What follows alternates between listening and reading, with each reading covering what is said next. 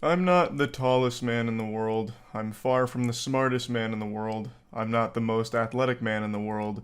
But you know what I am? A Walmart shopper. For a long time, I've always sung the praises of Walmart. If you tallied up every store I've ever visited, Walmart would be number one by an overwhelmingly large margin. I've spent more time at Walmart than I have in my own house, probably. Everything I've ever needed or wanted, I'd always immediately resort to Walmart to find it. It was like this repository of everything humanity's ever created for a really good price. I'd get things from Yu-Gi-Oh cards to groceries to a little freeze beam wart remover, which never got cold enough to actually freeze off the wart. It was like putting an ice cube on the wart, so it never actually solved any problems, but I didn't blame Walmart for it. They just put it on the shelves and I was the stupid idiot that trusted it would work. That's not on them, that's on me. Point I'm making is I've always been a loyal Walmart enthusiast. I've always felt a special bond between myself and that location. So you can imagine my sense of betrayal when I learn that right now they're peddling bootleg versions of my merch. A dagger to my heart to see my beloved Walmart housing such evilness. Now, of course, this isn't a serious situation by any means. It's pretty goofy. I just wanted to talk about it a bit because I found it pretty interesting. I'm not surprised that knockoff versions of YouTuber merch exist. That's been something that's been around since the dawn of time. On like Etsy, Redbubble, AliExpress, like every single site where you can pretty much upload whatever you want. But what was surprising is that it was on Walmart because for me, I thought there was like a vetting protocol for Walmart because you always hear about how like big it is when something gets into a Walmart, like the process of getting there. Like when pink sauce ended up on the Walmart shelves, that had me and everyone else going, "Goodness gracious, how is such a thing possible?" And then they always talk about like the year-long battle with Walmart to convince them to put it in the stores and shit like that. So I've just always had this impression that getting into Walmart is no easy task at all with a lot of hurdles you have to overcome. But then my very understanding of how it works was shaken when I saw that bootleg moist merch is already there. Now, I don't think it's in physical locations or anything like that. I haven't seen any physical evidence that it exists there. I think it's only on their website, which I guess is a whole different kind of beast that I was just blind to. Ignorance is bliss, and I was living in a fantasy world where the Walmart website was just an extension of the Walmart store catalog. But I guess that's not the case.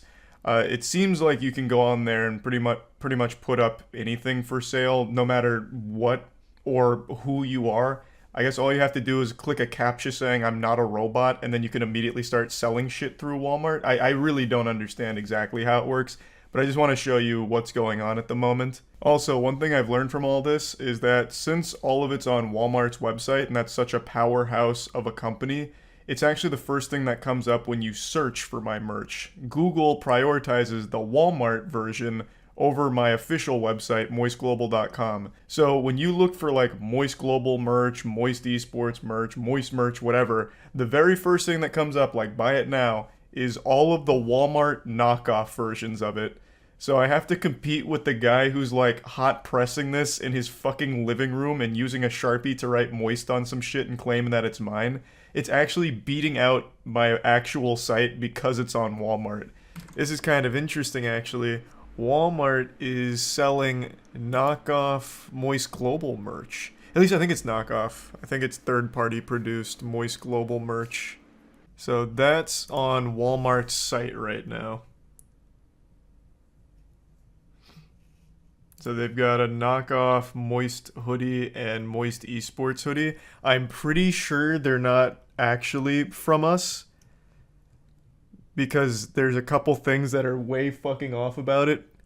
For example, these are completely different, and the coloration is also super washed out here. Same with this.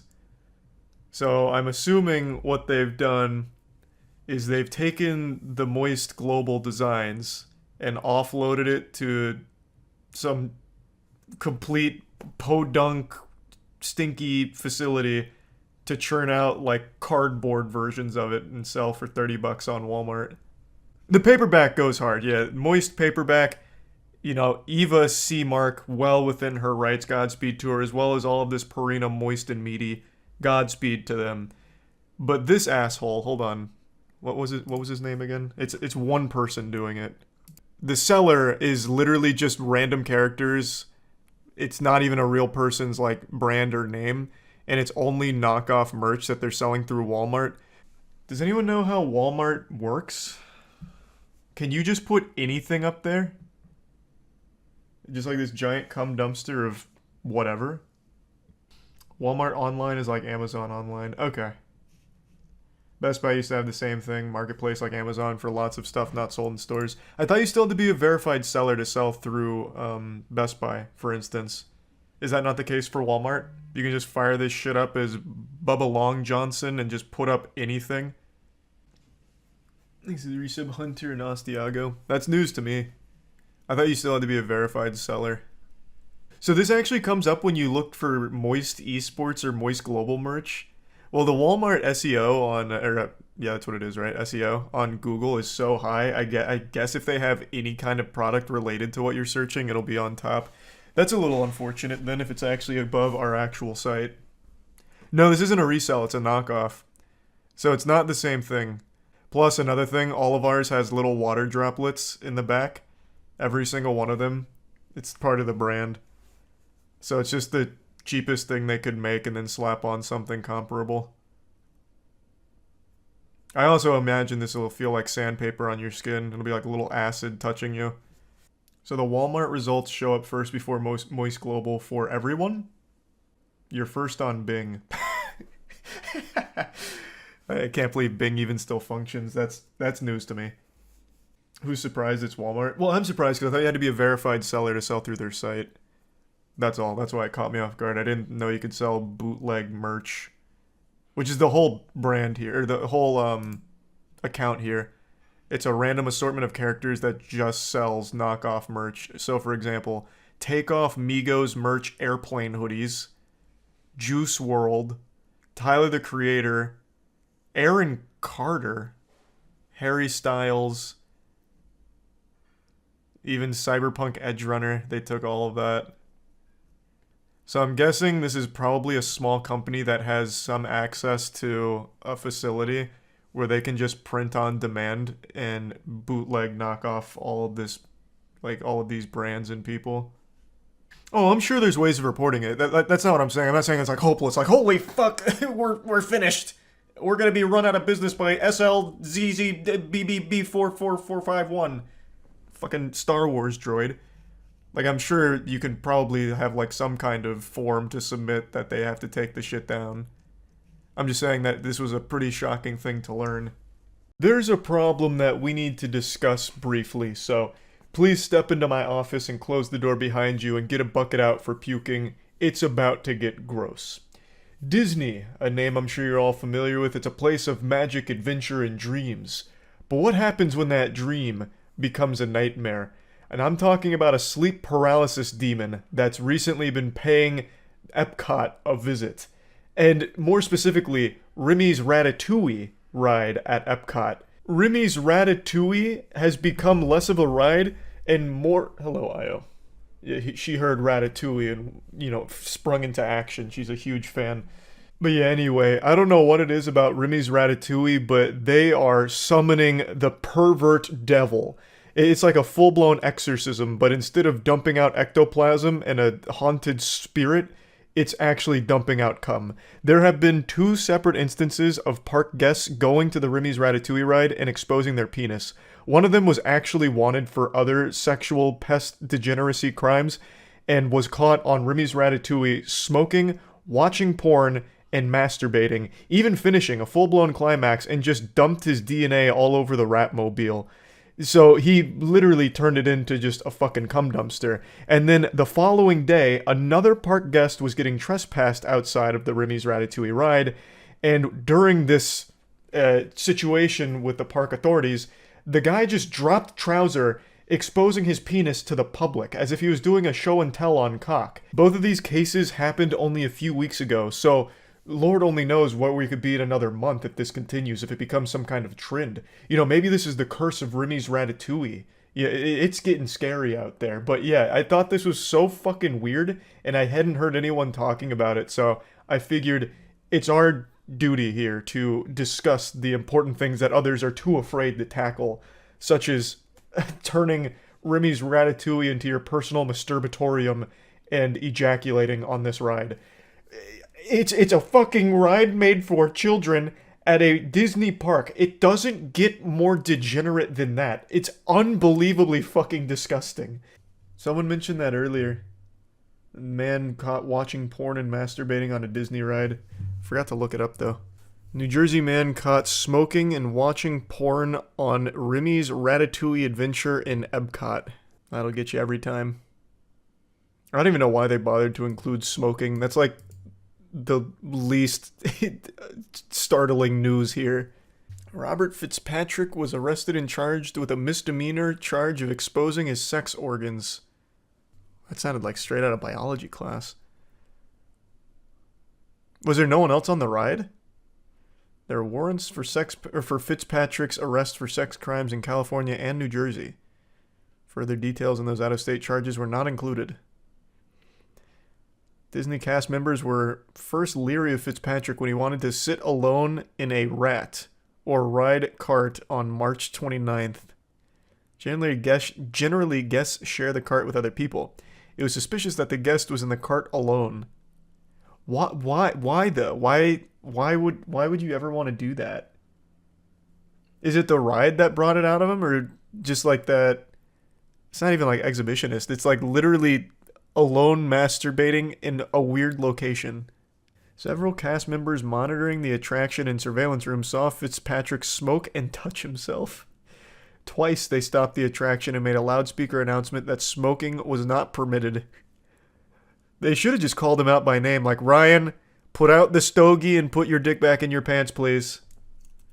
Just ruin the magic for a moment. Ride continued on, and Fitzpatrick began looking at porn on his cell phone and put his hand down his pants. Fitzpatrick then pulled his penis out in the open and continued masturbating inside the ride cart. One cast member said he ejaculated before leaving the ride vehicle. Holy shit.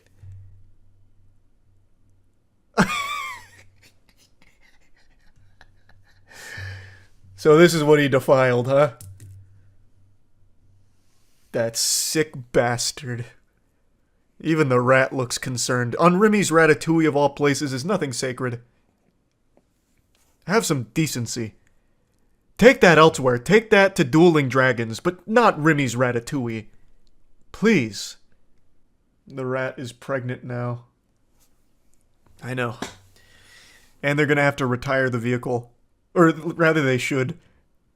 At that point, that it's gone through too much already. Don't subject anyone else to the horror. Like, yeah, you can clean the cum, but the cum never fully leaves. The memories last forever. Just get rid of the cart, like a jersey number. Just retire it. Should be noted that although Robert was alone inside the cart has vents open to the public and is constantly being recorded while the ride is in motion. I haven't been on Remy's Ratatouille, but is this not a ride that like turns the carts around? Because I remember in a lot of these, like, I don't know, what do they call them? Like slow movers, Weenie Hut Jr. shit, where you just like slowly go through something and look at screens. Usually they have like the carts turn, and they, like, you can see other riders. Is that not the case for Remy's Ratatouille? Because I feel like at that case, there's a lot of families that got a lot more than they bargained for out of this show. It's trackless, so it does turn. I can already imagine like the parents like shielding their eyes. Oh, Jesus Christ!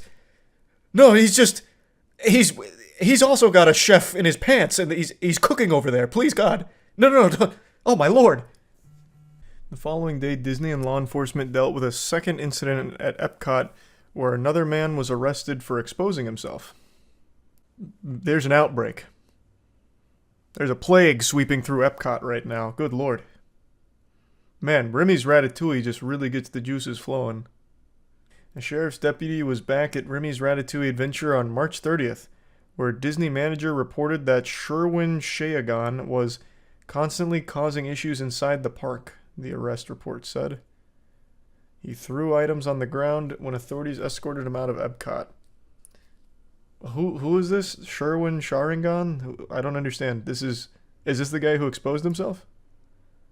Waited for a taxi to take him back to his hotel, and the deputy was writing the trespass paperwork when he pulled down his clothes, exposing his penis to those present. That went from a trespassing charge right to like an actual like felony. Pulling your cock out at a Disney park. Jesus. Also been charged with exposing his sexual organs, a misdemeanor, according to circuit court records. This feels like a really light charge. Exposing yourself is one thing, but exposing yourself in a children's amusement park is a totally different thing. Aren't those two... Isn't that like a more serious charge?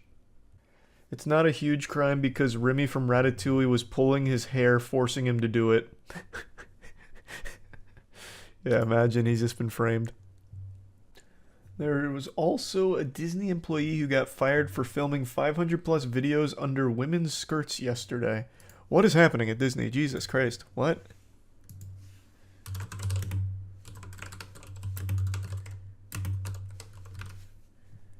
Disney employee accused of taking videos of park guests' dresses and skirts for years is fired and arrested. Man, there is no magic left at Disney. Just terror. Authorities responded to Disney Hollywood Studios March 31st after an employee was witnessed recording an upskirt video of a female guest at the Star Wars retail store, according to an affidavit. Jorge Diaz, 26,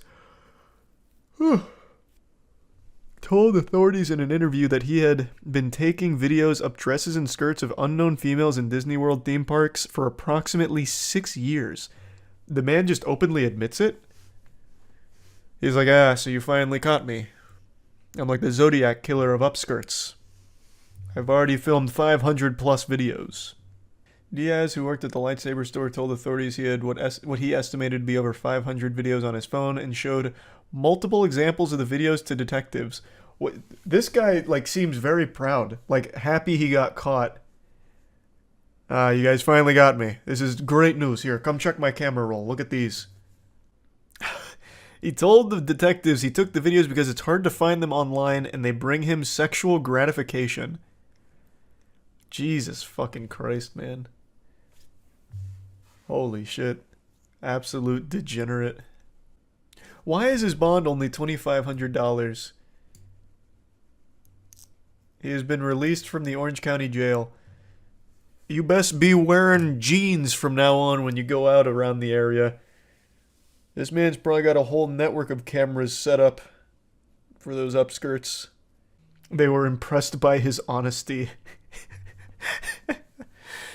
Man, this guy is fucking evil, but he's an honest man. God damn it. I really don't know how their charges aren't more severe. To expose yourself in public is already bad, and to do it at a children's theme park is much, much, much worse. Significantly worse. And then the upskirt situation, 500 plus videos, this is a serial sex pest. These aren't, this isn't some goofy thing. This is actual crimes. The charges don't sound nearly severe enough for what they have done. So I was super shocked to be reading that. Maybe that's just preliminary charges, and as the case continues to develop, more things will be tacked onto it as they discover more and, go after them harder, hopefully. But yeah, I just wanted to talk about these situations because I hadn't heard anyone discuss it, really, and I thought it was fucking weird. So that's really about it. So yeah. Yesterday, a very popular YouTuber named Corey Kinshin posted an absolute bombshell of a video accusing YouTube of some awful things and explained the whole situation that led to the claims, and he does not hold back. The gloves were off and the chef's hat was on because he just started cooking their ass. Now, of course, it's not unusual for a YouTuber to make a video criticizing the platform. It happens every day because YouTube is a company that very, very rarely gets anything right. So it's constantly catching more shit than a Walmart toilet, and rightfully so. But even with hourly uploads of everything wrong with YouTube, the problems that Corey Kinshin highlights are some that I haven't ever really even seen discussed before. The video's titled YouTube Racism and Favoritism, and it was actually the #1 trending video all day yesterday, and right now it's the #2, which means this is the front page of YouTube. This is the #1 video on YouTube, so I bet they're thrilled about that. Corey Kinshin has over 14 million subscribers, so this is a video that carries a lot of weight. You guys either play favorites, you are racist, or it's a mix of the two. These are the three options, YouTube. It's a pretty aggressive intro, but he is rightfully upset about unfair treatment he's been experiencing. So after going through what he's gone through, he believes that there's only really 3 possible conclusions to draw from it, where it's either YouTube policy team playing favorites, members of the policy team being racist, or some combination of the two. Now, before getting into the specifics of the situation, I'd like to say I think most people have been aware of favoritism on YouTube for quite a while. You know, it's not exactly like the Krabby Patty secret formula. It's not hush hush. I think everyone has recognized that there is some level of favoritism on the platform. I mean, there's even that viral video from a few years ago where the CEO of YouTube said to Juice WRLD that they need to pump his numbers up, which indicates artificial growth. It means that they have at least some capability of boosting channels, whether that's through the algorithm and pushing it to more people, or just inflating it themselves for channels they deem worthwhile and good for business. And the inverse is likely true, where they can hide channels they think are problematic and bad for business. So favoritism is something that people have been loosely aware of for a long time. And also when it comes to, mainstream media sources, like late night show hosts have much more leeway than an average YouTuber. They can say and do a lot of things that get normal YouTubers demonetized or age restricted or straight up striked. And that doesn't apply to the big boys in the scene. So favoritism is something I think most people know exists on YouTube. That's not like a conspiracy theory. However, the claims that Corey is about to make against the YouTube policy team in regards to racism are pretty interesting. August 18th, I uploaded The Mortuary Assistant. A lot of you would know it got age restricted. I saw that all these other YouTubers were playing The Mortuary Assistant and only my video seemed to be age restricted. So I appealed the restriction. Hey guys, I'm not sure why mine got age restricted. Could you look into this? Appeal rejected. This isn't the whole situation, it's just the beginning. I already want to talk about something in particular though, the appeal system. Corey mentions that after appealing, he was denied, rejected pretty quickly. That's the norm. I can count on one hand the amount of times I've ever even heard about an appeal being overturned. That just never happens. The only time an appeal doesn't lead to rejection is when you make a trending hashtag about it on Twitter. You make a big hoopla on Twitter and then YouTube will go to your appeal and, make it in your favor. But if you don't do that, if you don't stir up a shitstorm and start throwing sand in YouTube's face on Twitter, they won't bother. I'm very confident that there is no human being in the review process for appeals. In fact, I would wager my anal virginity that there is no human being that looks at appeals. And if I'm wrong, then I fully invite the YouTube policy head to come raw dog me. I am so fucking confident that there is no human being that looks at those appeals, because they always, almost always, end in rejection and standing with the initial decision, even when it's blatantly wrong. The algorithm makes mistakes. But the appeal is supposed to bring a human being into the equation to look at it, investigate the case, and decide whether or not it was an algorithmic error or a correct enforcement. And there are times where it was just outright incorrect, just outright wrong, and they will still stand with that decision. So I just don't think the appeal system works. That needs a drastic overhaul ASAP. Only my video got age restricted. My YouTube rep, who isn't on the policy team, he looked at my video and he said, hey, it could possibly be this part at the end about it. So I looked at that part. The first thing I did was try to find other YouTubers who had that part, or at least a part similar. So I go to Markiplier's Mortuary Assistant Part 3, and he had the same situation going on, and his video wasn't age restricted. Corey explains that after the appeal was rejected, he talked to his YouTube rep who speculated as to why they decided to enforce the age restriction, and he highlighted a potential problem with the ending of the game that was in his video. So Corey then went to other videos to try and find that exact same part, and he found it in one of Markiplier's videos, which wasn't age restricted, yet had the exact same content that Corey's did.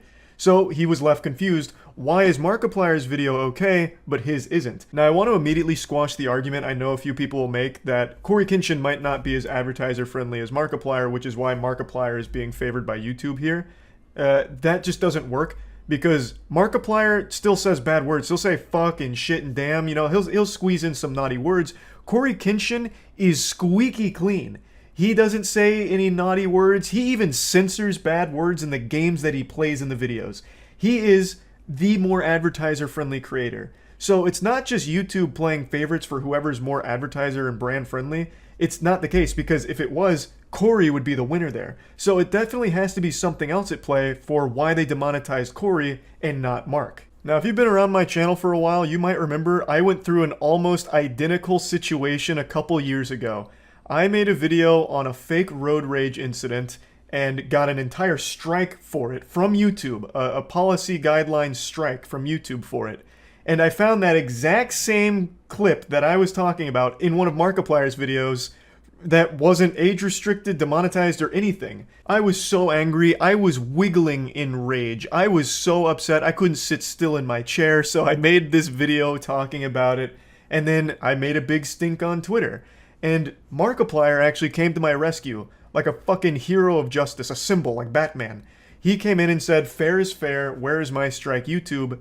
And YouTube responded, not by getting rid of my strike, but by striking Markiplier's video as well. So now both of us ended up with a strike, and Markiplier made a video talking about that, and eventually YouTube decided to rescind both strikes, saying that it was an overreaction to things and it was a mistake on their part. But obviously you can see the problem here. They're not enforcing their rules equally across the platform, and they're just not enforcing them properly at all. There was no reason that video should have ever resulted in a strike by any stretch of imagination.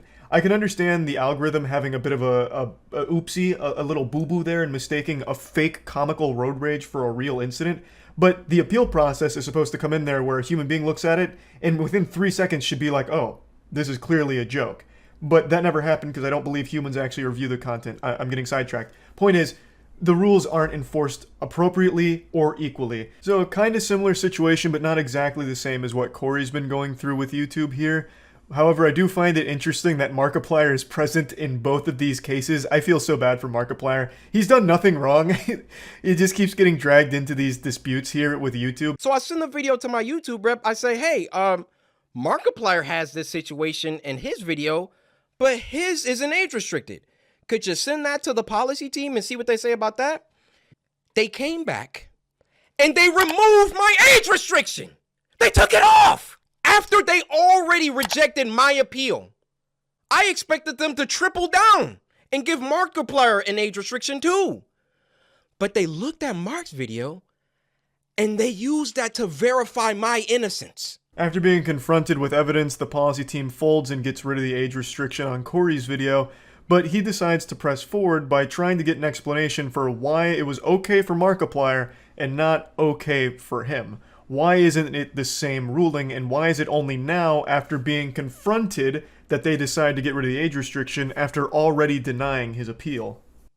So I send my YouTube rep a lengthy email detailing my feelings about the entire situation. So my YouTube rep assures me he's going to continue this dialogue with the policy team. So another day, another 2 days go by, and what do you know? They re-age restricted the video. They re-age restricted the video. I say, no way did they do that. I go to Markiplier's video now, and now his video is age restricted. Yeah, it's pure pandemonium and chaos at the YouTube policy headquarters now. They re-age restricted Cory's video and then slapped Markiplier with an age restriction as well. So they panicked, clearly. After being confronted and after Cory's email, as well as the phone call he had with the YouTube rep, they obviously caught wind of what was happening. Cory Kenshin was wondering why he was being unfairly treated by the YouTube policy team. No one else got age restrictions, it was just him. So he pressed further, pressed harder, and the policy team reacted by bringing back the age restriction to him and Markiplier. So it's like, hey, no, look. Everything's good now. Now everything's even, right? We enforce this equally across the creators, so we're good here, right? No, obviously. Corey is rightfully upset. He was treated unfairly. And since YouTube is so unbelievably shit at giving clear answers to anything, Corey can only speculate as to what happened here. And he draws the potential conclusion that maybe someone or some members of the YouTube policy team are racist. Maybe they targeted Corey because of the color of his skin. And it's not a far-fetched thing to think either. In fact, Ludwig, when he interviewed Susan, and Ludwig also made a mogul mail talking about this exact video I'm talking about and brought up some great points, the strongest one being is there are human beings on that policy team, and there are sometimes biases with members of those teams. You know, they're human beings, and some of them are going to have biases. And there is the potential that someone there is sexist or racist. And Ludwig brings up good points about that. For example, his girlfriend's podcast gets demonetized way more than his does. And so he brings that up. Susan, the CEO, denies that it's a possibility, but it is a real possibility. And Corey is absolutely right in thinking that it could be a real possibility that someone on that policy team that has the decision-making power might be racist. Why was Corey the only one getting age restricted? And Corey also brings up another great point, which is every time Corey comes back, Corey takes hiatuses in between his content creation. Sometimes he'll be gone for like 4 or 5 months. And he'll come back and explode. He'll get #1 trending like every single day for 3 weeks straight. And then every time, like clockwork, he's hit with some kind of YouTube controversy. Last time it was getting a strike due to something from like a 4-year-old video, a 3-year-old video or something like that out of nowhere. And it's only when Corey comes back and starts getting popular again do they do something like this with age restriction or a strike or something like that. But in the breaks he takes, like the 5 months, the 9 months that he's not on YouTube, he never has problems. They don't strike anything. They don't, age restrict anything. It's only when he's back being popular that this kind of issue arises. And it's always over nothing. Like I said, Corey is probably one of the most advertiser brand-friendly content creators there is in the gaming space. He doesn't say bad words or anything bad. He even censors that kind of shit in the content of his video, like from the games he plays. So he goes the extra mile to be as brand-friendly and advertiser-friendly and family-friendly as you can be. So it can't be an issue of him just being, too hardcore for YouTube to support. That's just not the case. It has to be something else. Something maybe going wrong with the algorithm or potentially actual racism at the YouTube policy team. It's not impossible. Of course, there's no concrete evidence that there's any racists on the policy team, but since YouTube can't communicate these decisions, all you can do is guess as to the reason why things happen. Why was Corey the only one getting age restricted? We don't know. His YouTube representative doesn't fully know. The only ones that do are the policy team, and they don't communicate. So all you can do is take your best guess. So yeah, I just wanted to talk about this situation, and that's about it. So yeah. Stop everything you're doing right now. I don't care how important it is. I have news that'll blow it out of the water. And trust me, you're going to want to get this sitting down. So if you're in the operating room watching this, it's time to put down the scalpel and pay attention. YouTube has just made a massive change to the platform, and in standard YouTube fashion has done a horrible job at communicating it to the community. So it's up to me, Ace Reporter Charles here, to tackle this topic from the front lines, just riding through like Paul Revere, lighting the lanterns, letting you all know that another awful set of changes are coming to YouTube that have already overnight tanked some creators' source of income from their channels, demonetized like half of their videos with no explanation, and more channels are soon to follow as this continues to roll out. And I'll let it be known right away here that yes, my channel has been hit extremely hard by this new shadow policy that they've slid into the equation here. The policy is, if you say any swear word or anything less than proper in the first 8 seconds of a video, you instantly get demonetized for it no matter what. There is no wiggle room. If you say anything that's not squeaky clean Weenie Hut Jr. and you let that rip in the first 8 to 15 seconds of that video, well, you're just getting blasted, and there's nothing you can do about it. Now, to a lot of you, hearing that's probably not surprising because the previous policy that all YouTubers were playing ball with was the first 30 seconds you couldn't say fuck. You couldn't say anything super hard like fuck. Because if you did, you'd likely get demonetized. But now, it applies to the first 8 seconds and all profanity is being treated equally, except for a couple of exceptions like hell and damn, I guess. Maybe even ass. You might be able to squeeze a little ass in there in the beginning, I suppose, if the YouTube Illuminati is feeling generous with their policy enforcement that day. Now, while that's all pretty clear about just not using any profanity whatsoever in the first 8 seconds, it gets a little muddy when it starts talking about a focal usage of profanity throughout the video. It says such as a mention in every sentence, but that's not exactly how they enforce it. For a lot of the videos that have been demonetized, at least on my side, it's not like I'm going around hitting them with like Saints Row dialogue. It's just very confusing what's actually triggering this new demonetization wave that's sweeping through like a plague. For example, RT Game, again, isn't exactly a creator known for like intense swearing and getting out of control and unhinged and saying profanity in every sentence like this policy here. And yet, so many of his videos just got demonetized. And he's also not someone that does a whole lot of cursing and swearing like a sailor in the first like minute of his videos either. So it doesn't really make a whole lot of sense. It's not as clear as these rules seem to think that it is. Also, this rule applies retroactively to every piece of content ever made, even as far back as like 2007.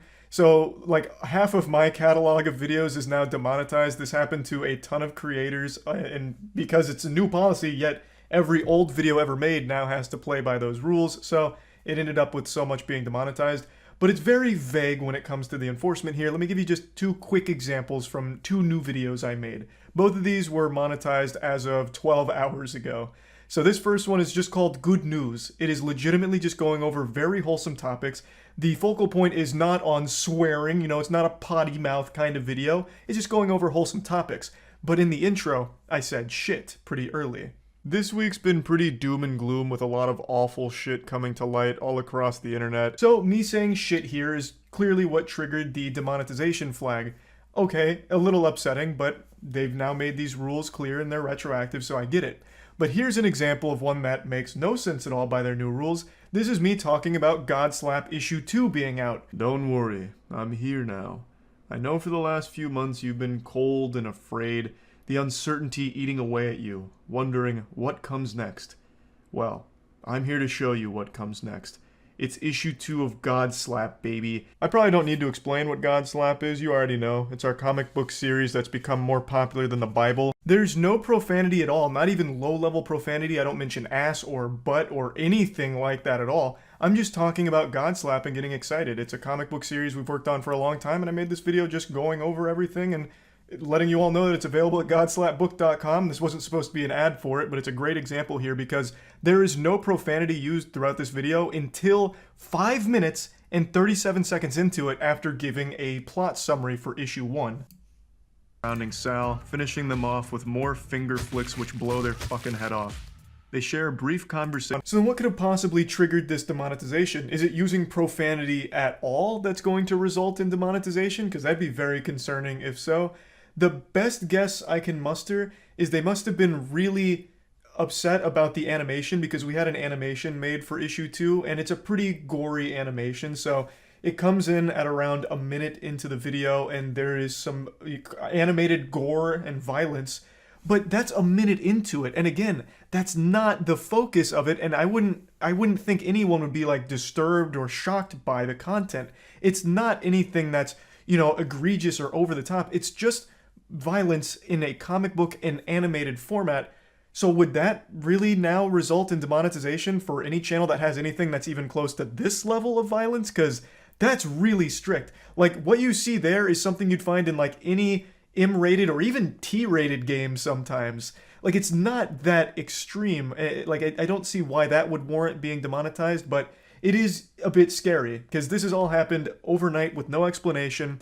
And it's not just bad words and things like that. This applies to so much other shit that they're now enforcing heavily. But it's not just for getting a little wacky with your language in videos that'll result in demonetization now. If you're getting a little wacky with your game choice, if you're a gaming YouTuber, you can get demonetized for it, even age restricted in some cases. If you're playing a game that's kind of violent, you're very likely to get demonetized for it. And if there's bad language in that game, especially early on in the video you make covering that game, you're likely to be demonetized for it.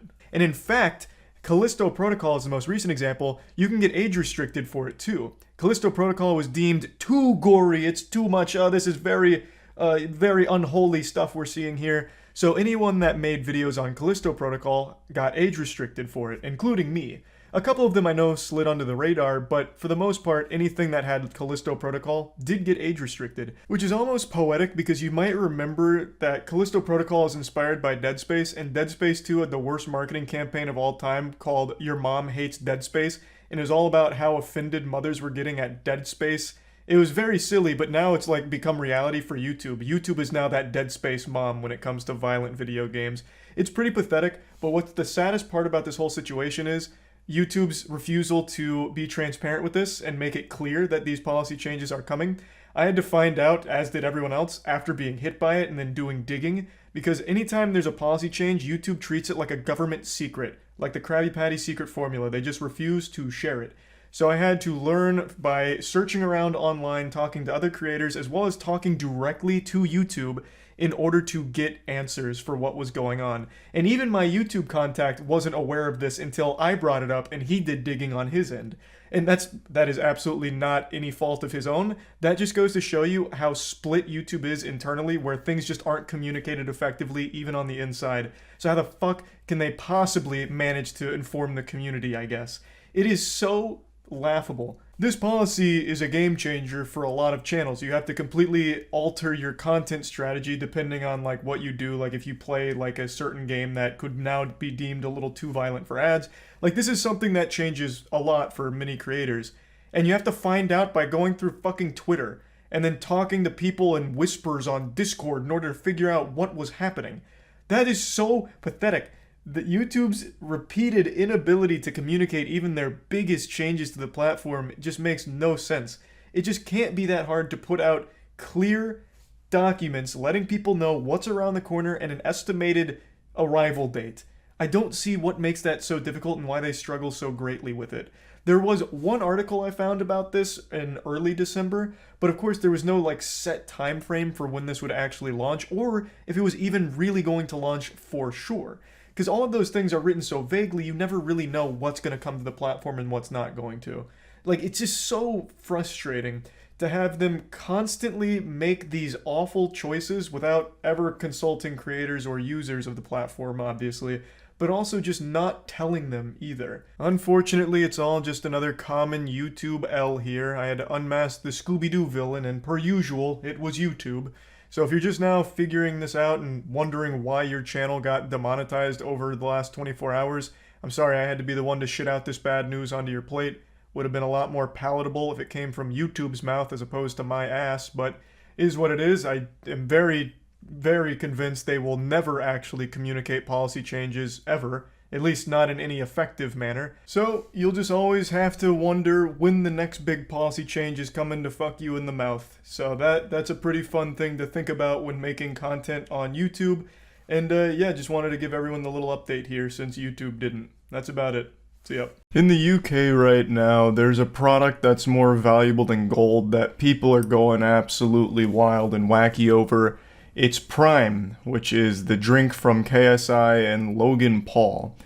It's being treated like a holy elixir that's understocked and absolutely making people ravenous to get their hands on it. The Prime panic is sweeping the UK, and there will be no survivors. It's like the blood of Christ has been bottled and people can't help but just go fight for it. And it's not because of the taste that's led to this situation, it's because it's become something of a status symbol. Having it makes you cool if you're very young, and if you're very old, having it means you can charge a huge markup for it and scam those kids that are desperate for the attention that it brings online. So there's been a lot of videos of people fighting each other for it. I'll show you a couple of clips.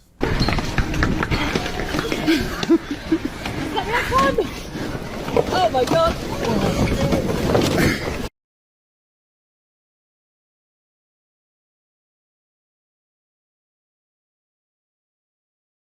People getting in there, throwing hands, boxing each other out like it's basketball, getting ready for a rebound, all just to get their hands on some Prime.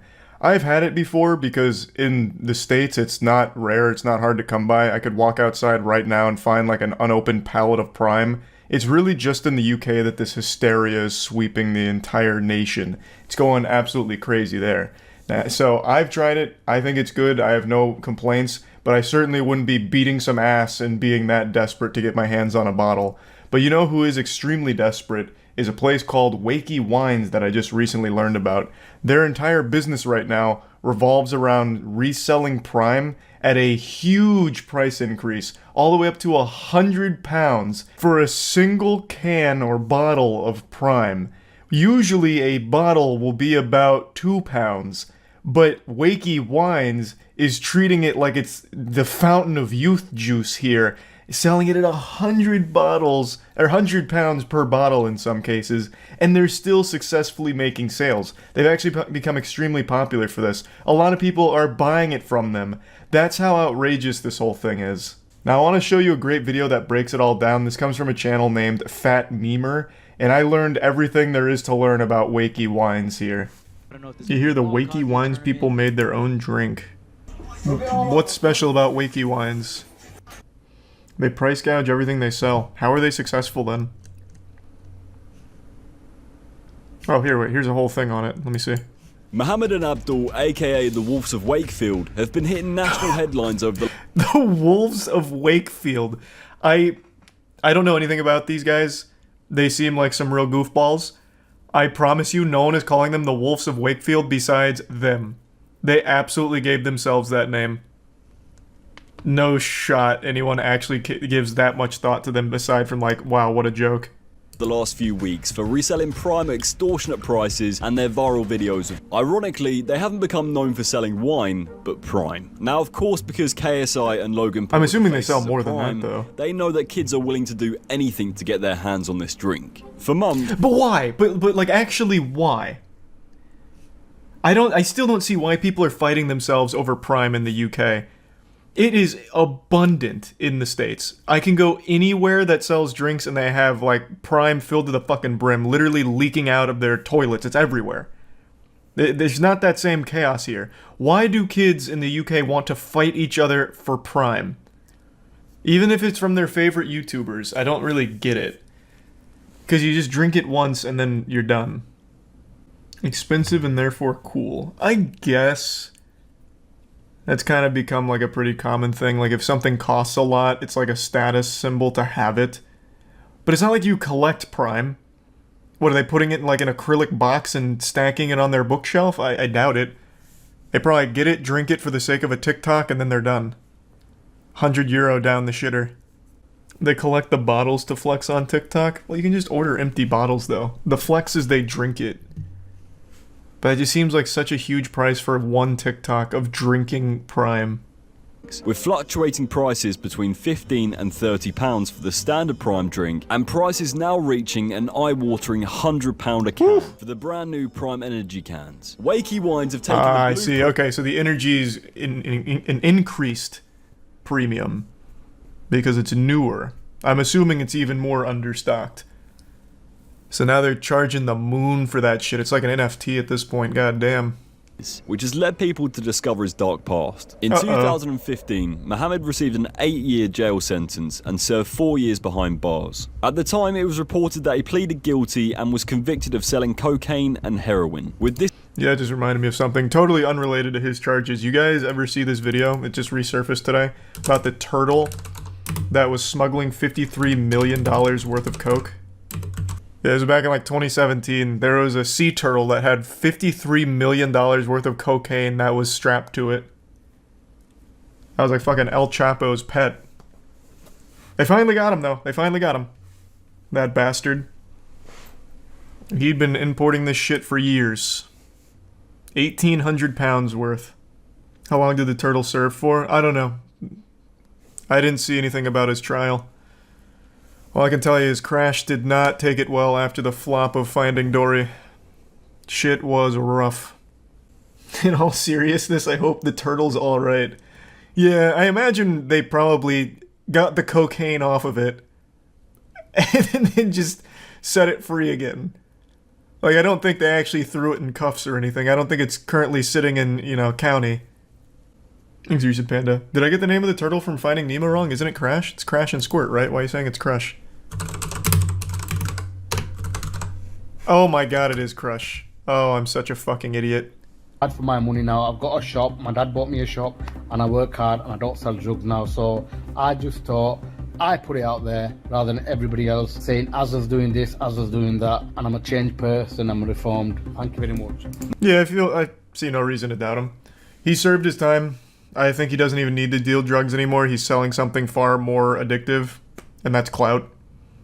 So he's able to easily tap into an even bigger market now. Like cocaine, yeah, I'm sure kids are going to get cocaine somehow, but it's a lot harder than just going down to his shop and getting fucking Prime for €100. So it's I believe he probably doesn't deal drugs anymore. Amounts and high values. It shouldn't be worth £100 for a can of Prime, or 10, 15, 20 pounds for a bottle of Prime hydration. It's absolutely ridiculous and I hate it. To the owner of Wakey Wines, I mean, what you're doing is just unfair, and it's challenge him to a boxing match, beat his ass. It's not ethical, it's not nice. Although to KSI drops the gauntlet. If you can beat me in boxing, you can actually double the price and I'll endorse it. But you lose, you shut down the shop. Make some high stakes out of it. Scalpers are dicks. Yep, no one likes scalpers, literally. I don't know how they're in business, to be honest. They must just be very lucky that some people are so starved for the clout of that TikTok flex of drinking the Prime that they'll pay the £100. But, yeah, no one likes them. Literally no one likes them. I think scalpers are probably like one of the only unanimously hated career paths in the world. Like even a drug dealer, you can make some arguments for like a good drug dealer. He's peddling escapism. Well, he's doing it because he has to feed his family at home. With a scalper, no one's making those arguments. Scalpers just fucking suck across the board. I just checked, it's like 120 American dollars. Yeah, if you convert it to freedom units, it's over $100. It is outrageous. I mean, that's scalping in a nutshell, though. fair play, Mo. In fact, if you're a kid and you're paying £100 for a bottle of Prime, then you deserve to get scammed. You've got to write the kid off. He's got no chance. You know what? I'll make an argument in defense of Wakey Wines. He's teaching kids an important lesson about getting scammed early. And hopefully, it'll be something that stays with them for the rest of their life. Like, wow, what a fucking idiot I was paying £100 for this bottle of Prime. Never doing that again. It's a low-level scam. It's very expensive for a kid. Very expensive in general. So it should be one that would resonate pretty profoundly, I would think. It's not the kid's money, it's the idiot parents. That's possible, I guess. Well, it'll teach the parents an important lesson about not raising a dumb kid. I don't know. Video emerged of Mo in a nightclub dancing the night away with women of the night. One Twitter user stated, "Sniffing lines, banging nines, and selling Prime." I mean, cool slogan. can you blame him? Put that on the store. He's paid his dues to society, and anyway, these kids wouldn't know how to spend their money properly. Wakey Wine seems to be going from strength to strength, and now even have their own song. Get my scent, you Wakey Wine. Oh! Wait! This is the Paradox Metaverse crypto place? Where the Amio Talio tried to get like Wakey Wines endorsement behind him and not even they were able to make anything out of it? That's crazy! Wow, they actually just do go scam to scam. So they're even in metaverse scams. Holy shit. Crypto scams. Wait, that's fucking wild. That's a full circle. They're just like this giant fleshlight that scams will filter through. Cool. Thank you so much for watching this video. Make sure to follow me on all of my socials. This is a great breakdown of it. I didn't know shit about them. Subscribe and comment below what you want to see next. Huge. Good work. That's interesting. What a nice little cameo from previous season supervillains with Paradox Metaverse crypto. How's that coin doing, by the way? Let's take a peek. Oh, jeepers. How did it all go so wrong? Oh, I can't believe it. That's the day chart? Oh, yeah, that's fair. That's fair. We should look at how it's doing over the last week. Oh, no. What? How's this possible? Whoa! What was this little pump here? Amio Talio buying on bot accounts. Good work. That was a nice little pump and dump for a day. Literally a day. And then back to rugging it. Did you see kids opening Prime at Christmas? They reacted the same way as a kid getting his first Xbox. That's so cute. I've thrown on the formal attire today because we need to discuss something very important. A huge loser named Bintellect. Big goofball, weirdo, lame-mo, behemoth creep. He is a big TikTok creator, and that's a word I'm using very loosely here, with 11 million followers, and I'm sure only people under the age of 10 have ever heard of him before. What he's become known for over the years is looking at tweets or comments, reading them out, and then going, heh, yeah. That's literally it. But sometimes it's a little hard to even muster a laugh, so what he'll do is he'll read one of the comments and then go, yeah, true. And then that's the whole TikTok. But I'm not here just to give him a little wet willy and laugh at him for all of his cringe. I am here to talk about something far more degenerate. But before doing that, I'd like to give a quick honorable mention to something else this piss stain of a person is notorious for doing. Threatening legal action against people that make fun of him. I've seen a couple videos on Bintellect now after I've been informed of the situation, so I did a little digging. Apparently when people make fun of him, he gets super offended and will either try and copyright strike, take down the video, copyright claim it to make money from it, or even go as far as to just threaten to sue the person that made fun of him. You disgusting goblin, you make me sick. You're a mean one, Mr. Grinch. Now, while I do think a legal battle with Benjamin over me making fun of him would be hilarious, I still just don't really feel like showing you any of his clips because it's just going to rot your brain and it's yucky. It's just trash. So, no reason for that. Let's get into what I want to discuss, the new information that came out about this weirdo. So, Bintellect recently made a podcast, I suppose, and he invited someone on named Jordan Max, and then things got really odd. He got super hostile, and she ended up posting about it, which led to this dam breaking, and we were flooded with cringe about Bintellect's behavior over the years with women. So this horny little goblin asks her before going on the podcast, do you want to make a video for OnlyFans? To which she says, when? He says, today. And then she's saying, no, you need to be tested within the last 14 days and have an OnlyFans creator account. But then he says, I mean a video for your page. Oh, what a benevolent saint. He was actually just thinking about her the whole time. He thought this would be a good opportunity for her to make some OnlyFans content with the great Big Bintellect. So she says, doing what? And he goes, I don't know what performs best on your page.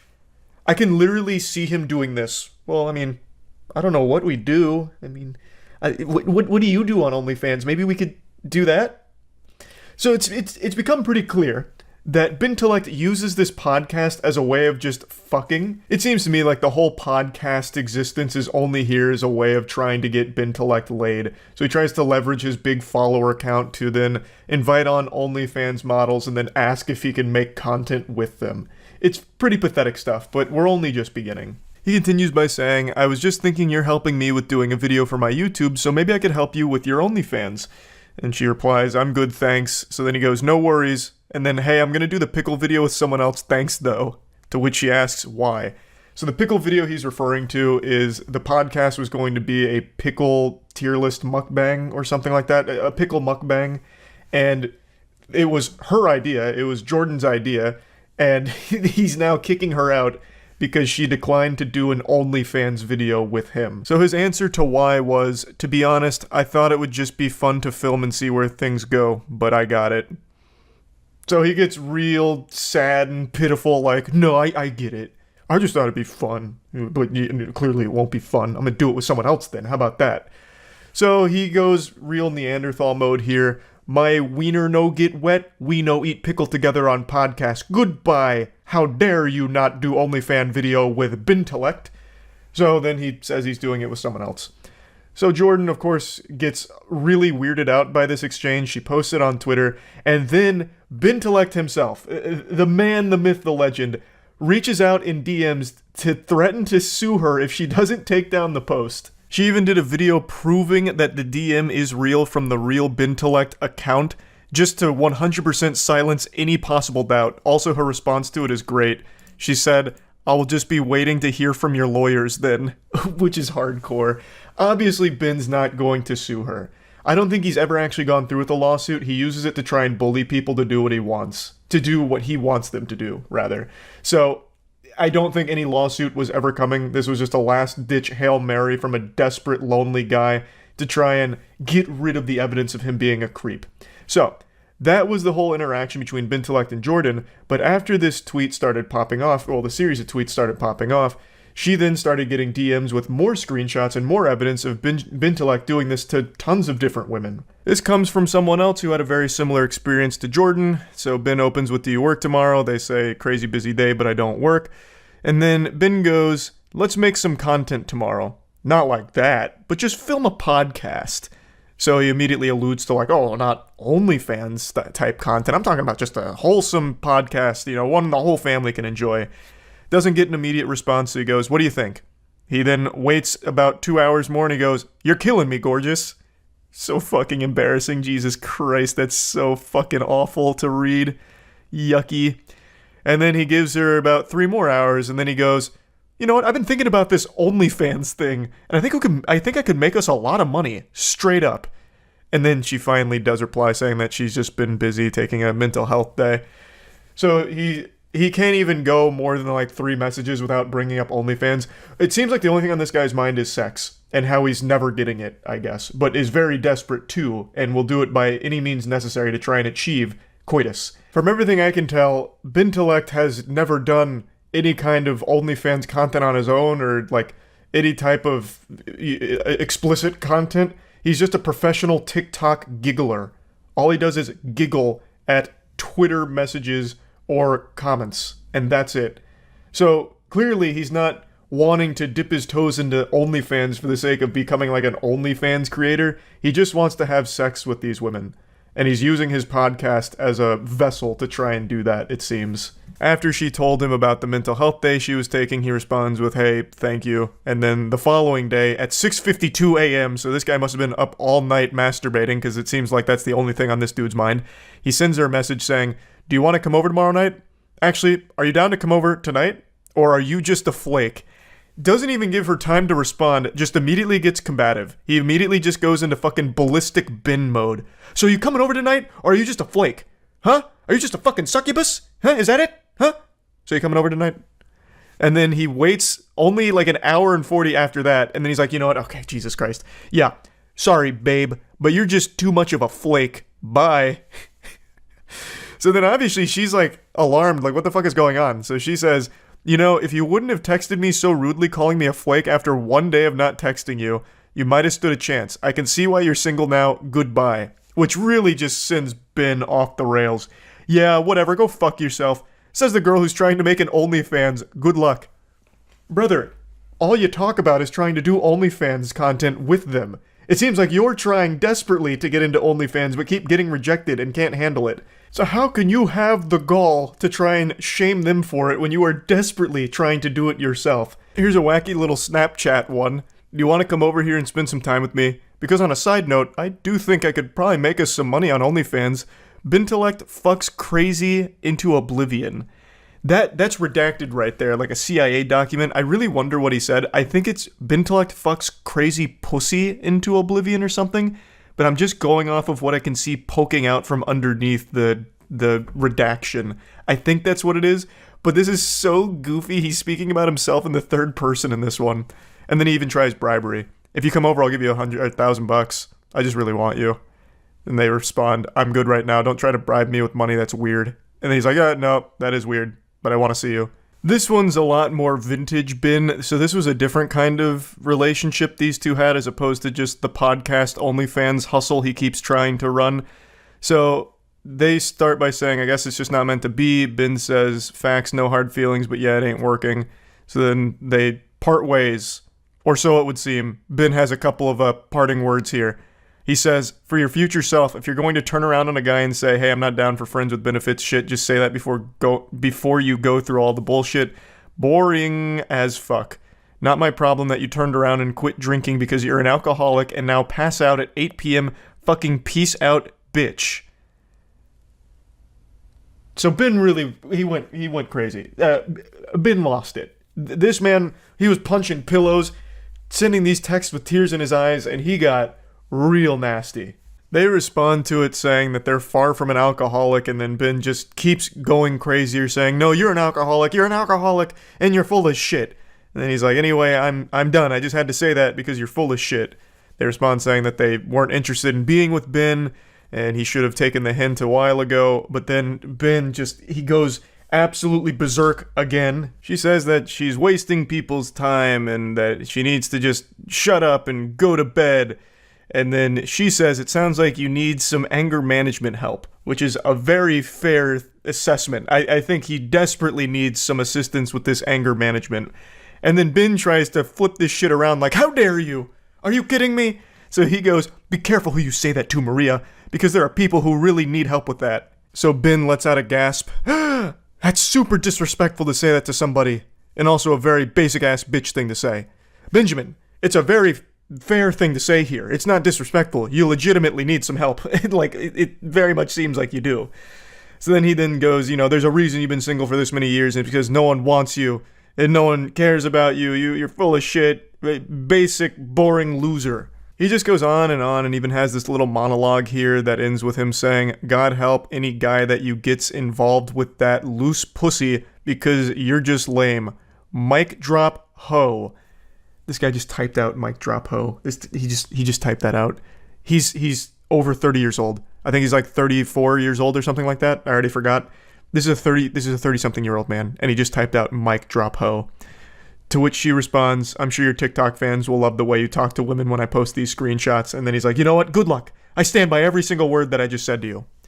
So, did he stand by every single word that he said? Let's look at his initial apology, which he deleted pretty shortly after posting it, and then also hid replies on. Let's look at his first apology. I've recently been accused of some heinous actions and would like the opportunity to share my disgust at these accusations. I'm a firm believer in the rights and equality of all humans, including women.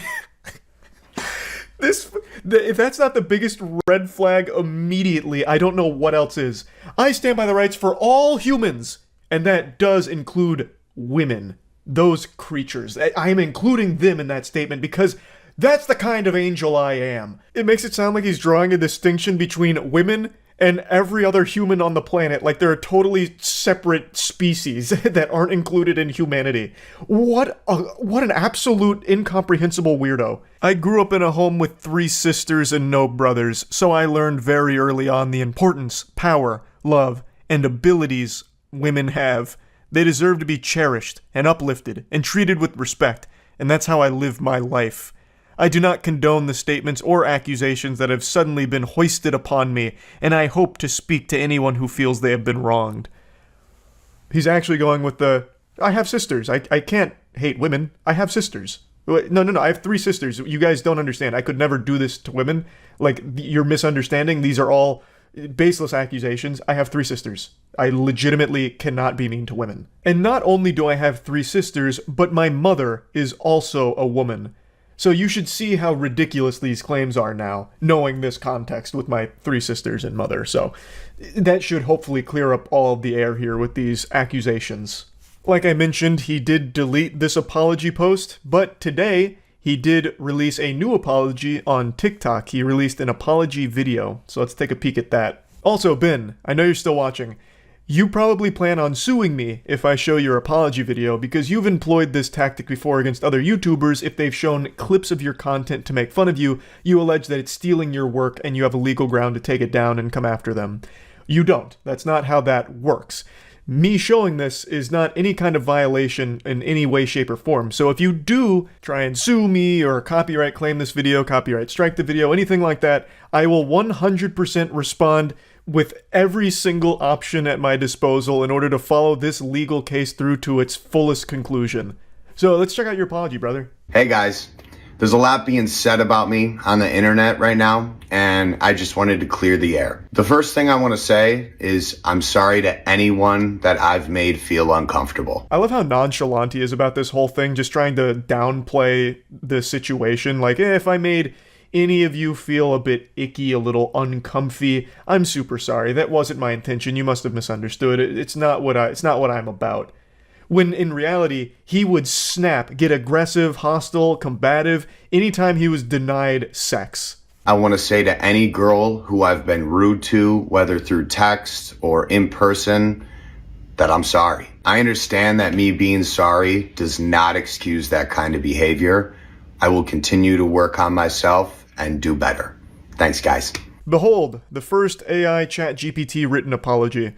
This just ticked every basic box. There's really nothing of value here at all. Just like the quickest, weakest apology, and he's just gonna go forward doing his little, look at this tweet. Like nothing ever happened. So that's kind of where everything's at. Dog shit apology, dog shit situation. This guy is a big old loser. So let's use this as a learning opportunity for anyone watching. Don't be like Bintellect. That's really about it. So yeah. It's beginning to feel a lot like Florida with the story we're about to talk about right now. A police officer in Maryland was cheating on his wife, and he was making out with his mistress in public while on the job, while across the street from a playground that had children actively playing on it. And then after they were done exchanging saliva and smooching, they go into the back of the squad car together. And I'll be honest with you, sports fans, I don't think they were going back there for a game of chess or to exchange any kind of information, unless we're talking about genetic information. I'm pretty sure they were steaming ham back there, engaging in a little coitus.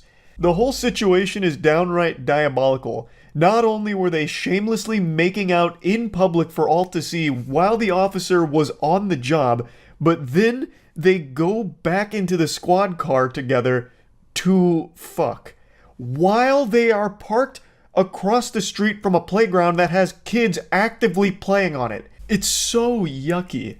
Now, I went over it on stream, so I'll play some of those clips, but there is actually a lot of developments from this story. So the officer has been suspended for this, and his wife actually posted on Facebook when she was made aware of this whole situation, and the woman that the officer was cheating on his wife with actually came forward and said, "I've done nothing wrong. I'm going to continue living my life doing what I'm doing. In my heart, in his heart, I know that I've done nothing."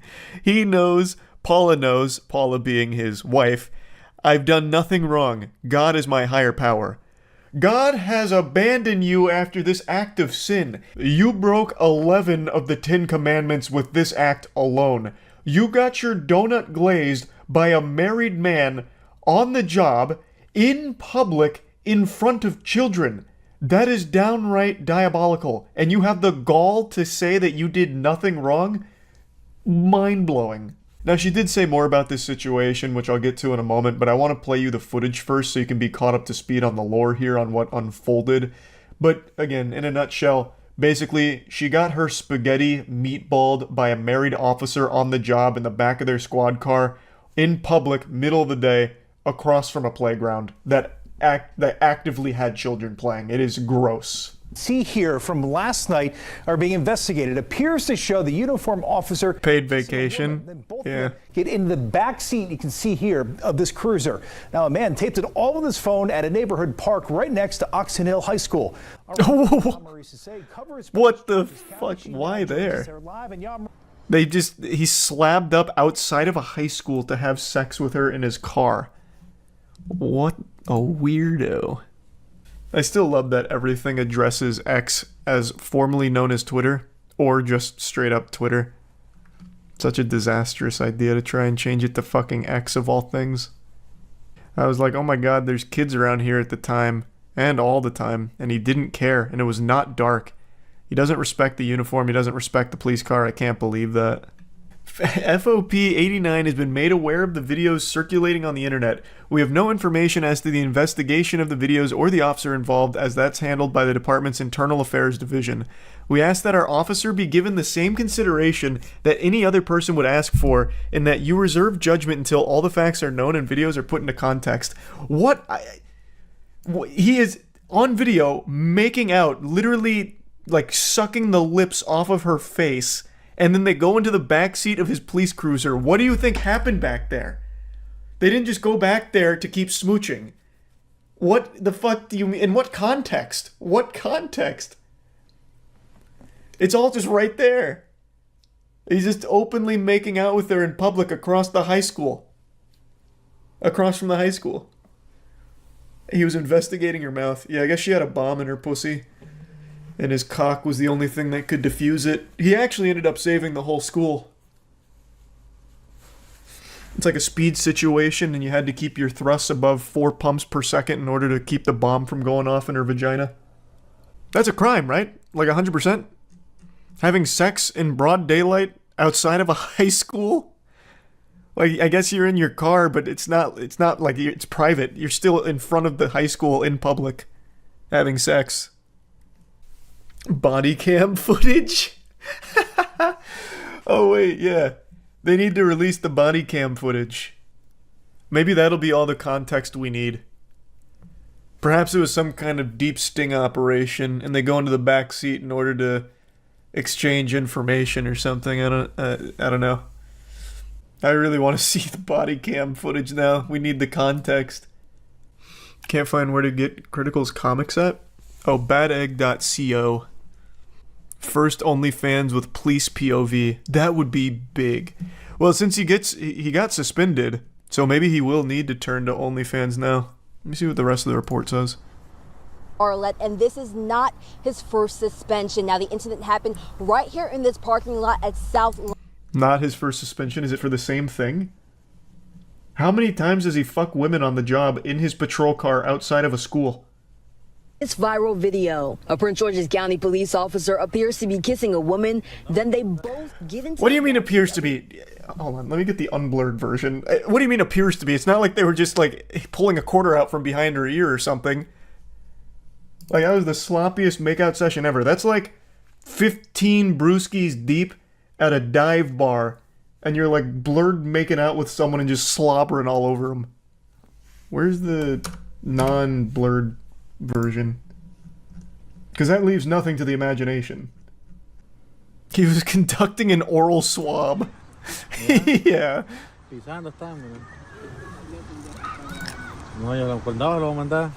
You can even hear kids playing.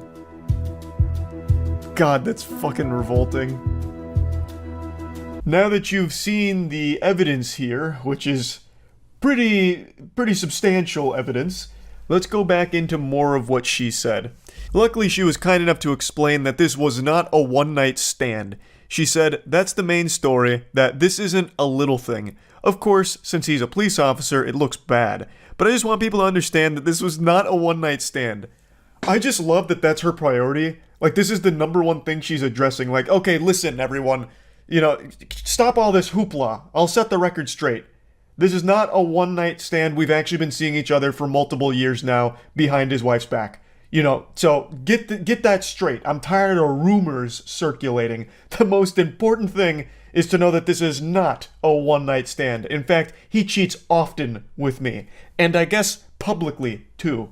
What's so exciting? He's a cop. I'm a civilian. We got caught. It sucks, but this will pass. She also has a kid of her own, and she just doesn't seem to care about this at all. She's reacting to this the same way I react to finding out I'm out of ketchup. Just like a, geez, darn, oh well. Like, I would have expected something a little more here. Also, this isn't the first time the officer was suspended. In 2016, he was indicted for child abuse after he allegedly spanked a girlfriend's 3-year-old son so much that the boy lost consciousness. But then it was later ruled that the allegations were unfounded. But the mistress here said that the incidents in this current scandal don't get in the way of her feelings for the officer. Now, you know, I don't think you needed any more evidence that this might not be a good guy. But I think this is an important little tidbit of lore to have around this officer. But yeah, I just found this to be a pretty wacky story here that I wanted to talk about a little bit. That's it. So yeah. Boy, oh boy, do I have some good news for you today. It's time for a little holly jolly celebration because Santa Claus came early with the gifts. This loser has finally been arrested. Now, I'm sure none of you recognize this guy. This is probably not a face any of you have seen unless you're a woman in New York, and in that case, this is probably a face that you swiped left on Tinder for. But this is the face of the man known as Squeeze Bins, the infamous street racer who's blown up on Instagram and YouTube over the last few months. This isn't like a really stunning revelation. He just looks like a normal asshole. It's not like some kind of big twist like it's Bruce Wayne behind the Batman mask or anything. But I actually recently talked about Squeeze because he went on Neon's stream and did his street racing stunt maneuvers and ended up getting in a hit and run live on Kick. So of course I was making fun of him and tossing tomatoes, shouting boo. I think it is so incredibly lame to do the kind of shit that Squeezebins was, where he'd just go out on public roads and put everyone's lives in danger around him, just driving fast and recklessly for his content. And this is a criminal who was addicted to attention, which has to be the worst combination for a human being ever. If you are a criminal, the last thing that you would want is a lot of eyes on you. But this guy, Jiminy Christmas, he was absorbing it like a sponge in a sink. This guy was more addicted to attention than a heroin addict is to the needle. This guy couldn't get enough of it, so he took every opportunity imaginable to promote himself. So this was always inevitable. He was either going to get arrested or get himself or someone else killed. Luckily, he was arrested before the second thing happened. Now, before really diving into the weeds of the arrest here and everything around it, I want to show you a little bit more of the lore to Squeeze, so you can get a big taste of the cringe that is Squeezebins. You mix danger, but there's also other people at risk when you do that. Innocent civilians. So what do you think about the element of danger for that? I've been doing this since real shit since I was 9. I used to take my dad's car out and I used to just bug out. I've been doing this for so long now that I feel like I did have some professional. This guy must have found a moron potion at some point in his life, and he has not been able to break the curse. The effects still linger. He did an interview with Tommy G, a very popular video, over 8 million views here, where he's revealing some pretty sensitive information really, all while acknowledging that he's one of the most wanted people in the area by the authorities. How stupid can you be? He's going on a press tour here to promote himself, while actively engaging in illegal activity and putting himself in as many places as possible, giving authorities all the evidence they could ever require. He also has the gall to call himself a professional. He is a talented driver, no doubt, but the only thing he's a professional at is not dying. That's it. He's going out there and gambling with everyone's lives and his own, and nothing beyond that. He's not a professional at anything, he's just currently surviving. Is all. That's how I drive. There's been incidents where I've gone out with people and they try keeping up with me and they've crashed. How fast do you go? I mean, there's been a video on live where I've gone one-handed 210 miles an hour. Filming with one hand, driving with the other, 210 miles an hour. Yeah. That's insane. Did that scare you? Not really, just to build up a tolerance of just speed. Do you feel like the police watch your Instagram? 100%, they do. Let's pop in the 100% they do, which is why I'm doing all of these interviews to help them in their pursuit. It reminds me of this classic story where the police put out a post on Facebook asking for information about a woman who was an accessory to a murder, and the woman they were looking for actually commented on the post asking about the reward money that was being offered, and so they were able to find her because of that. Squeeze and that lady are two sides of the same coin, just pure degenerate dummy. Anyway, though, he's finally been arrested after an incident that happened back in April where Squeeze allegedly made an illegal turn and proceeded to elude the police at high speeds. Then officers found videos of him committing various traffic violations throughout the tri-state area. Apparently the NYPD did a little fusion dance and a fist bump with another department, and they worked together and found Squeeze because he was wanted on other charges, including burglary, theft, conspiracy, and more. I was reading a couple of other reports where he allegedly punched a 20-year-old man in a deli. So I'm not exactly sure what all went down there, but ultimately it ended with him getting arrested and the NYPD commissioner taking a victory lap here and dunking on him on Twitter by saying Squeezebins is in custody thanks to New York's finest.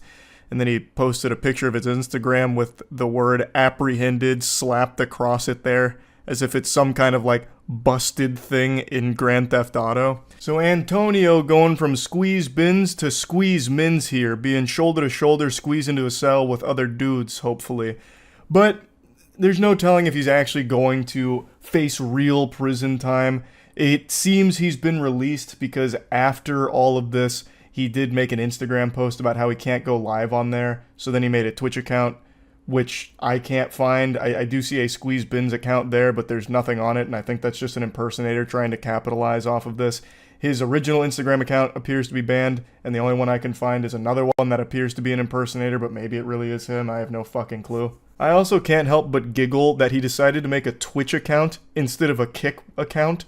Not even this blatant criminal who has already broadcast crimes on Kick wants to make an account over there and stream on purpose. He still decided to go to Twitch first and foremost. That's kind of crazy to me because Kick is the home of broadcasting illegal activity. They don't do shit about it there. They give you a subtle thumbs up because it's driving more traffic to their site. That should be home turf for Antonio here. Squeeze bins would be hoisted on their shoulders like a golden goose. And yet he still said, ew, I'll just go to Twitch instead. That boggles my mind a little bit. I did laugh when I read that he made a Twitch account. I wish they'd make an example out of him here. He's not like the only one doing this kind of content, the lone alpha wolf or anything here. This is a pretty popular niche of content online where people just put on a helmet or wear some kind of mask and then just commit crimes. And like taunt authorities driving around recklessly, endangering a bunch of innocent people's lives on the road for content and views on Instagram and YouTube and shit. He is far from the only one doing this. So I think if they would actually give a fuck here and pursue real serious charges and actual repercussions for his actions, it could help to dissuade others from pursuing this. At least I would hope. I would really like them to not play softball here and actually do something about this. He has been caught. Hand in the cookie jar here. He has all of this evidence that he himself has compiled about his crimes and how he's not remorseful and will always continue to do it, most likely. Why the fuck would you just give him a slap on the wrist? It's also more than the dangerous driving. He apparently beats people in delis, at least according to some of the reports here. Like, this is not someone that they should just be playing like patty cake with here and saying, hey, don't do it again. All right, now get out of here. Come on, scram. Like, this is something that they should be taking far, far more seriously. I really hope that his release is a temporary thing as they build up a meteor case against him, so that way he'll actually get thrown in the slammer. There's just no excuse for it at all. Just going onto public roads and compromising everyone's safety for your content, I just think it truly super sucks. And I think the fans of this kind of content are extraordinarily annoying. So there are still like squeeze bins enthusiasts that are losing sleep over this, thinking that he's done nothing wrong. Nobody got hurt, even though in his interview with Tommy G, he says that people have tried to emulate him and they have crashed. So people have literally gotten hurt. He also did get involved in a hit and run on stream, but whatever, I suppose. Just go ahead and ignore reality here and continue to live in fucking delusional Narnia land. But, you know, hey, they're squeeze bins guys. Of course they wear diapers and eat glue. Is what it is, I guess, but I'm just super happy that he's finally been arrested, and I can only hope that they do throw the book at him. So yeah, anyway, that's really about it. So yeah. Today I thought it'd be nice to give you all a free lesson in negotiating. Negotiations when it comes to doing business are a bit of a headache, a nuisance, and it's just this push and pull battle back and forth, and sometimes it just doesn't go your way. But what if it did? Every single time. What if every time you entered into a negotiation, you knew you would be victorious? You want to get yourself a new Stanley Cup but don't feel like forking over 50 clams for it? Well, then it's time to employ this negotiating tactic and get yourself a 100% off discount. That shit will be free. In fact, this is so effective that they'll probably start paying you to take the items away from them. It's that powerful. I first learned this forbidden jutsu from an anonymous hero on the Facebook marketplace who really opened my eyes to it. So I want to do the same for you. And I'll just go ahead and say it now. You're welcome. So it all begins with an individual trying to sell their motorcycle on the Facebook marketplace, and then they received this message. And I don't think they were prepared for this. That motorcycle was as good as gone the second this was sent. So they reach out and they say, hello. I know this is a lot to ask, but would you consider letting me have the motorcycle for free? Pause. That's how you do it right there. Immediately letting his intentions be known. There's no guesswork here. There's really no haggling either. It's like, excuse me, have you considered letting me have this for free? I know you're trying to sell it for money, but what about just letting me have it? Now, I don't want to scare you away with science, but I do want to dive a bit deeper here on why this is so effective. There's a psychological explanation for this. People love to have their questions answered with another stupider question. It makes us feel great. It's like this nice euphoric high. It's like smoking the crack pipe, but much worse. So in this instance, I know the guy selling his motorcycle had never, even for a fucking iota of a second, considered just giving away his motorcycle for free to a total stranger. But now that the idea has been planted in his head by that stranger, it's given him a lot to think about. And that changes the whole dynamic of the negotiation. Now, all the power is on the guy who's asking for it for free. You see how it works? It's very clever. We're dealing with a true genius. And he wastes no time getting very personal here to get an emotional investment from the seller, trying to tug on his heartstrings. So he's going for like this extremely powerful 1-2 combination wallop here to try and get this bike for free. So he says, it's for my elderly dad, and he lost his car due to financial issues, and he is dirt poor on a super low pension, and I don't work as I'm looking after him until I get another job, as I lost my trucking company to a fucking rotten, and then he drops a slur. If that doesn't bring a tear to your eye, then I don't know what will. You have no soul.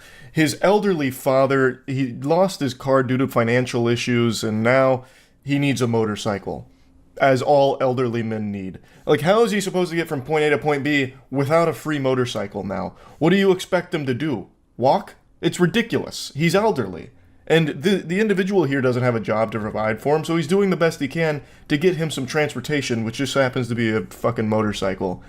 Maybe he's trying to get his dad killed. I have no idea. Maybe this is all an elaborate assassination plot. I am looking for someone with a heart that is willing to help a person in need.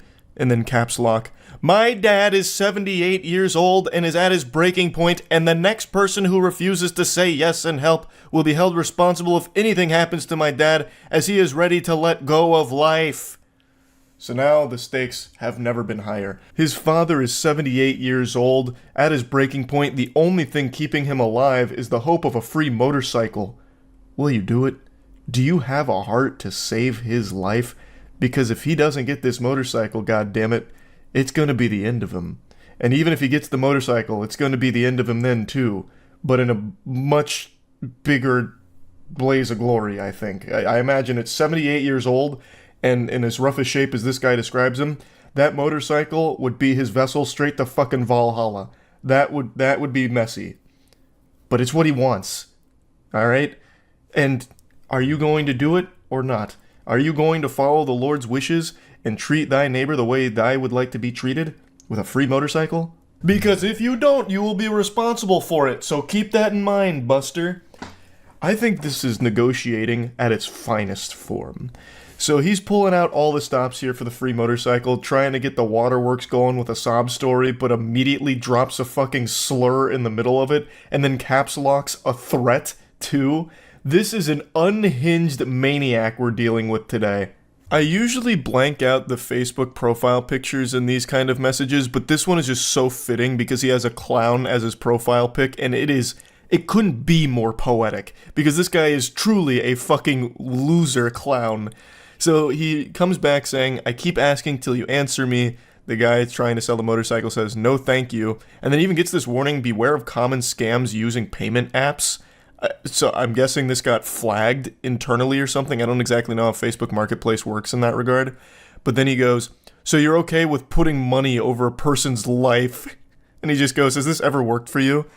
His strategy is very clear. He's trying to like play off of people's good nature. Like, my father needs this motorcycle. He doesn't have a car right now, and he doesn't have money to pay for this motorcycle, and I don't have money to pay for the motorcycle because I'm taking care of my dad because I'm a good person. Like, come on, you're gonna really value money over someone's life? You're gonna try and sell this motorcycle for thousands of dollars as opposed to just give it to me and my dad for free, which would actually save his life? Oh my god, you're disgusting. You are despicable scum. And when it becomes clear that this guilt trip song and dance isn't working, he tries something very different.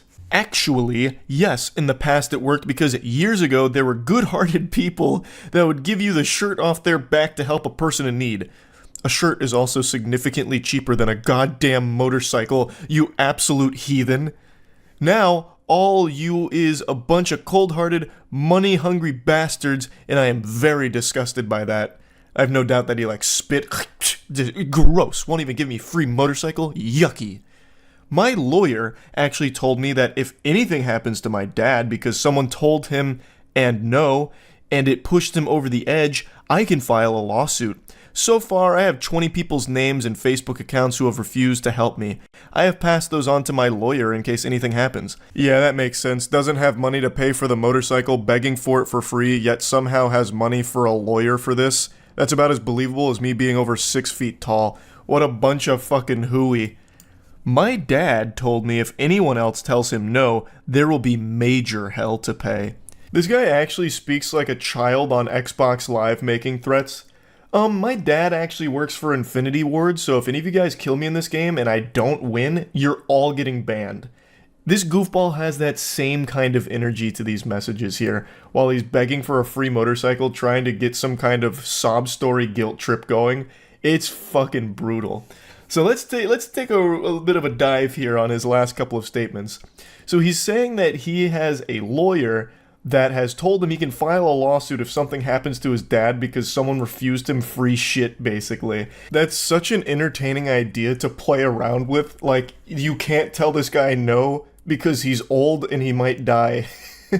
So be careful. So he's trying to get the legal threats out there. If Pops kicks the bucket, if he buys the farm because you didn't give him a free motorcycle, I'm taking you to court, so you better give me the free motorcycle. The guy's like sweating like, oh my god, all right, I've got to give him the free motorcycle. I really wanted to get a couple $1,000s out of this because I paid so much for it, but this guy's dad's life is on the line and I'm threatened with a legal lawsuit. Like, what did he possibly think would happen? No one's going to buy this story. Nobody in the world, no rational person in their right mind would get these messages and think anything of them beyond, wow, this person that is talking to me right now actually needs some kind of mental health evaluation, because this is unhinged. It's also super laughable how he tries to make his dad come in here at the end as like the big head honcho tough guy. My dad said if anyone tells him no, there will be major hell to pay. In what way? He's 78 fucking years old and apparently has no way of getting around and has some demented loser of a son that's trying to get free shit for him on Facebook Marketplace. What is he gonna do? What major hell is there gonna be to pay? There's nothing getting paid. You're just asking for shit for free in the most pathetic way possible. That's the worst threat ever. I have no doubt in my mind this has never worked for him. Shocker, I don't believe he's actually got 20 people's names and Facebook accounts in some kind of dossier that he's about to send to his lawyer to sue. Or if he does, the lawyer's just going to be trying to hose him for money off of this absolute cringe. Like, this is just ridiculous. You can't sue someone because they declined to give you something for free when they weren't even offering it for free to begin with. Like, you can't tell my dad no? What the fuck is that? It's so wild. It's so weird. So yeah, I just wanted to talk about this a little bit. You might want to try this negotiating tactic though once or twice just to see how it goes. Maybe it might be worth trying. Why not? Let it rip. It seems like a good time, a good bunch of fun. That's really about it. So yeah. If you're in a relationship right now, I hope this doesn't ruin it for you, but you may never look at your partner the same because they're just not going to match up to this Adonis I'm about to show you. The self-described 0.5% boyfriend on the planet. He's pretty much everything you could ever want in a partner, and we get to see that firsthand as he brags to his ex about all of the matches he's getting on Hinge. So the background is, these two were dating. He is apparently a doctor, she's a nurse, they broke up. I can't imagine why, with the way he talks in these text messages. He seems like a very secure, stable individual. So, I don't know what the conversation was that was preceding this, but he says, if you are even thinking it, I'm down for an open relationship. You and I can do whatever we want. I'll probably sleep with someone before January anyway. The benevolent saint read her mind, knew that she was thinking like, I kind of want to still fuck this guy. So he let her know right up front that he's definitely still down for that, but he's going to have to pencil her in around this upcoming coitus session that's going to happen before January, no doubt. Like I said, I don't know what the conversation was that preceded it, but it was probably some shit like, hey, can you come collect your stuff? And he's like, listen. I know what you're thinking. And the answer is yes. I will still fuck you in this open relationship that you desperately want us to be in. I'm okay with that. I'll make that sacrifice. She rejects that generous offer, saying she's looking for a boyfriend. He says, okay, offer stands. Immaculate business acumen, letting her know that the offer is still on the table when she comes to her senses. Always down to clap cheeks and get head. Speaking like Duke Nukem out here. I came to be a weirdo loser to my ex and chew bubblegum, and I'm all out of gum. And then he just for some reason throws this in there. This is out of control. 14 convos, day 1 of Hinge. Oh, you can just taste the tears. He is trying so hard to make it seem like he's moving on and is actually very happy that the relationship has ended. Look at how many conversations he's having on Hinge. He needs to brag about it to his ex. I also imagine a chunk of those conversations are with bots. This is like the guy who brags about all the sexy singles from his area that he's talking to after clicking on a porn banner. But either way, he's just trying to go out of his way to be an asshole to his ex to make her feel bad. just unprompted sending Hinge conversations he's been having with other women. When he doesn't get any response, he starts spiraling and melting down, monologuing like a cartoon villain. I mean, obviously most of these girls would be an upgrade, so why would I get back with a broke girl who isn't even close to finishing school? You pushed me into something better. You literally asked me to get a gun. I don't have any ammunition and it's locked in a case when it gets here. Just another example of stupid communication. Such a stupid and confusing girl. I'm getting updated headshots once I'm all tanned up from Vegas from 2 professional photographers. And I update my wardrobe so everyone will get to see the new hairline. Oh. Jeepers creepers. Man's got the Rogaine foam out and he's getting very excited to showcase it in his new Crocs and Hawaiian t-shirt. Probably use your birthday money for it. That was supposed to be a little dagger to jab her with. I'm using your birthday money for this, by the way. Brother, the relationship's over. I doubt she really cares what you use it for. Go ballistic, man. If you want to keep spamming minoxidil on your Tommy Pickles head, go crazy. Also, like clockwork with every single meltdown, it's always, well, I was actually like settling for you. You're like super beneath me. You're broke, and everyone I'm meeting on Hinge is clearly an upgrade. You actually, this was like the best thing that's ever happened to me, and I cannot stop smiling about it because now look at all of these upgrades that I'm getting on Hinge from you. Like I was doing you a favor by being with you. He then also had the courtesy to show her what the photos are going to look like when they're done. Photos going to look something like this. I want to take some photos together as well at a festival and some action shots doing hobbies. It's going to be fun and likely boost my profile even more. I'm already overwhelmed though. Right now I've got a serious case of stick-it-to-the-man-neosis from just getting too much pussy, but I'd like to elevate my profile a bit more so I can reach challenger rank on Hinge. He then just sends some random photos of dudes he saw on Google Images, typing in things like man on bike and stuff like that, and he just sends those randomly. There's no doubt in my mind he didn't actually plan any photography sessions. He just wanted some shit here to like brag about, kind of. Like, look at how much better I'm doing. Check out these, like, new photos I'm going to be doing. Like, I'm going to be riding a bike. These action shots of me doing my hobbies, of undressing anime figurines, they're going to go crazy on Hinge, and people are going to love them.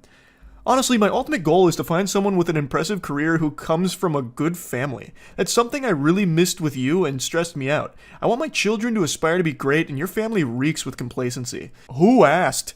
This man's just fucking vomiting all the spaghetti in his brain here. He's just fucking dumping nonsense. Who is asking you what your goals are? Nobody cares. Hypergamy is real. Women with great careers don't want partners who are less educated or make less money. I'm in the top 0.5%, so it puts me in an elite group when I finish. I really want to see what I can find once I beef things up on the profile. 70% of people nowadays meet each other online. He's got the stats, and the stats say that he should be happy, so he is happy. He's super happy because he's the 0.5% in an elite group of boyfriend material. So you know he's happy. You can tell he is just beaming with enthusiasm, with joy. It's the holly jolly season, and he is feeling the spirit. He just keeps going on and on. I'll just date for fun until someone comes along worth marrying, kind of like what I did with you. Literally pages of glizzy gobblers. I'm the MIDI king. Oh man, he's slaying. Yeah, he's putting in the work right now. You can just see it. Calling them glizzy gobblers and MIDI. He keeps referring to all of his matches as MIDI. He's actively just putting down all of the women that find him attractive. Like, he doesn't even find them good looking. I think he just swiped right on every single person with a pulse on Hinge over a 24-hour period and managed to get 14 matches. And now he's just calling himself the MIDI king. At least these middies won't give me such a headache like you did, won't lie to me about everything and manipulate me into getting a gun and then tell me they think I'm going to shoot them. You are the insane one, walking red flag. Yeah, he comes across as a pretty sane guy, so if he's calling someone insane, you know that holds water. There's no red flags I've picked up on here yet from this guy. I would never marry a woman like you. Fakest person I know. The whole sweet girl thing is such a facade. Your family knows the angry, manipulative, stubborn bitch you are on the inside. Like I said, I don't want you back. I want to date these girls and have fun until I meet someone worth marrying. But always down to fuck you and get head. I'm just not going to be exclusive anymore. I don't marry middies. Now you can hang out as much as you want with your simp guy friends who get no pussy. It's a symbiotic relationship. A depressed and insecure girl who needs validation and 4 out of 10 or lower guys with no ambition or drive or any redeeming qualities that would make them dateable getting some attention from a midi. And she just says, stop texting me. This dude talks like those loveless virgins on Twitter that are always whining and crying on there about women. It's so... I don't even know where I would start with unpacking this one. It's just pathetic. Like, this is this is a doctor, apparently? What in tarnation? Dr. Dork, maybe? But jeepers. Wow.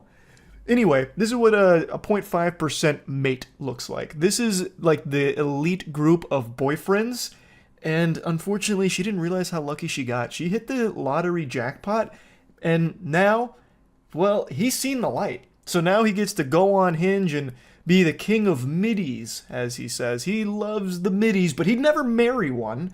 He's clearly over his previous relationship, which is why he's sending paragraphs to his ex bragging about this and just spitting out his goals and all kinds of insults towards her and her family and everything. He's absolutely happier now. It's very evident. But I would like to move on to another short adventure that I went on through some text messages today. This is a very brief one. A Redditor had a friend that made a purchase that ended up being a bit of a scam, and it's a purchase that I can actually relate to in a pretty big way. It's a sex doll. So he was saying that the pictures that he purchased from looked nothing like the product he received, saying he's disappointed. His friend is just laughing at his trauma though, which I think is just very rude. This guy is clearly going through it. He just got scammed. He was looking for love. He didn't get what he ordered. There's so many things that most people should be able to pump their fist behind and say, yes, this man was wronged. I am on his side. He bought a sex doll and didn't receive the one that he had ordered. So he said, I should have let the process facility cancel the order and never reordered it back. His friend continues to laugh at him. I'm throwing it away tomorrow or something. He's still getting laughed at. He then says, bro, even the fucking Ona hole is too small. I don't know what the Ona hole is. That might be like a trademarked part of the sex doll. I don't know his particular model, but that might be like patent pending technology. He's trying to set his friend straight here, letting him know, like, hey, this isn't really the hilarious situation you think it is. It's a big scam. I ordered sitting position, it came in standing position, stupid seller, scammer. He then sends a picture of the sex doll that he received. This, it's not the highest quality item, I'll be the first to admit here. This looks like you're having sex with a Sega Dreamcast character. It's basically just a big noodle with a Google image face on it. The company that produced this should be ashamed of themselves. They didn't even have the decency of putting titties on it. This looks like one of Floop's Fluglies from Spy Kids. So unfortunately there's a huge scammer on the loose, so buyer beware if you're in the market for any sex dolls. But the reason I said I can relate to this is because I actually had a sex doll that looked remarkably similar to that. Many of you may remember a few years ago when I was in my competition with Belle Delphine where I had like the craziest collection of sex toys and dildos, fleshlights, all of that. The whole 9 yards there, the kit and caboodle of all the sex toys. One of the items I had that I mentioned and showed in a couple videos was a sex doll that looked very close to that. Not the exact same model. It was this one. Now at the very least, that model at least had titties on it and a usable mouth hole if your cock was 2 inches long. The Gentle Sir on Reddit, it didn't even have that. It was actually just like a piece of printer paper with a woman's face glued on to an inflatable thing, an inflatable tube thing, really. Like I didn't even see any holes I censored it myself. I didn't even see any holes on his model. The one I had at least did have all of that, but you would be a damn fool to try and fuck it because that sex doll I had, it was like made out of broken glass. It was like the sharpest material ever. If you did put your cock in it, it wasn't coming out in one piece. It'd be sliced and diced. It'd be like sticking your cock in a wood chipper. It was completely unusable for that purpose, which is why I had it as kind of like a background object where I put like a shirt on her.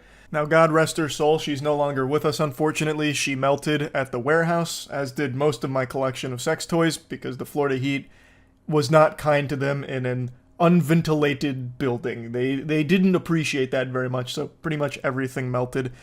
But yeah, I can relate to his purchase here because what he received, since he was actually buying it to have sex with it, he would not have been successful with it.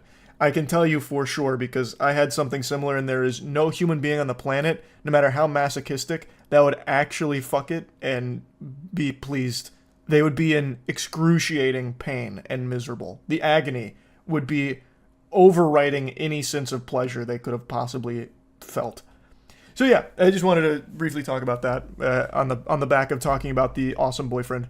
Anyway, that's about it. So yeah. Over the years, I've made fun of a lot of YouTube pranksters, but the truth is, they're risking a lot to make cringe. They really are putting their life on the line for the worst content on the site. There's already been like 5 or 6 major cases where YouTube pranksters have gotten themselves shot and killed. So it's like they're soldiers, but the only thing they fight for is clout. So I'm being genuine when I say that the bravery and commitment to put a smile on the face of absolutely nobody is admirable.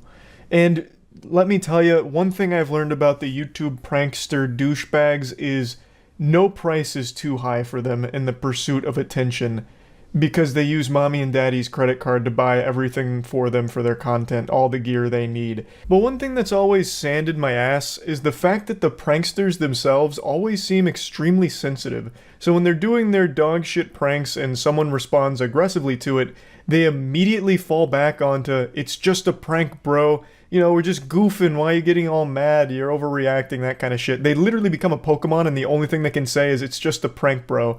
And then they start to, like, try and shame the person for being upset, even though some of the pranks are just downright crimes, like the fake stabbing prank where they go up to someone with a knife and pretend they're about to kill them, literally murder them, and then when the person gets like panicked or fights back, they're like, what are you doing? We're just kidding, it's just a joke, what are you, oh my, this is, you fucking goofball, we were just making a good TikTok video. It's just so embarrassing then watching the prankster try and play the victim here. They get offended that someone got upset at their prank. So today there's a video that's going viral from a prankster where he was doing some stupid shit on the beach. It's ultimately harmless, it's just not entertaining, like it's just a lame prank, but someone did respond negatively to it and ended up snatching the mic out of his hand and throwing it into the ocean. And the prankster got so butthurt about it that he called the police, and then the police took the guy's side who threw the mic, so then the prankster and his friend got trespassed, and he still won't stop fucking whining about it. Sorry, I just seen you over here, and I just like thought I had to stop and just ask you if I could get your phone number. Sorry. This is my husband. Oh, I'm sorry, bro. I didn't realize you were your husband. I thought you were like your gay best friend or something. I'm sorry. You're good, buddy. Yeah. You guys have a good day. I'm sorry.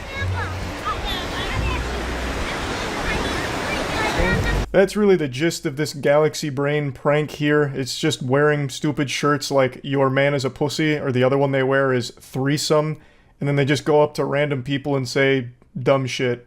So in this one it was just hitting on this girl in front of her boyfriend slash husband. I just seen you over here and I thought you were beautiful, and I was just wondering if I could have your phone number. You want to get smacked right now? Wait, are you with her? You want to get smacked up right now? Bro, no. Back the fuck up, I'm gonna smack the fuck out of you. Why? You gonna around? Come here. Smack. I didn't know, I'm sorry. You think this is funny for TikTok or something? Yeah. Can we just shake on it? I'm sorry. So they just do a whole tour of the beach saying lame shit to a bunch of different people, trick-or-treating with cringe. A couple people fake a giggle and then just shoo them away like some kind of stray animal. And then a couple people respond negatively, like this guy and the previous guy, who are pretty tired of them just bothering everyone and being a general nuisance on the beach. Camera and get the fuck out of It was just a joke, sir. You're bothering people. Why? Why? Yeah. You want us to call the cops? For what? You're harassing people. Was it because of my shirt? No, dude, get out of here. Hey, you can't.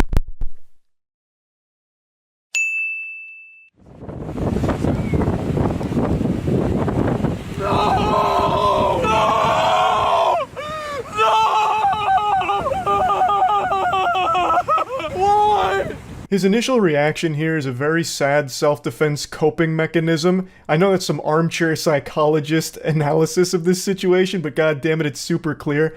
He is upset that his mic just got thrown in the ocean. That shit is expensive. And his first response is to try and sarcastically throw a temper tantrum so that way the guy knows it's not bothering him. That's why he's super over the top with that, like, sophomore year of high school drama club thespian kind of shit, you know, screaming. Which is even more embarrassing because, again, it's in public. There's a lot of people looking at him now. It's just so shameless. But anyway, A lot of brain rot takes came from this where people are saying, well, actually, the prankster's in the right. What just happened there was assault and battery. You can't just snatch something out of someone's hands and throw it away. That guy should have been arrested. Getting so upset over words that you'll assault somebody, it's sickening. And I've just got to tell you, that is some pussy shit. I'm going to hit you with the cold water. That is some bubble-blowing double baby Weenie Hut Jr. nonsense there. He was provoking people on the beach. The whole point of the content is to do these lame-ass incendiary pranks to try and get a rise out of strangers for the sake of your content to capitalize off the ad revenue. That's the entire gross little machine of clout that they try and peddle. So this guy just swooping in and throwing the mic in the ocean, I think is a totally fine response. Again, they started this shit and he just finished it. Now they're out $600. He didn't push anything too far. He didn't start throwing hands or like trying to poke their eyeballs out Captain Insano style. He just threw their mic in the ocean. You started some shit and this man came through and he cleaned it all up. Fed them their vegetables. And I understand the prankster's doing his best to mask his hurt feelings, but he quickly drops that facade. I'm bleeding. This guy assaulted me. He took my mic, $600. Hey, you know, okay. You're the one that's wearing the You're the Get the away from me right now. We're either gonna press charges or he has to pay me $600. Damn, his whole tone and attitude really changed here. I think this is footage that you probably should have scrubbed from the video. This shouldn't have made the final cut because you're looking like a real whiny bitch right now with this part. You're threatening to press charges on this guy, the guy that you started bothering, and then you're asking for $600 to pay for the mic that he just ruined. You are the prankster. You have to accept some level of responsibility, right? The whole point of your gag is to make people upset at you. So you really can't be acting this way when something like this inevitably does happen. So I think that's some real goober shit. But I also want to point out something very important. This man's hairline. Now, he himself points this out in the beginning of the beach section, so he tries to wear his insecurity on his sleeve, but I'd like to really call attention to it real quick. The thing that I hate about the beach, I don't have the best hairline, so me and the beach don't always get along, but ignore that, okay, guys? How am I supposed to ignore this when I can hear the agonizing cries from your permed hair screaming out in pain from all the heavy lifting it's doing trying to hide your 40-year-old receding hairline? Especially with this facial hair combo going on here. You've got that chin strap beard, that fucking toilet seat fuzz going around.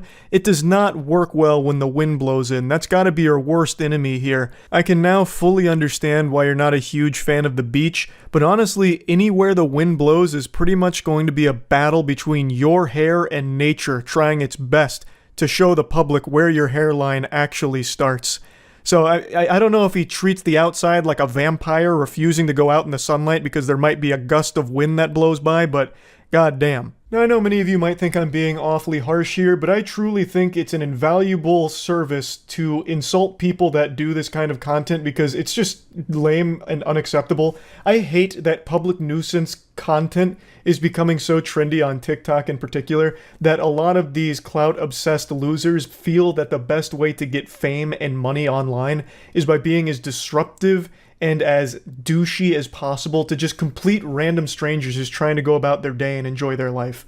I hate that kind of content, so I really do think that insulting it is legitimately doing a good deed.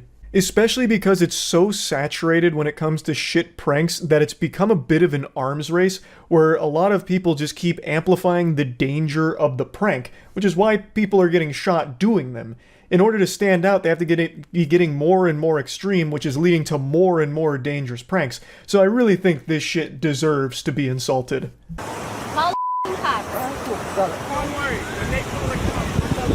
I was just out here filming a video, and a man assaulted me, and he ripped the microphone off my camera and threw it into the ocean. You're more or less provoking somebody to make a move, and then you can report it, correct? Actual fucking Giga Chad beach officer here. Fucking Paul Blart rolls up, and he's just like immediately calling him out on his shit. He's like, I know what this is. You're provoking people to get a rise so you can record it for your TikTok, right? And he's just like immediately hits the nail on the head, so much so that the prankster even puts in the, it was at this moment he knew he fucked up thing because the guy is privy to this kind of content. I imagine this isn't his first rodeo with douchebags like this, so he's just immediately going in on him. I think I need repercussions for my damaged property. I mean, the wrong word. Repercussions is what actually happened. Hey, I wouldn't be a YouTuber if I was great at grammar, okay? So it was just supposed to be a joke, and it got taken too far. I guess he got offended. You guess he got offended? God, that's so pathetic. Yeah, I guess he just got offended. Which is why I called the cops, like a little hall monitor. Yeah, you lost a $600 mic and it's your own fault, so take it on a chin like a man and move on. And this isn't your first rodeo with the law enforcement either. I've looked at a lot of the content. This is actually all him and his friends do. They go to places, they get trespassed, or they just straight up get arrested. In one of the videos, they got wrestled down by mall security and like roughed up. So his whole thing is just being a public nuisance and having situations like this, but still has the chutzpah to pretend to be a victim and is actually the one who called the cops. That is beyond embarrassing. Yeah, what happens if he's having a bad day? It doesn't mean you go out and just assault people. You're both being trespassed from this park. Have you ever been trespassed before? Yes. Shocking. Banned from every Walmart in the world. Is everyone getting trespassed or just us? Just the two of you. You can hear the pride in his voice when he mentions they've been banned from every Walmart. They have been banned from multiple places, and they're so proud of that. I think that's so sad, the state of the world, where that's something to be happy about, that you're banned from a lot of places because you're such an insufferable little asshole who's driven by internet brownie points, that you're just going to be a disruptive piece of shit to complete random strangers. What the fuck is there to be happy about with that? The whole purpose is just sad. You exist just to make people around you a little less happy, just total strangers going about their day. You want to make their day just a little worse because you post it online because you're a little internet clown. That's just pathetic. Now, I think he's young. He looks young, but it's really hard to know for sure with a hairline like that. But hopefully there'll be a moment of self-awareness, like some self-reflection, and he comes to this come to Jesus moment where he's like, damn, all of this shit was so cringe. Like, that'd be the happy ending. That'd be the good ending there. It completely changes, like, damn, this was fucking stupid. What a waste. But yeah, anyway, just wanted to talk about this a little bit. That's about it. See ya. I'm sure you've all heard the expression, fake it till you make it. But today I want to take a look at what happens when all you do is fake it without ever making it. You end up like this loser we're about to take a look at today. A guy who has become a complete parody of self-confidence, but without any level of self-awareness. He portrays himself as an extremely successful, extremely rich guy that would have no problem at all stealing your wife right out from under your nose. It's beautiful stuff that he talks about. Take you, for example, and me, and we both pull up and we go to your girl. Odds are I'm gonna take that bitch. If you compared me to you, you're not gonna win that battle. Bro's out here rocking that man-dark body type and acting like he for some reason be able to take your girl just because he rolled up in a rented McLaren. This guy's entire personality is money. He's like a real-life Mr. Krabs, but with even skinnier arms. So he believes because he has money that he's entitled to women and women find him irresistible. You can tell by looking at him this was no jock in high school. This wasn't exactly the prom king. Yet he pretends that he is now. He talks about how successful his businesses are now. He has a 9-figure business. He has all of this money. Though I don't necessarily take him at his word because I just don't believe a fucking word this guy says. So the next time you think that your girl's on lock, I got the keys to the castle, motherfucker. I have no doubt he spent hours trying to cook up that finishing line right there. The keys to the castle. Now, why I don't believe him about the success of his business is because the only thing he shows that's worth money is his car, the McLaren. He's made like 1,000 shorts about how much money he spends filling up a McLaren's tank, or how often he drives his McLaren, and that is the only thing worth a lot of money that he's ever shown, at least that I've seen. So that leads me to believe that it is 100% rented, or he really dumped all of his money into that one vehicle in order to portray himself as a successful businessman. He did a little house tour, and it's very humble living. It's a nice place, but it's not exactly like a super mega mansion you would expect someone with a 9-figure business to own. And he's not wearing a ton of ice or anything like that, and he's clearly a guy who loves to flex because he's always talking about his wealth and his success, yet the only thing you can ever see from that is that McLaren. Now this may be like a tinfoil hat conspiracy, but I truly just think he either rents it for these videos or, even more depressingly, drained all of his finances to make that big purchase with that belief that this car would be enough to convince people that he has a lot of money. Like, he specced all of his points into delusion here and is just letting it rip. Like, this McLaren means I'm successful. I gotta fake it till I make it. This is how I do it. Ah! Here's why the gym does not matter. I'm tired of guys that are like, oh, I'm going to the gym, I'm trying to get fit. I feel like I have a pretty decent tone. Did douchebag Slender Man get you with that jump scare in the beginning?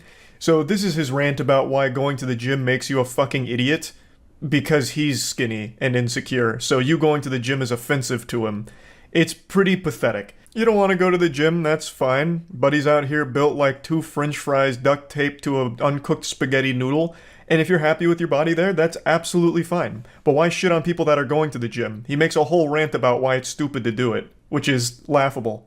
I don't need to go to the gym, because you pull up to the gym making less than 10K a month, pulling up in your bullshit fucking Corolla, and I pull up in my McLaren. It's not even a contest, dude. No one gives a fuck about your muscles. Most of the guys that go to the gym, I'm sorry to tell you this, but you're fucking stupid. All that pre-workout that you're taking is making you more stupider. So unless you're making over 10K a month, you don't have the right to go to the gym? Like, he's not even making a point. Like, he's not even saying, like, the time you spend in the gym, you could be spent learning how to drop ship things from Alibaba. Like, he's not even, like, trying to make some kind of point. He's just like, you're stupid for going to the gym because you're making less than 10K a month. He actually sounds like he's about to cry. You're stupid with your dumb muscles, dumb muscle man. Like, what in the crazy insecurity are you going through right now to think that this was a good idea? Here's why you gotta break up with your girlfriend if you're not making 6 figures a year. Brutal honest truth is that girls need a man who can protect and provide for them. If you're not making at least 10K a month, how the fuck are you gonna protect and provide for your girl? Man's out here boofing crazy pills. You don't need to be making 10K a month in order to protect your girlfriend. You have absolutely no meat on your bones whatsoever. The only foe you're equipped to handle is if the gingerbread men from Shrek tried to attack your girl, then maybe you could fend them off. But everyone above the age of 18 and weighing more than 100 pounds, it's going to be a tough tussle. And making more than 10K a month doesn't enable you to magically protect her better. If someone's making a ruckus and you're trying to stop whatever's going on, the amount of money you have isn't going to do anything for you. You can't just be like throwing money at it like, get away from her, you scallywag. She's with me and I make more than 10K a month. Here's money. Like throwing it all over the place to get them away. Like, it just doesn't make sense. It's just pure delusion. Now, I guess, like, he's not wrong. If you make more money, you can provide more, I suppose. But what the fuck does that have to do with anything? So if you don't make 100K at least a year, break up with your girl. It's cool that she's sticking with you right now because you're trying to build yourself. But at the same time, if some guy like me comes up and gets in the way, she's gonna choose me over you because I can provide more. In this feast or famine world, women will always pick the best case scenario because they don't want to get hurt. And you being broke as fuck definitely hurts. What hurts more than being broke is being broke but pretending you're not, like this guy. It's so... I don't know if he actually believes the shit he's selling or if it's only to try and get people to, like, sign up to courses or anything like that. I'm really not sure if he actually, like, loves the smell of his own farts or if it all is an act. I couldn't tell you. Either way, it's to further the goal of making money off the back of desperate people who see this and think that this guy is actually super successful and is trying to give them the secrets to success. It's all just another guru scam, but... I find him particularly entertaining because he's doing the bare minimum. He didn't even bother to invest in his own body to look the part, so he's not in good shape. He didn't bother to even really pretend to have a lot of money aside from that McLaren that he shows from time to time. And he's just saying things that other gurus say. And I don't know if he's actually found real success. I know he has quite a bit of botted engagement that I've seen online, at least as of everything I've been able to research from it. But other than that, I don't know if anyone even believes his act. I would be surprised if they did, because he's very bad at it. Also, just to explain why there's driving underneath his video, it's because it's a TikTok thing where everyone needs perpetual stimulation, constant jingling keys, so for any video where it's talking, they play like Subway Surfers or anything engaging a game underneath to keep viewers' attention. It's pathetic. TikTok has absolutely rotted brains where people need like absolute activity at every single moment. They can't just listen to talking on there. So if you always wonder what dating an entrepreneur looks like, this is what the fuck it looks like. I don't cook, I don't clean, I got whiteboards all over the place. My setup's there, this is like my sanctuary. No one fucks with me here. As far as a fridge, it's pretty fucking awful. So I got beer, Happy Dads, Gatorade, oh dude, Bel Air bottle, champagne. I got these Dunkin' Donut iced coffees, and then for dinner I'll go to the pier and like have dinner. I will never fucking cook. This will never be used. I don't even know why I have a fucking mitt. And here's the look at the house I mentioned. It's clearly a cozy spot. It's a nice house. It's not a super elaborate house. This is not a mega mansion or anything like that. So if he's a super successful 9-figure guy who loves to flex everything, why would he be living in a house like this? It doesn't make any sense. That doesn't really track. I also love the whole whiteboard thing. He probably watched one video on like, it's important to write down your goals or whatever as an entrepreneur. So he bought like 9 whiteboards and hung them all up and filled them with gibberish nonsense. I tried zooming in on the frame where it focuses on a whiteboard, but I couldn't make it out because his handwriting looks like he wrote it while he was getting hit by an earthquake. So it's completely illegible for the most part. But I'm pretty sure one of them was agility. And he had a check mark next to it, meaning he must have done like agility drills, I suppose. I could be reading it incorrectly, but I'm almost positive it said just agility on one of them. Maybe it's like RuneScape goals and he's like skilling right now, so he's working on agility and he checked it off once he got like a certain amount of XP. I don't know. Very goofy regardless though. Here's just a couple of signs that your girlfriend might be cheating. Number 1 is she's not texting you as readily as you've used to. Easiest way to tell if your girl is cheating is, did she ever find that you bought this guy's course? If she did, she's absolutely cheating. No doubt. And you deserve it. Why the fuck would you buy a course from a guy like this? It's so embarrassing. Like he actually just went to like WikiHow and just started copying articles on like how to tell if your girl is cheating, 7 life hacks for that, and then he just starts regurgitating them here. But anyway, I could go on and on. There's so many embarrassing shorts he's made, but there's no reason to just keep going over it. I just wanted to showcase some of his better ones here and talk about it a little bit. That's about it. See ya. Oh, what's the matter? You can't sleep either? Yeah, I know the feeling. Look at us. 2 peas in a pod. Unfortunately, I can't deploy a tactical breast with some warm milk for you to suckle upon. These puppies aren't spec'd into that build. Best I could do is maybe lactate a bit of gamer subs out. So, we're gonna have to settle for the next best thing, which is a little lullaby, which hopefully will serve as a nice AoE and hit us both, making us sleepy. I see you a little bit, alright? Yeah, see you soon. Hello. You want to clip this on? Sure. Oh, you're a streamer? Yes, I am a streamer. Well, Oh. best of luck. This is our last game. I believe it closes at 7 today. So. 6, actually. 6? There's only half an hour left. This is a clip that blew up a few days ago, but it has a brand spanking new development here where the gentle sir, fedora tip, in the video has decided to double down on his cringe embarrassing behavior. So we're gonna give you the whole kit and caboodle here. So this is the genesis. This is where it started. The woman in this video is a streamer. Her name is aka Nimsco on Twitch, but she is a grandmaster in chess. Her name is Nemo, and she's doing this at a convention where people sit down, they play chess, and she's streaming all of it. This is the last contestant of the day. She believes that there's still quite a bit of time left, thinking that it closes at 7. He hits her with the classic, actually, it's 6. So there's even less time than she thought, but she's more than willing to accommodate and play through this game with him because he waited for it. Take your queen. Oh shit, I forgot I can do that. Yeah. Take queen. This game's hard. Yeah. You're running out of time, Bill. What happens if I run out of time? You lose the game.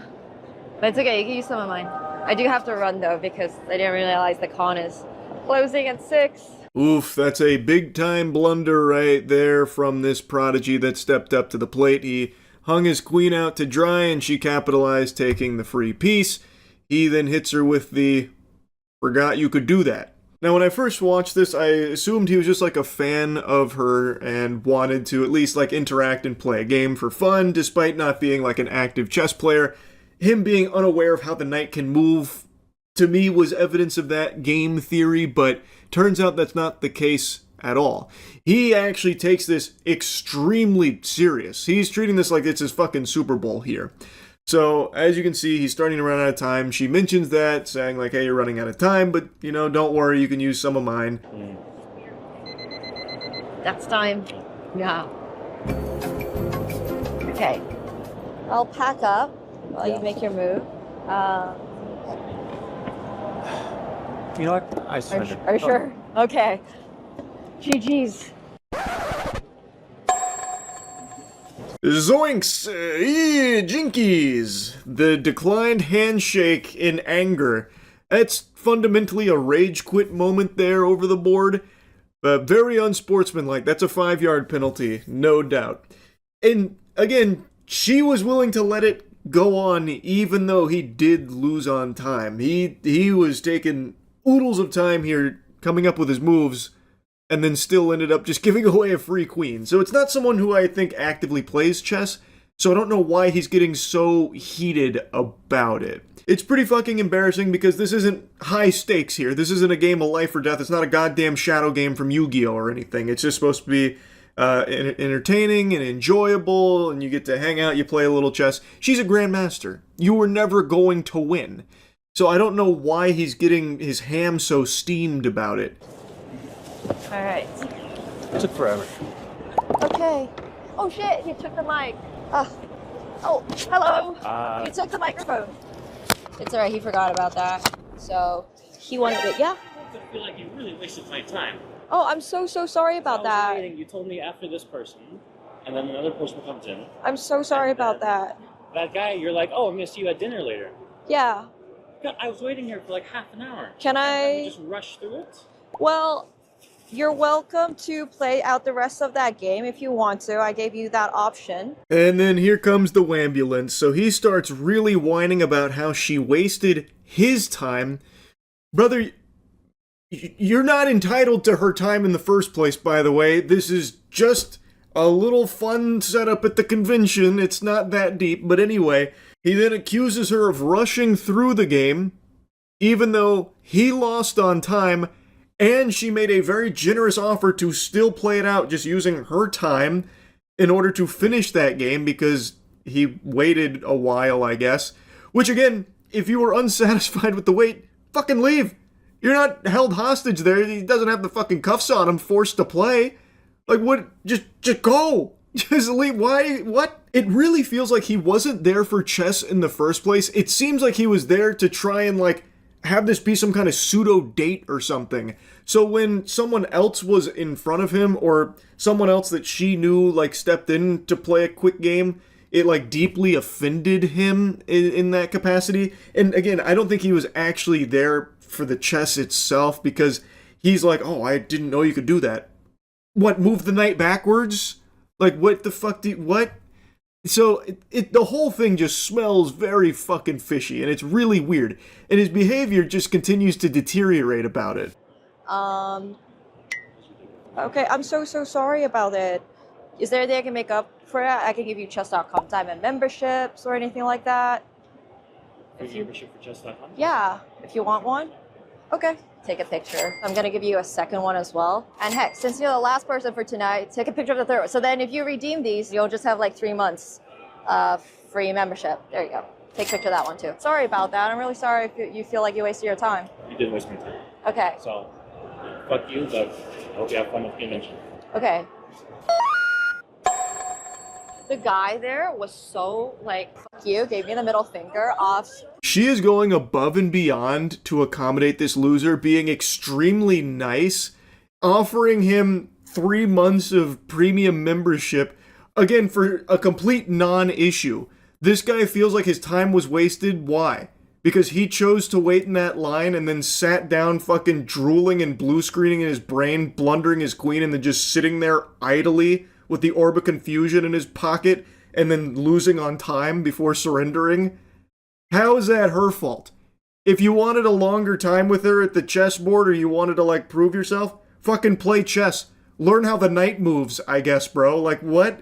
Why is any of this her fault? Like, she didn't do anything wrong here. All of it's streamed, by the way, so you can see it all.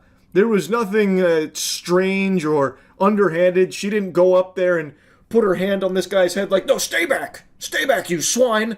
Everyone else is coming first. You will be the last one today. Learn your place, plebeian. Like, nothing like that happened. She didn't disrespect him or anything.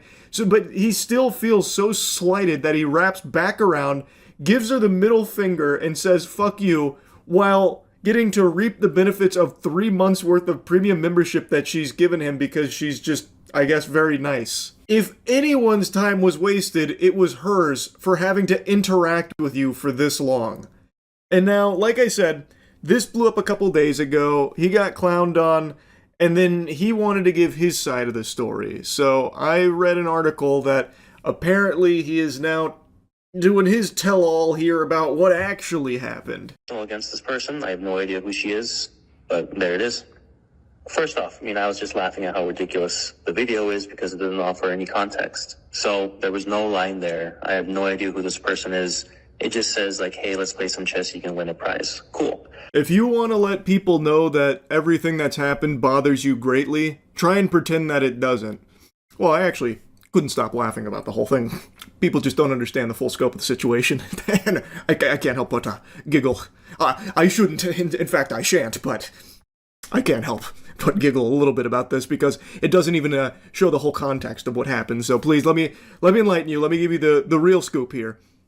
It's just, like, I always hate that approach from people when they try and, like, oh, I'll just brush this off. Yeah, you guys are all wrong. I'm right. That kind of attitude. It's so fucking, like, cringing. It's awful. It elicits the yuckies out of me. There's such a bad vibe about that approach. But anyway, he goes on to say that he just hopped in this line because he saw that you could play chess and maybe win a prize.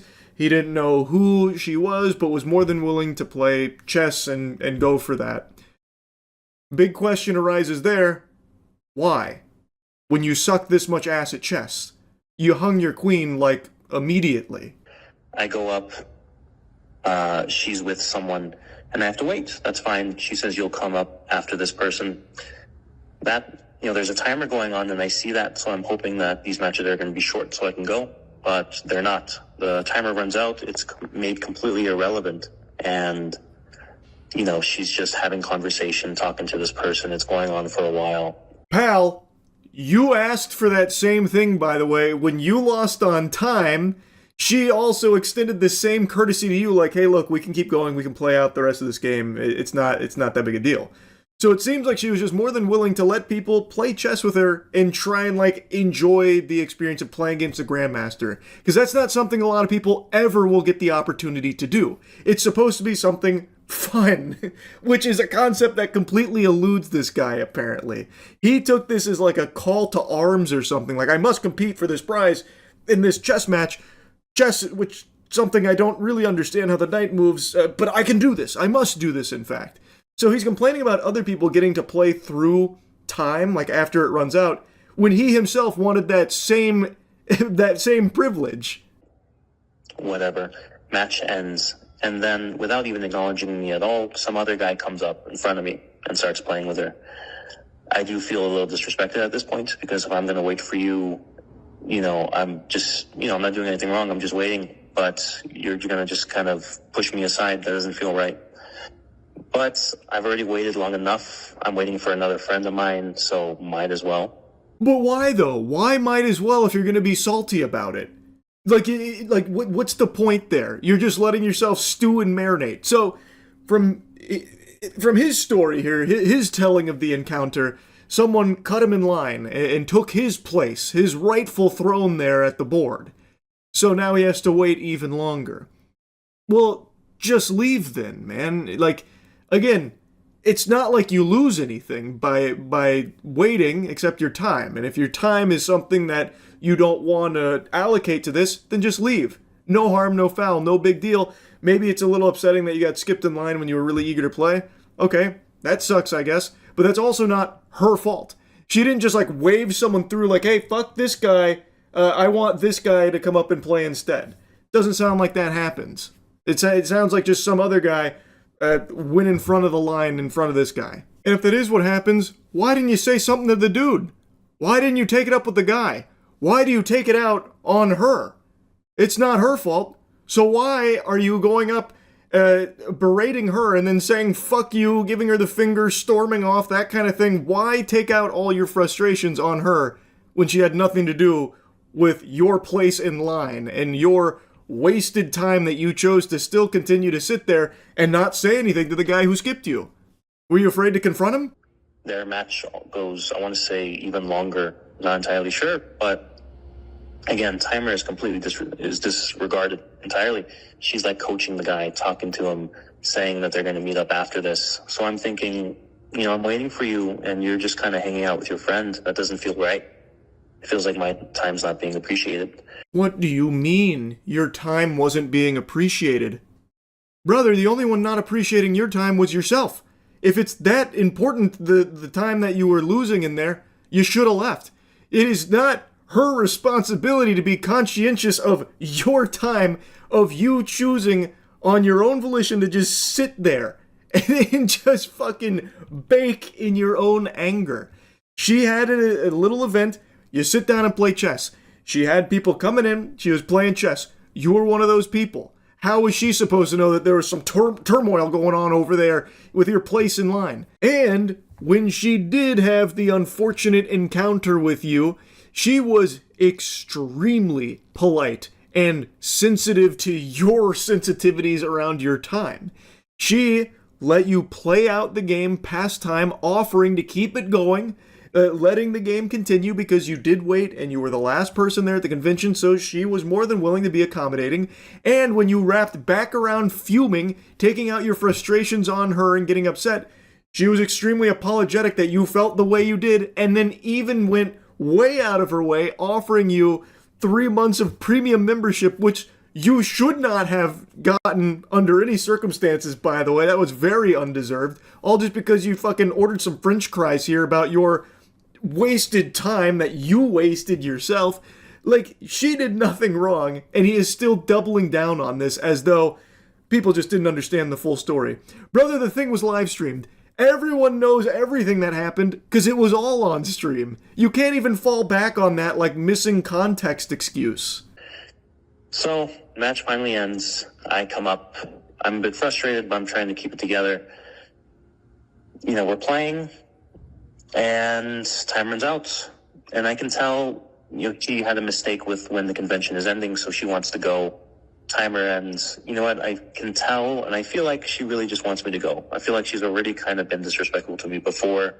She clearly just wants me to leave now. So I get and I go. And I am very frustrated, right? I'm very upset with the lack of time management, the fact that there was no line, there was no people there, and yet I'm still having to wait for so long. Then don't. No one is forcing you to do that. You even said you don't know who she is. Why are you waiting that long for this then? I don't get it, man. Make it make sense. I don't understand. And again, if you wanted more time there playing chess with her, get better at chess so you could play out a full game without just getting steamrolled. Like, you were never going to win in the first place against a grandmaster, but maybe you wouldn't have blundered so quickly and had everything go tits up right away. Like, it's very peculiar what this dweeb is even so upset about. And he's still upset about it. He's still frustrated. He is defending his behavior, where, again, I don't think there's any justifications for it. He's just a jerk. Like, he's just mean.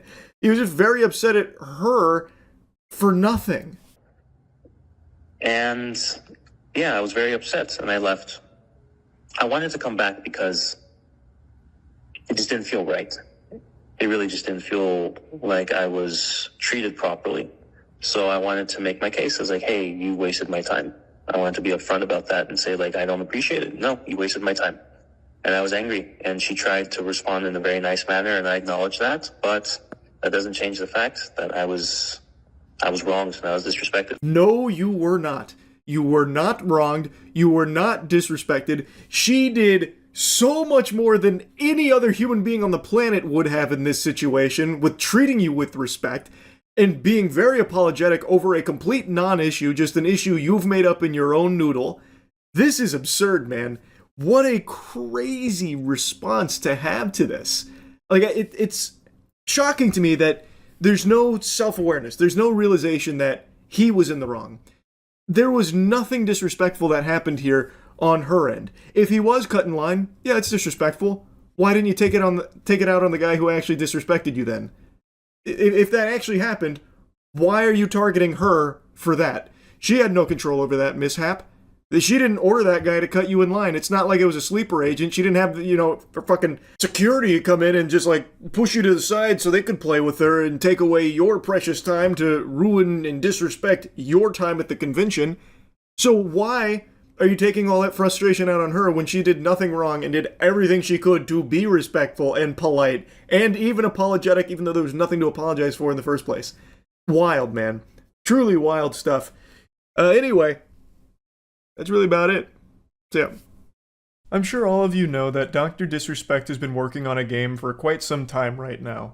And that's pretty exciting. Until I feed you the poison here, I'm about to roofie your drink with this one. It's not just a game, it's a crypto-based game. It has a very strong NFT component to it. In fact, it seems like NFTs are the focal point of the game. That's the number one thing they've been mentioning in regards to this project.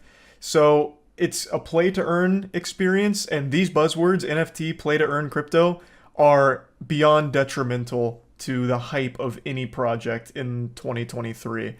People run away faster when they hear NFT than if they had heard someone shout bomb in an airport. It is a very negative implication when that word's tossed around because it's become so synonymous with scams and people losing their money or getting deceived by NFTs in the crypto space. So people have been dunking on Dr. Disrespect for his inclusion of NFTs in the game. And there's a lot I'd like to talk about with this. So to quickly give you a brief lore recap, the game is called Dead Drop. Dr. Disrespect is spearheading the operation, and fundamentally it is a Tarkov-style shooter, as I understand it, where when you drop into the game, you can find NFTs in the world, and if you extract with those NFTs, you can then turn around and sell them on the blockchain, so you can make legitimate money through playing the game. It's a free-to-play game, and you don't have to use it as like a money-making thing, but you can. The concept is cool, but I'm sure a lot of you that have your thinking caps on may have already identified a glaring issue with the entire core idea of it. But before really diving into the meat of it, I'd like to at least say, I always appreciate and applaud creators who go into different areas and try and create bigger things and make wild content, big projects. I always think that's great. And I'll shamelessly plug real quick, speaking of creators doing bigger projects, Godslap, issue 3's out right now. Issue 3 just dropped, baby. It's available at godslapbook.com. Also, issue 1 and 2 are of course still for sale there, and we have the 2 variant covers for issue 3 as well. So issue 3's out, go get it, godslapbook.com, baby. Read the best comic ever made. So I'm happy Dr. Disrespect is making this game, and I don't think it's going to turn out to be a scam. Hopefully this statement doesn't age like festering dog shit in 2 years when the game drops or whenever, but I just can't imagine that he would blatantly scam his audience because it would be career suicide. And I just feel like there's no way he wouldn't recognize this. It really feels like he wanted to set out to create like a really unique game and experience, but overlooked a lot of obvious problems that'll come from this.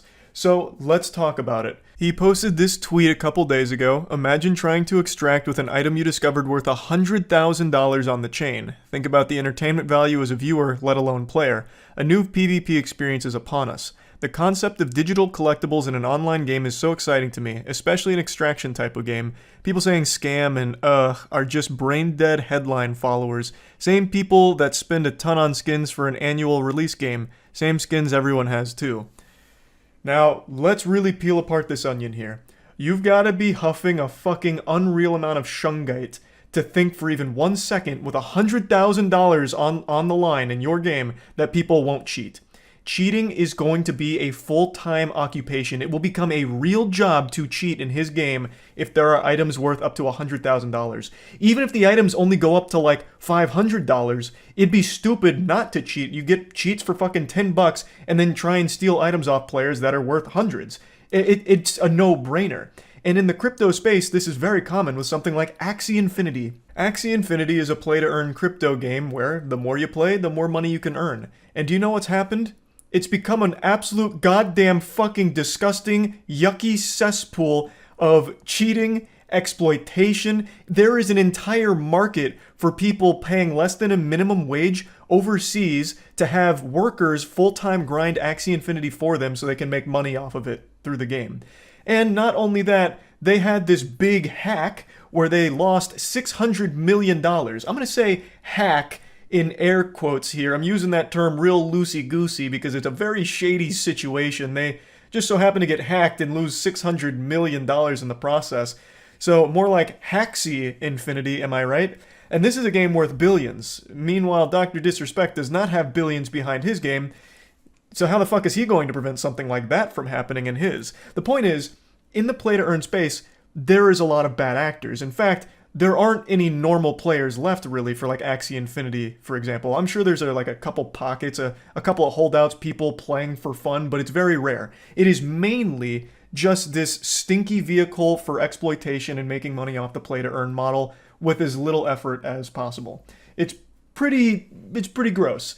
So that is absolutely going to be the case in Dr. Disrespect's game, where the only people playing are going to be the ones exploiting it for money-making purposes. Dr. Disrespect seems to believe that because it's free to play, and will hopefully be fun to play, it'll incentivize players to hop in the crucible with their boys, normal gamers like you and me, red-blooded, Gabe Newell worshiping gamers. They're going to be the ones playing my game, not these cheaters and these people looking to abuse our system. When that's just absolute wishful thinking, that is a pipe dream. You have to be Kegeling Shungite to really think that's going to be the core player base for a project like this. With a $100,000 fucking golden snitch on the line, $100,000 real world schmeckles, do you really think that Darren and the boys on the JV football squad are going to be hopping in to try and duke it out on the battleground to fight for that legitimately with honor? Absolutely not.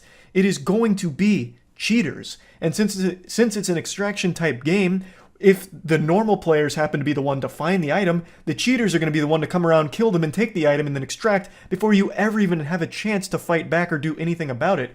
And since it's on the blockchain, it's immutable. You can't really uncheat it. You can't funge the unfungible, goddammit. The non-fungible will stay non-funged. Like, it's a problem that you won't have a solution to. There isn't a single AAA gaming developer out there right now that has solved cheating. Every single developer has cheaters. Billions and billions of dollars go into anti-cheating and to prevent cheaters because it ruins communities and it ruins the longevity of a game. If there's a lot of cheaters, people will stop playing the game because the cheaters push them out. No one's been able to solve that issue. What chance does Dr. Disrespect Studio have of making sure no cheaters exist here? And with this kind of money on the line, can you imagine the frustration, the misery, and the unbearable sinking feeling of finding an expensive item only to have it taken from you by someone that's playing unfair? It's an experience that is going to be completely new here. He's not wrong. This will be a new PvP experience, but it's the worst possible one because you won't be able to combat cheaters. It just can't happen. People are cheating all the time in every game where it doesn't even matter. Games that don't even have like a ranking system or a leaderboard or anything, people still cheat in.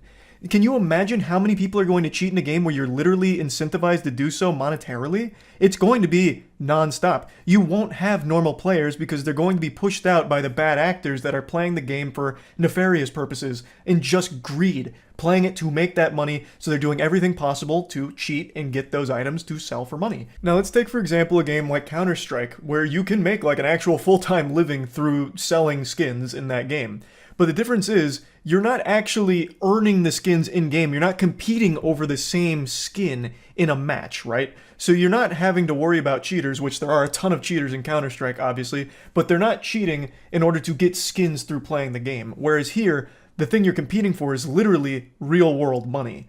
So it's completely different. The way you make money in Counter-Strike is you're getting cases, you're getting keys, and you're hoping that you get good rolls on your skin, or you're doing some other shady shit under the table for skins, but you're never actually earning them in the game itself through playing against other players, whereas here, you're going head-to-head for those NFTs that are worth the money. It's a completely different landscape. And when asked why he's chosen to have it be blockchain-stored digital items as opposed to a server-side storage like CSGO, he replied saying that he likes the idea of having the digital collectibles have functionality in a different game that comes out 7 years later.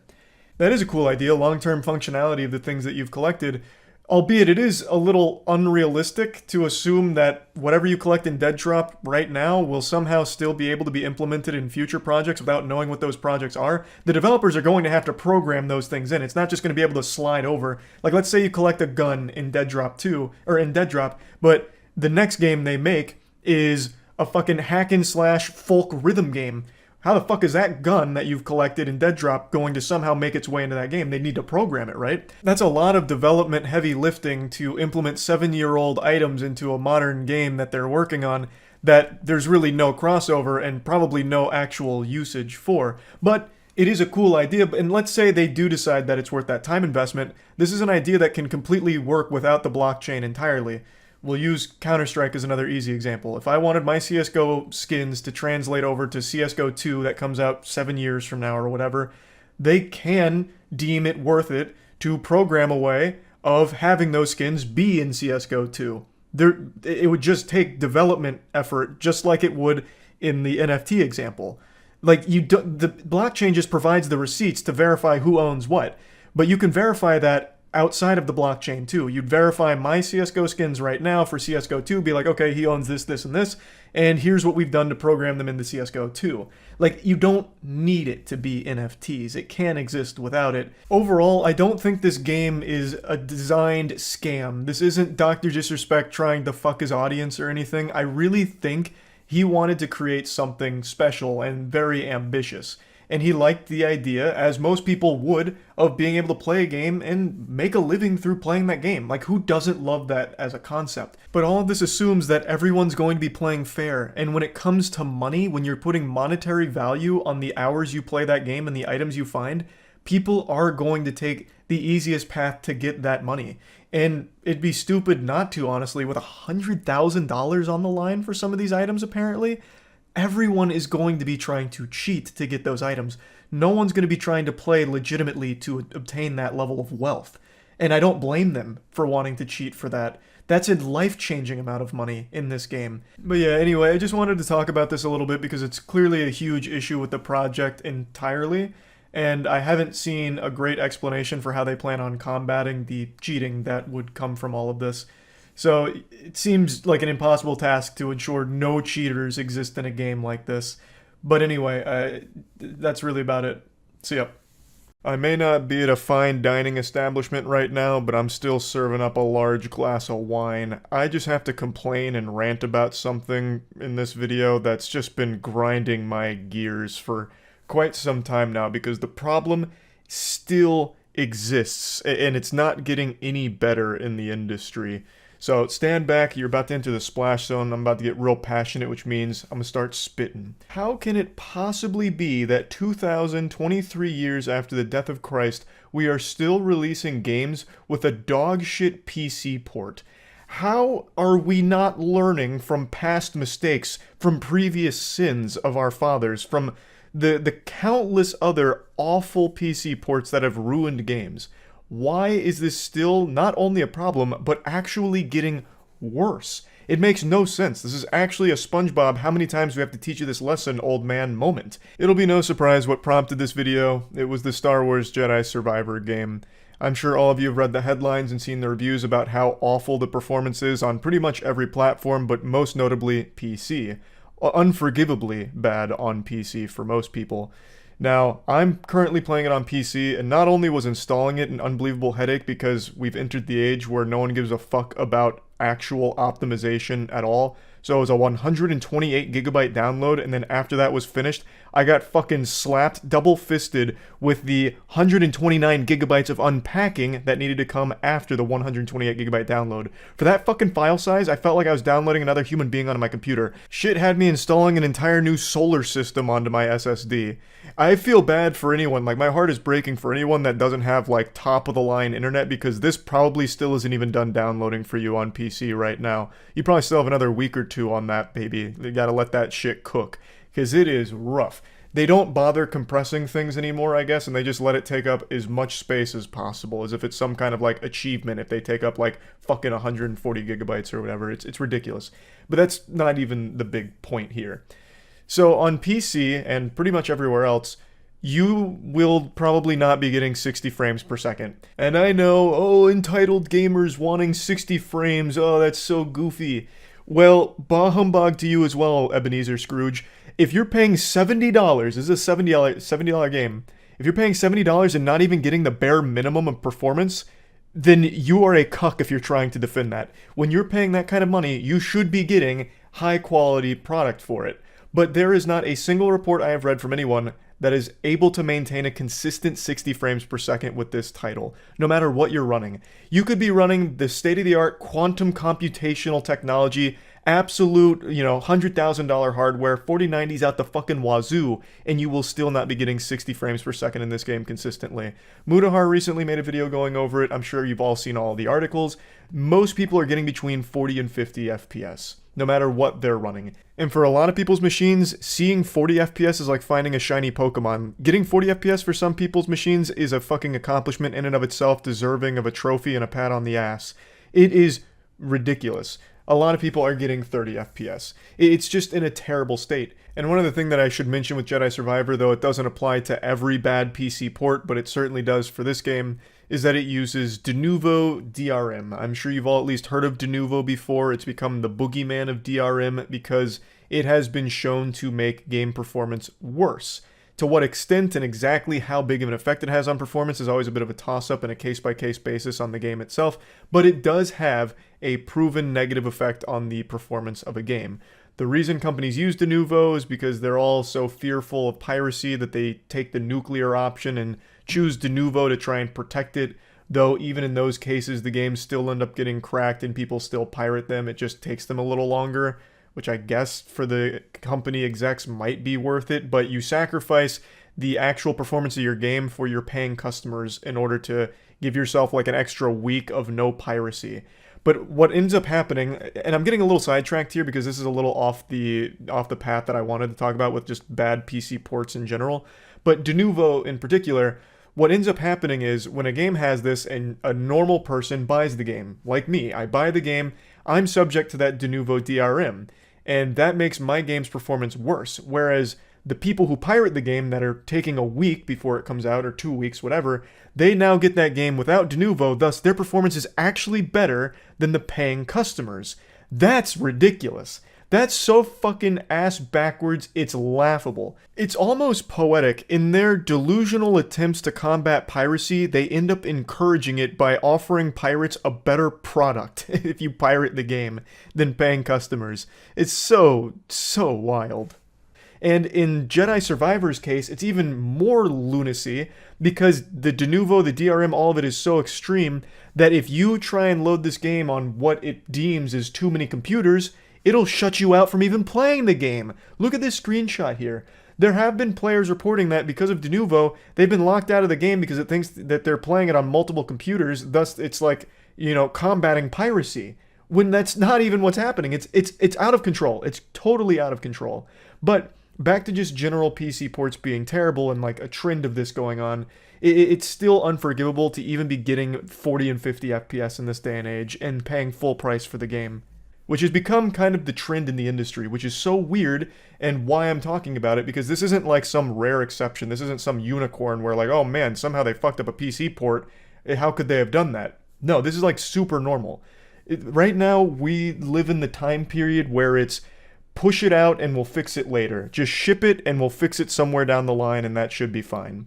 Which is trash. That's horrible business practice. And what's even sadder is the amount of brainwashed drone zombies that defend this and actually attack people that call it out, saying that they're just entitled gamers.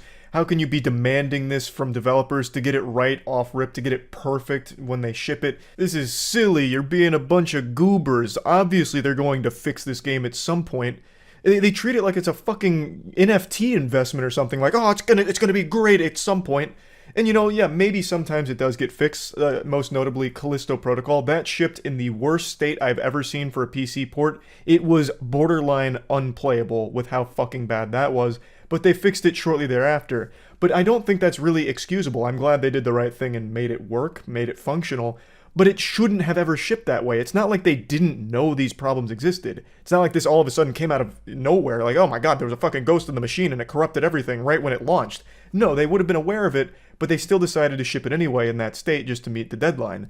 I'm glad it got fixed, but it doesn't change any of the damage done to the initial buyers here, and it ruined the reputation of that game forever, completely fucking tarnished it, wiped their ass with it. And right now that's happening with Star Wars Jedi Survivor. A game, when it launches, should be in a good state. Bugs, of course, are always going to be there. I never really hold bugs against a company too harsh unless they're obviously game-breaking and like maybe there's an incredible amount of them. But I understand bugs are always going to be present. There are just some things that you can't always get in QA testing. But just performance problems like never getting 60 FPS, constant stuttering, those kind of things, you know they're there when the game's about to ship. Now, like I said, I want to make this clear. I'm currently playing through Jedi Survivor. I am not experiencing most of the problems that the majority of PC users are with the title. I'm not getting a crazy amount of stuttering. It's definitely there. It is prevalent, but it's not like game ruining or anything like that. And I know I'm not getting 60 FPS. I think I'm more in that 45, 50 FPS ballpark, but I don't really feel like putting up the FPS counter to double check. I just know it's not 60. It's pretty clear. And I'm okay with that playing throughout the game, but I'm not happy that I was charged $70 for a game that can't even reach like the absolute baseline of performance in 2023.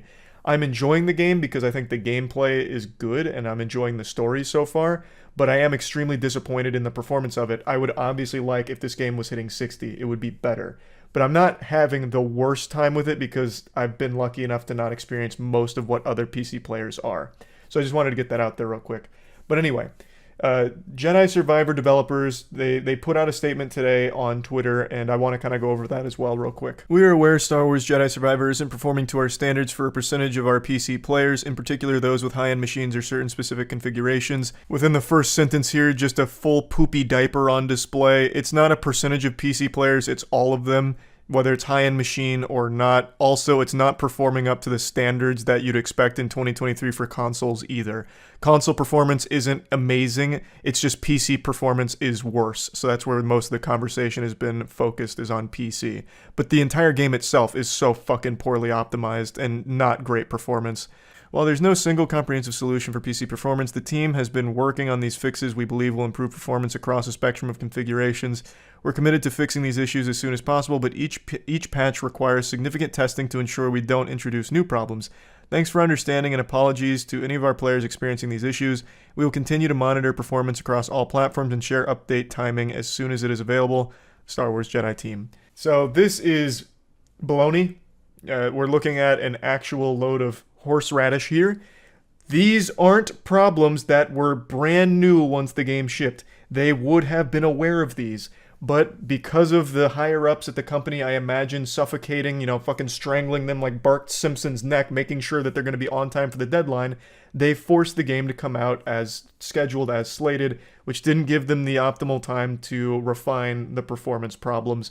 Thus, now they're going to have to play catch-up and be eating shit publicly for this in the meantime. And even after they fix it, they will still eat shit for releasing a game that was poorly optimized with terrible performance. It's just a lose-lose. Like, the only benefit here is to the higher-ups at their bottom line, like, look at all these day one sales. But then there's going to be a drastic drop-off because of all the negative press, because everyone's talking about how fucking awful the game is because of the performance.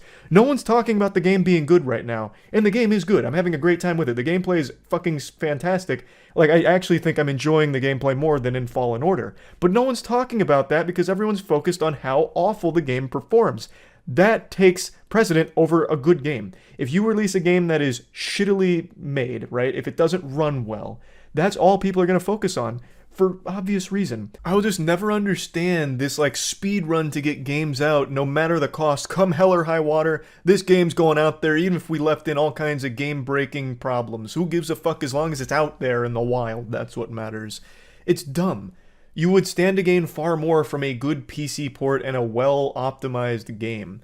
I can't wrap my head around it. I understand that there's so much bureaucracy to it now that maybe it's just totally out of the hands of the developers and really just in the hands of the suits that force it. So there's only so much they can do. I really do think that's probably a large part of it. It's not like the developers want to release a game that they know is in a bad state because they're the ones that catch the most flack for it. I mean, that's just the way it is.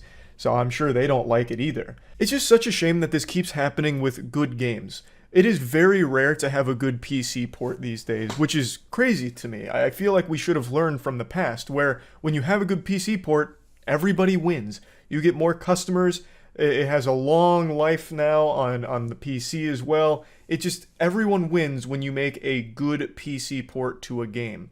I just don't understand why it continues to be an issue. Fucking Last of Us, the PC port they released, is a joke. Like, it just continues to happen. Why? I really don't understand why there is not any amount of care given to these PC performances for their games, when there is really only upsides to it. I just wanted to rant about this because obviously I play most of my games on PC. I do still console game occasionally, but it's pretty rare. Almost everything now I do is on PC. So it just always hurts to have such a shitty experience for these good games because they didn't bother to put any amount of polish on the PC port. So I just wanted to rant about that, and that's about it. So yeah.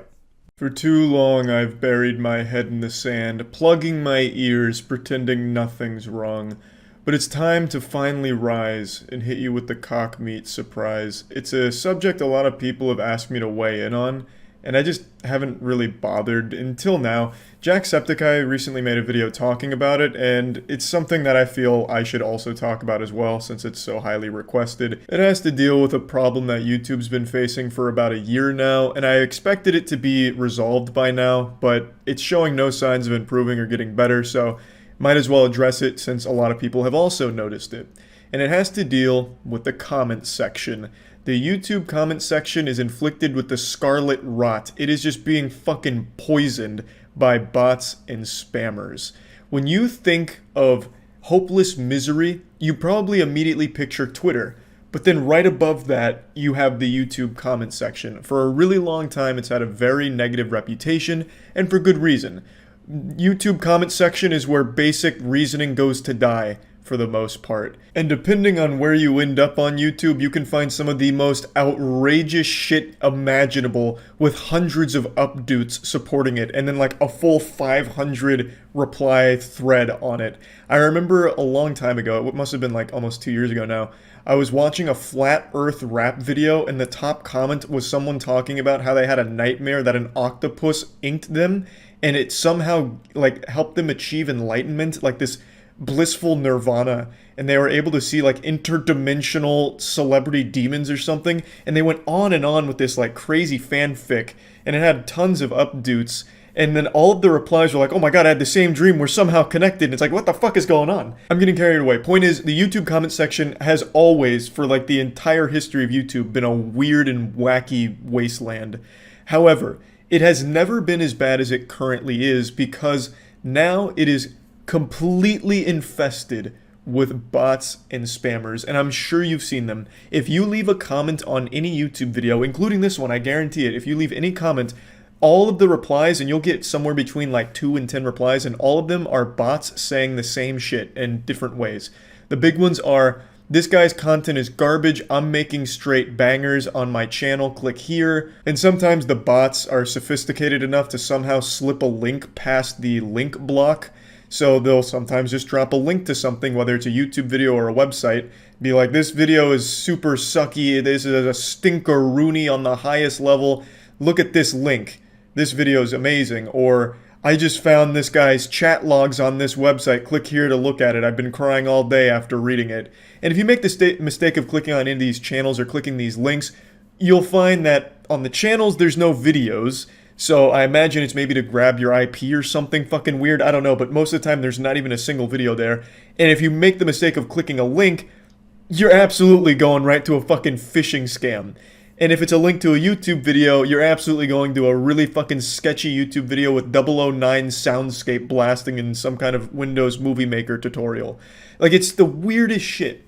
It's like the bots are somehow stuck in 2009, and yet they are still spamming the comment section on every single comment. They're replying to all of them, and almost immediately too.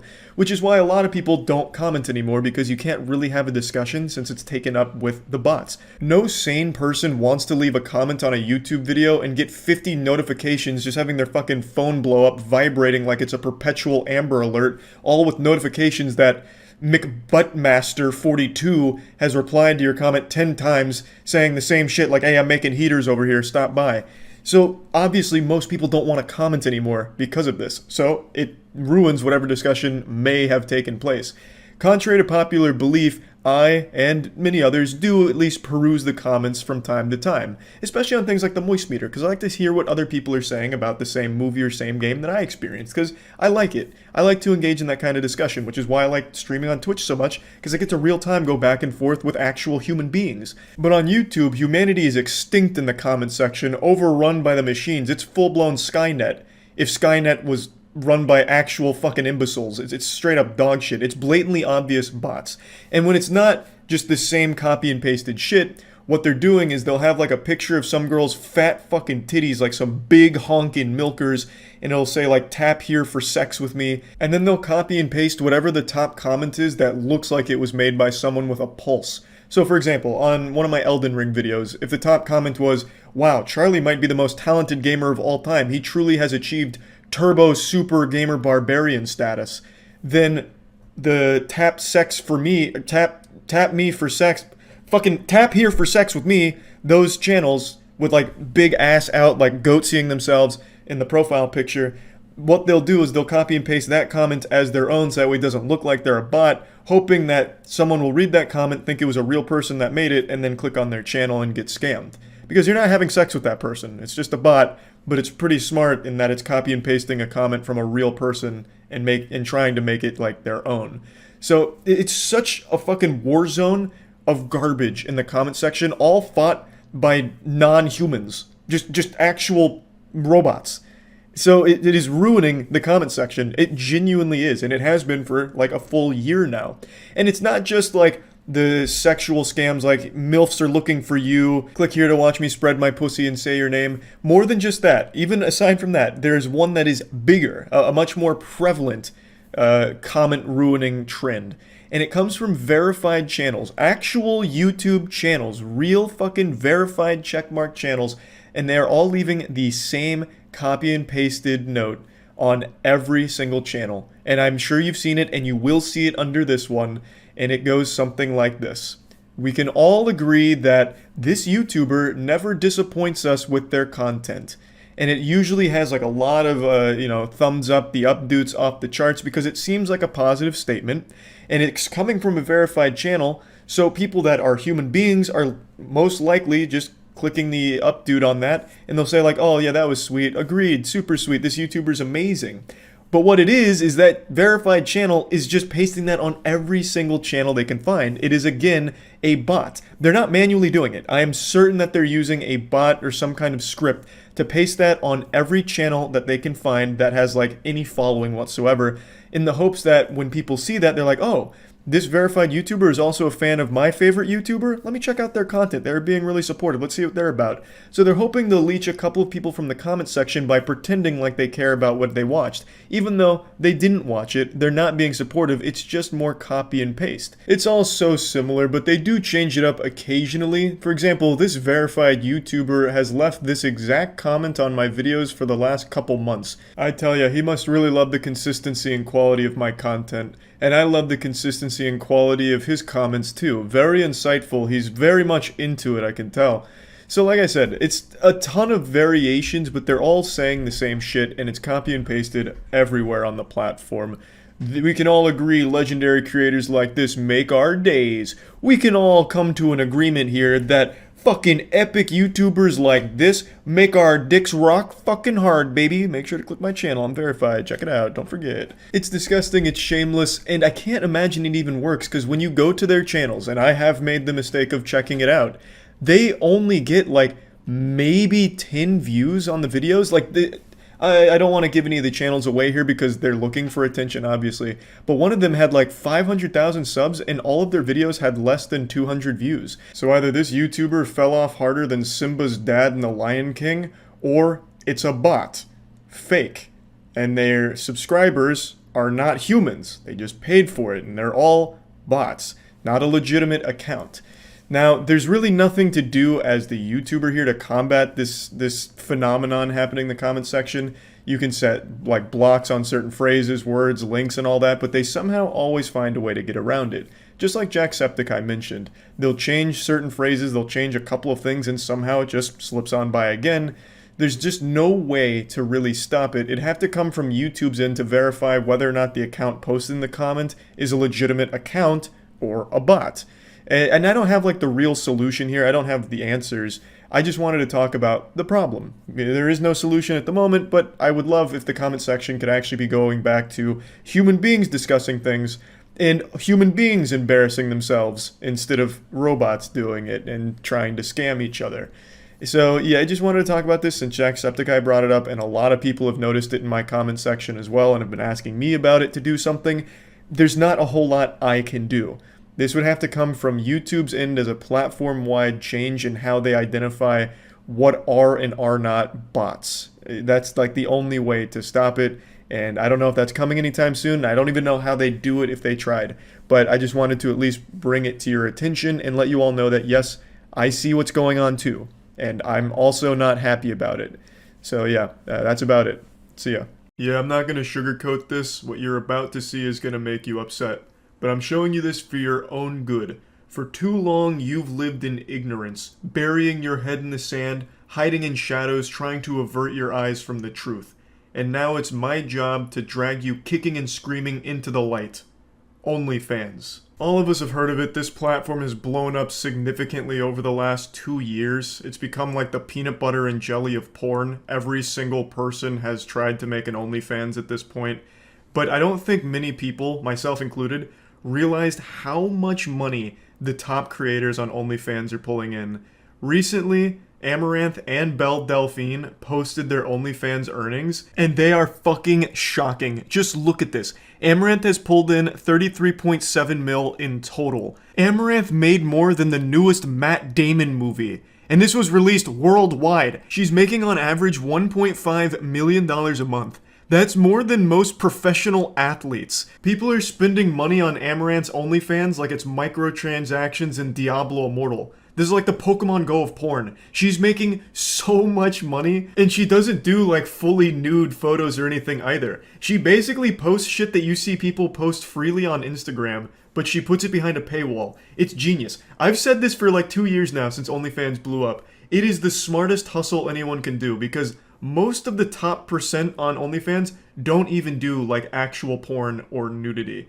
It's fucking nuts. I think Amaranth only ever posted one fully topless picture and made $500,000 off that single picture. Just one photo of her titties made more money than the majority of people will ever see in their entire lives. Imagine if she did that once a week. Like one picture every week of her bare honkers, she'd probably outsell lottery tickets. And Belle Delphine's not far behind her. Her melons are also working overtime here, bringing in fat stacks of cash. She made right around $30 million here. This was a screenshot she posted in her most recent music video. And this one's actually a more thorough breakdown of where it comes from. So we can really analyze this. Clearly the bulk of it comes from subscriptions, 22.8 million just from subs. But then in second place at almost 7 million is messages. And then deeply in last place is tips at 240k. That was actually shocking to me. I assumed tips would be like the least lucrative, just because, you know, not many people are going to come around and just toss money into the piggy bank here for free and get nothing in return. But I still thought there'd be a lot more kind, gentle sirs that would just be donating to Milady for the sake of it. So that was actually really surprising to me that it's that far behind the rest. Now I want to briefly talk about messages there. So on OnlyFans, you can set it up so that way if people want to message you, they have to pay for it. Obviously a great way of farming a parasocial relationship and getting as much juice for the squeeze as you can from it. So with Belle Delphine here, we can see she's made like $6.9 million off of that, which is really fucking smart. So every message that someone is sending to her, they're putting money behind it. It's just like leaving behind a note, do you like me, circle yes or no, with a $200 attached to it. And I imagine like 98% of these messages go unanswered, so you just toss money at the void here, hoping to hear back. And then I imagine there's people that'll double, triple, even quadruple message, and all the while paying for each one. Like going to a payphone, but only ever getting the ringtone, if that payphone costs a lot more money. It's super smart, and I'm pretty sure that's how it works with messages that you can pay for. I think you can set it up so every single message is like paid, not just the first one, though I'm not 100% sure. Either way, it's a massive moneymaker, clearly, and I really was blown away by these numbers. I knew OnlyFans creators at the top level were making a lot, but I didn't know it was 8 figures. I thought we were talking like mid 7 figures or something like that, but no, this is huge. And OnlyFans has only really blown up over the last 2 years. So this is like 15 mil a year between the two of them here. Hats off to them. And also, I want to say, I never understand why people get mad at like Amaranth or Belle Delphine for doing OnlyFans, or really any woman for that matter. It's extremely smart. And like I said, the majority of them don't even do like nudity. They're basically just posting Instagram pictures, but people pay for them. It's like free money. It's an actual infinite money cheat code. I don't understand why people shame them for it. This is just a classic example of don't hate the player, hate the game. There's clearly tons of dudes out there willing to pay top dollar for shit most people get for free. And there's no reason not to hose them down for those doubloons. Like, again, they're not even really doing nudity or anything. They're just posting, like, shit you see all over Twitter for free, but behind a paywall and getting rewarded for it. I don't know what there is to get upset at them for. You can be mad at the dudes paying for it, I guess, if you want to, but I don't think it's healthy to be mad at them either. Like, why not just make your own OnlyFans? That's the perspective I had when I made my secret feet OnlyFans.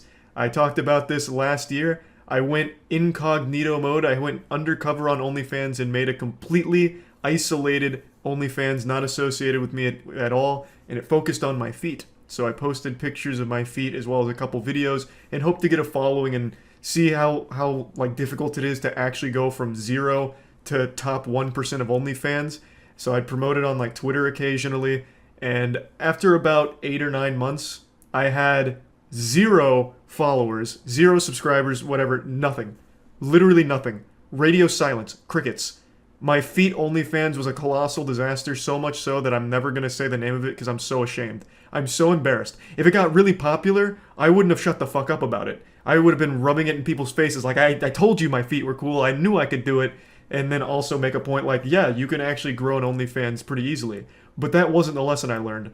I learned that my feet are probably ugly, and it's not easy to grow an OnlyFans without already being established online somewhere. So I got a little lost in the sauce there. The point is, I have nothing but respect for the grind. Clearly it's paying off. Also, one OnlyFans creator dwarfs their earnings by a lot. Danielle Bergoli, Bad Baby. She has made $50 million on OnlyFans. The day she turned 18, she started an OnlyFans and made $50 fucking million. That is so, well, A, creepy for the people that were like literally counting down the minutes till midnight for her to turn 18 and subscribe to her OnlyFans. And B, fucking wild how much money there is on the OnlyFans platform for people. That's so nuts. That is actual insanity. I really do wonder how much the #1 male earning OnlyFans creator is pulling in, because I have to imagine it's nowhere near these numbers. It's probably not even in the same ballpark. Dude's probably made like $80 on it. Like, I have no idea, because I feel like 99% of every user on OnlyFans are guys who went there specifically to sign up to one person's OnlyFans that they found on Twitter. Like, if you go to pretty much any comment thread on Twitter, could be about anything, like, hey, good news, just published my newest book, and then the comments will be like, yeah, but I just published this new shit on OnlyFans. Like, any profile you click on Twitter is going to have a link to their OnlyFans, and I feel like the majority of users on OnlyFans are these people, these desperate people that found them through Twitter or whatever, and just followed them to OnlyFans and signed up, and then are like desperately paying to toss messages at them or get their attention somehow. Like, I don't think there's a massive organic audience that goes like through a bunch of different OnlyFans. I feel like they go there specifically for individuals that they've found online or have already followed in the past.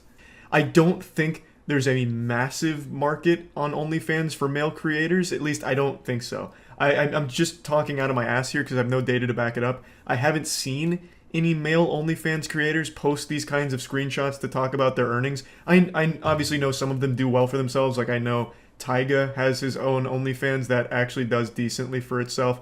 But even there, I don't know how much that's making compared to these. It's definitely significantly less, if I had to guess. Yeah, I just wanted to talk about this because I found the topic super interesting, because this is just pulling back the curtain on something I think a lot of us wanted to know, which is how much the OnlyFans top level are pulling in.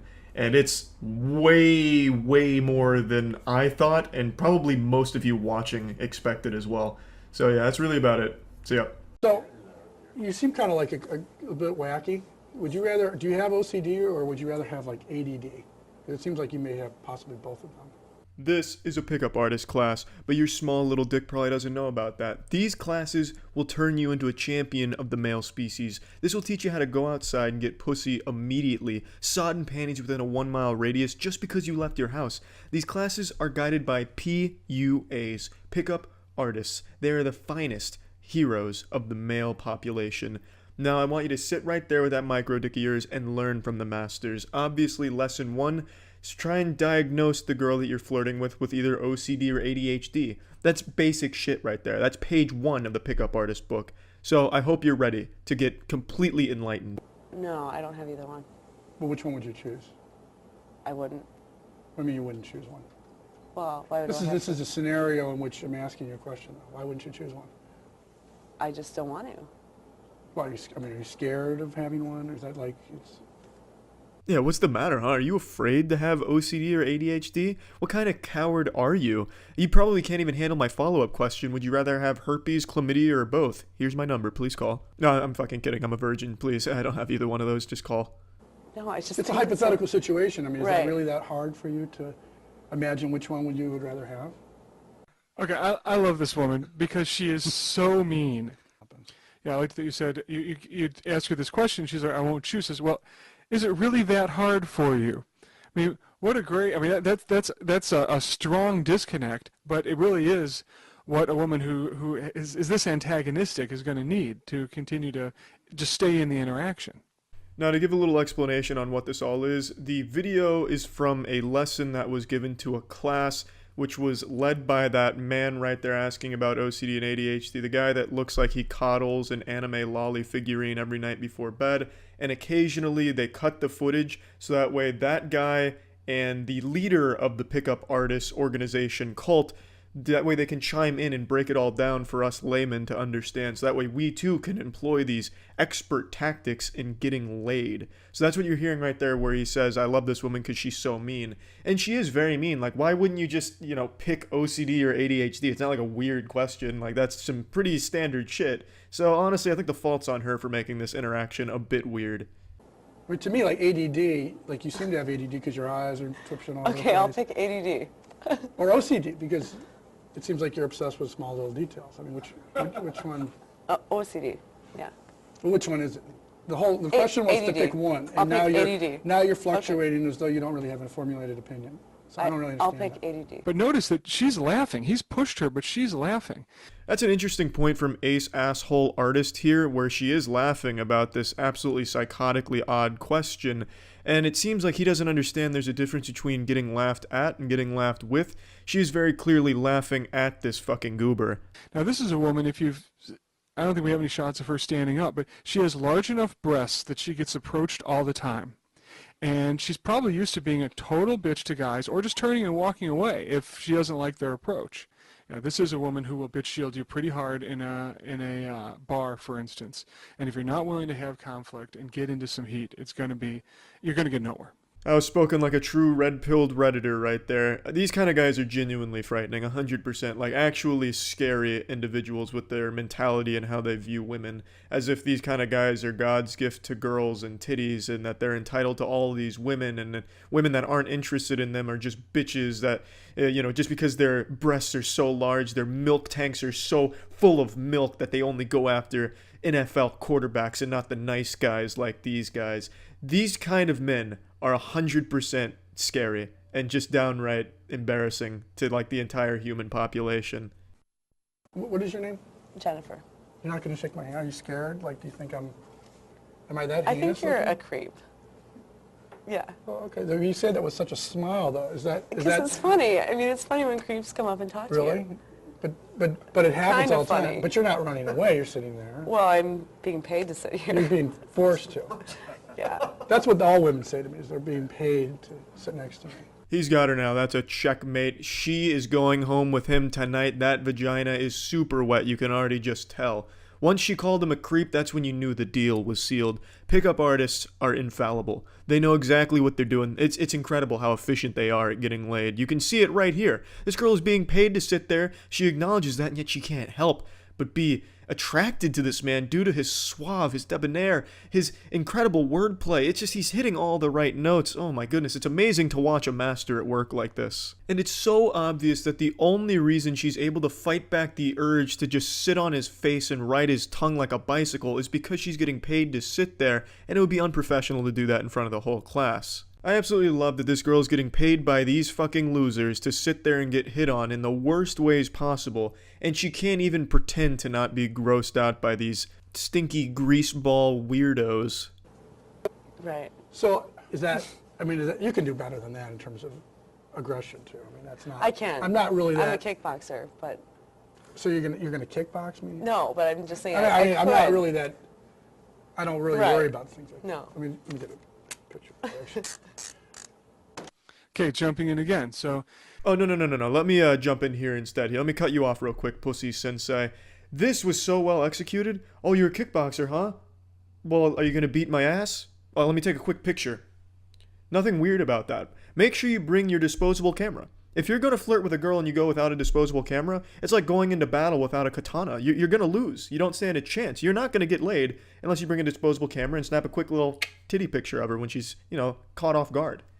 You know, most guys hearing from a woman you're a creep is going to go one of two ways. They're either going to just put their tail between their legs and run away. This is the right way of handling that. If you get called a creep by a girl, chances are you are 100% a creep and should absolutely leave. Yeah. Or they're going to be like, well, yeah, we are a total bitch. Yeah, fuck you. And basically run away. And he engaged it. He's like, well, great. What is it about, though? I love this. You can do better than that in terms of aggression. You know? Yeah, that's the neckbeard approach to handling that situation. Oh, I'm a creep, huh? Do you even watch Rick and Morty? What was your favorite episode of Rickman and Mortimer? I am a creep, huh? And I bet you don't even watch this show. Are you even an atheist? Yeah, this is a bad way of handling it. If you get called a creep, just get the fuck out of there. So, I mean, what time is it? I don't have a watch. What's your favorite restaurant? What do you like to eat? Where are you from? Are you guys learning anything? No. Is that pure sarcasm? Are you going to answer one of the questions or not? I don't know. Okay. Do I have to? No, I don't have to. You don't have to?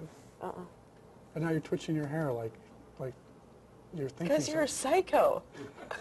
Me? Me, a psycho? That's the silliest thing I've ever heard. If you could only see my Rin Tosaka body pillow, you definitely wouldn't be saying that. Or, like my taxidermy collection, you'd be singing a different tune. You wouldn't be thinking that. That's a great joke right there. Me, a psycho. Oh, wow. Yeah. In what way am I a psycho? Probably a lot more than I know now. Really? But, yeah. Like, what do you think? Do you think I'm like a sexual pervert, or how would you? In what way would I be a psycho? I think you're more like a mind fucker. Me? Yeah. I can't imagine how you would come to that formulation. Honestly, I don't know how she arrived at that one either. You strike me as more of a wears diapers to bed, shits in them, and then cries about it type of psycho. Who then gets angry at women because there's no girls in his life to help change his diaper. So she says, you're a psycho. Now, how would you respond if a woman said you're a psycho in a bar or something like that at a party? Well, the best way to respond that we've seen, which Ron described, is like, oh, in what ways? What kind of a psycho do you think I am? You know, he's amused by her point of view, and you can see from the look on her face, she's amused by it as well.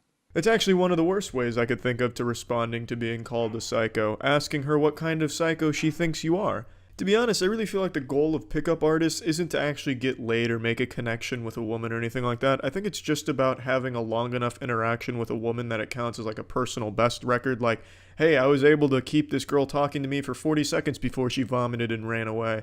New record, thank you pickup artist classes, I'm learning. Because how could anyone celebrate this, getting called a psycho and then looking at it like a good thing and then keep going with the conversation? Oh, I'm a psycho, but what kind of psycho do you think I am, huh? Like, it's fucking silly. It's scary. I don't know who the fuck would take one of these classes and listen to this and think that, you know what, these guys are right. They're making good points.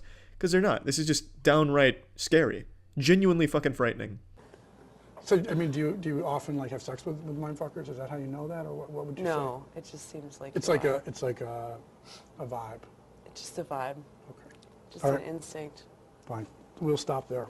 Whew, thank God he stopped there. It was getting real steamy there. There was a lot of sexual tension. You could tell that they were both really starting to feel each other towards the end there. She said she doesn't fuck mind fuckers, but I mean, it was pretty clear that she was interested in this fucking weirdo, obviously. Pickup artists are just downright embarrassing, but I love watching pickup artist shit, and I don't get it. I don't know who watches these things, what kind of desperate men will watch these things, and actually think that this is sane, rational, good advice. This is delusion, and you're gonna catch yourself on a list at some point. You're going to jail at some point if you follow advice like this man here and follow these kind of talking points. It's disturbing. It's always adorable when a villain or clown from a previous season of YouTube drama pokes their curious little heads out from the shadow just to remind everyone that they're still out there and still an insufferable loser. That's what we're dealing with today. It's a YouTuber named TechLead, and a couple of years ago, CoffeeZilla threw him into the Thunderdome and smacked him down and exposed to the world that this guy is a superstar scammer. And this week, he tried to puff out his chest and spread his invisible, non-existent lats by copyright claiming and taking down a video another YouTuber made about him that hurt his feelings. Internet Anarchist made a video kind of just going over the CoffeeZilla vs. TechLead saga from a while back, and TechLead decided to copyright strike him and openly, on camera, with 4K video evidence, admit to falsely flagging him and abusing the YouTube copyright system.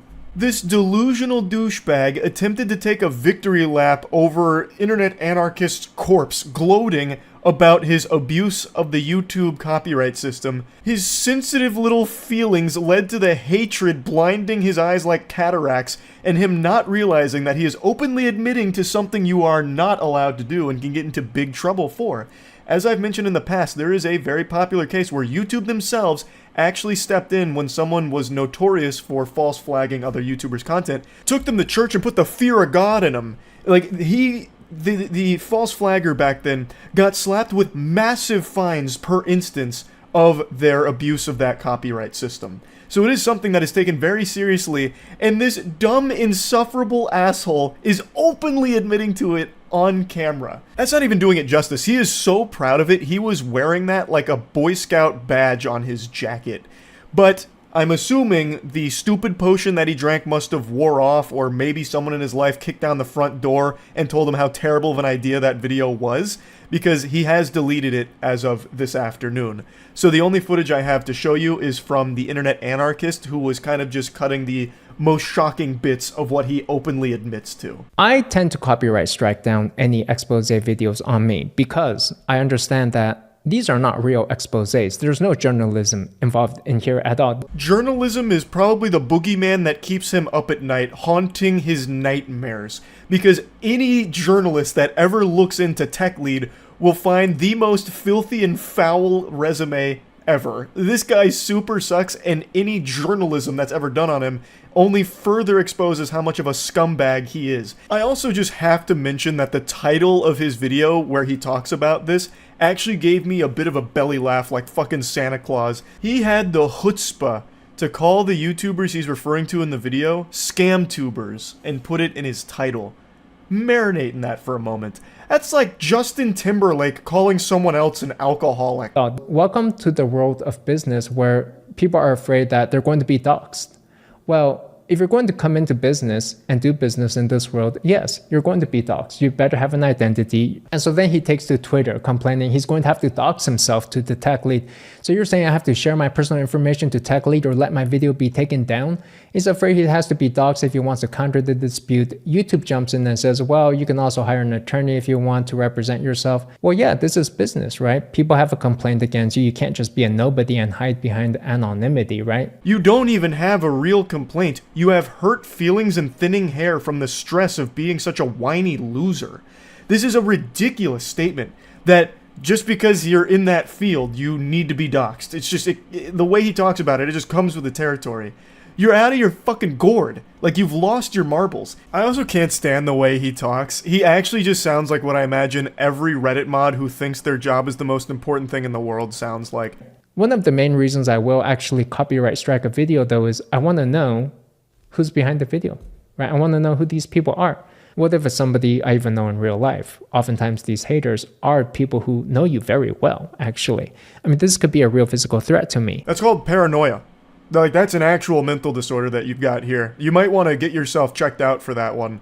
You think that someone just making a video on the history of CoffeeZilla spanking your cheeks red could have been someone that you knew in real life that could lead to a physical threat against you because he made like a video essay about it. Come back to reality, tech leads. Snap out of the genjutsu that you're trapped under here. I don't know what world you're seeing. Like, that is a crazy perspective to have on it. Like, legitimately, that is unhinged. Now, I don't think he actually believes it. Like, in all honesty, I think the only reason he's putting that there is like a cover your own ass token as like a, oh, well, that sounds reasonable to like the mind of a Neanderthal, perhaps. But anyone who thinks about that for even like an iota of a second would immediately recognize that that is a ridiculous thing to actually believe, and I don't think he does.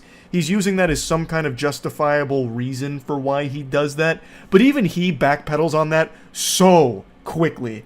Like, he gives up on that facade almost immediately. Really, these scam tubers exist only because I allow them to exist. And I can shut them down anytime I like because I own all of the copyrights to the images and audio that they're using. A complete fundamental misunderstanding of how anything in the real world works. What the fuck are you yapping about? What? No, let me go ahead and set the record straight here. They are your videos, sure. But anyone can take those videos and make their own creative pieces about them using clips from them.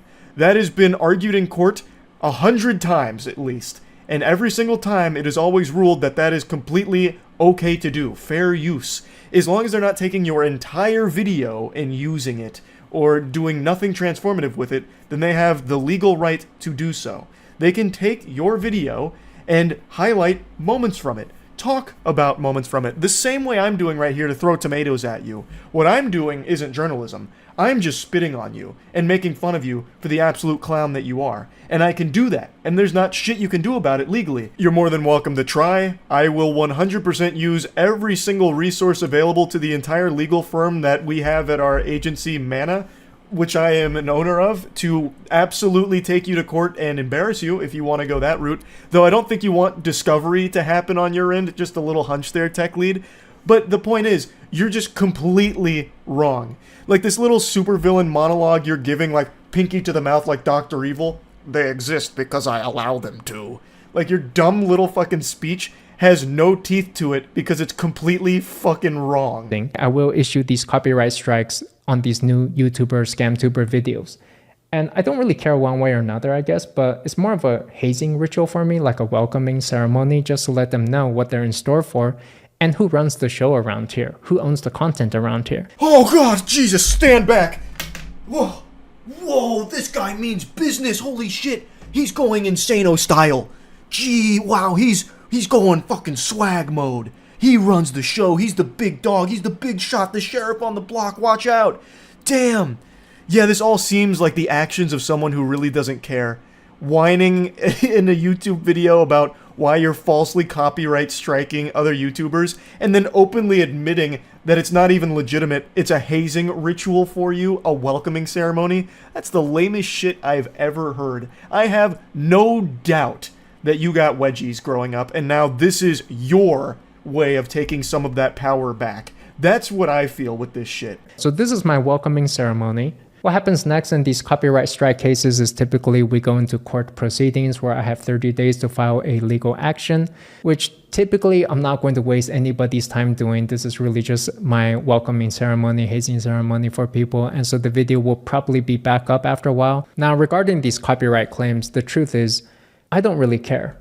If I wanted to, I could go find all of these expose videos about me and copyright strike each and every one of them and take them down and take them to court if I really cared, if I wanted to. You could absolutely try and do that. Just like I could try and do a backflip right now and probably break my fucking neck.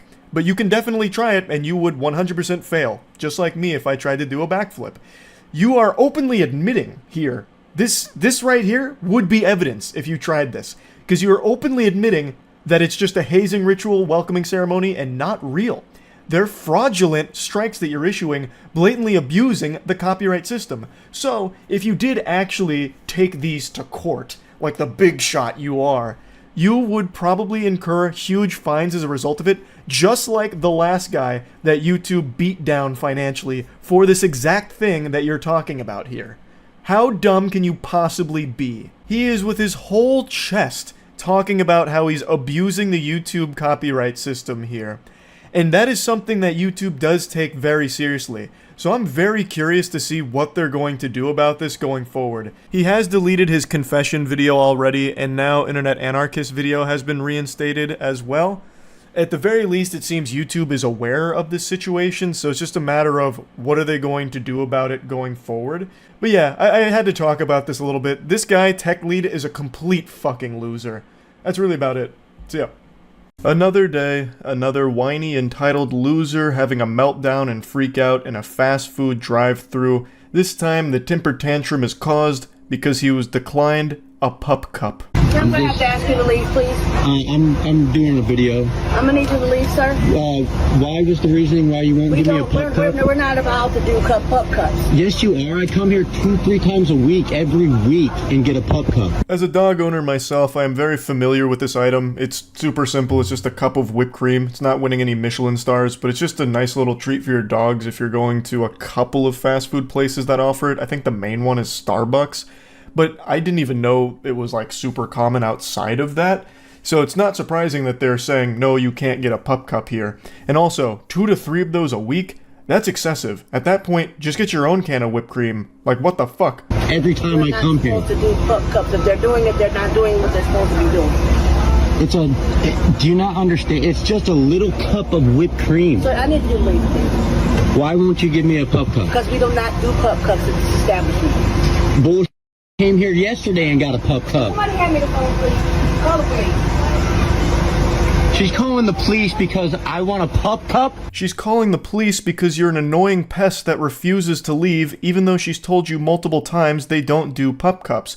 Now, if you've received some of those sacred treasures here, that wonderful cuisine in the past, it means you got lucky, and the workers probably just didn't want to deal with you because you're a headache and decided to just oblige and give you those pup cups, but it's not something this establishment normally does, and she's telling you that. You're also making a problem for the workers that were nice enough to you to give you those pup cups by snitching on them here. Just accept the no, take the L, and move on. Go to a different place that offers it, or better yet, go to Publix or your local grocer, get a can of whipped cream, and then give your dog your own personal pup cup. She has done nothing wrong, she's not being mean, she told you no, which she has every right to do. And for some reason, you're making this a huge song and dance, and for some reason, so many people have these brain worms in society today, like these parasites that infest their mind that think that they're always in the right. So he starts filming this interaction himself. What should be a shameful moment for him that should keep him awake for weeks to come is something that he is proudly posting online himself. It's embarrassing. It's super fucking embarrassing. You're delusional. You're not in the right. No one's on your side. Just leave. They don't do pup cups. And stop saying that word. It really, it grinds my ass. It chafes my fucking butt how many times he says the word pup cup throughout this video. He spams that word more often than a Rocket League player spams what a save.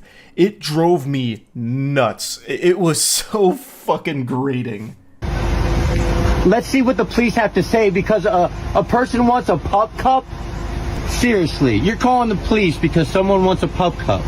That's absolutely absurd. It's absolutely ridiculous. Cassopolis, Michigan.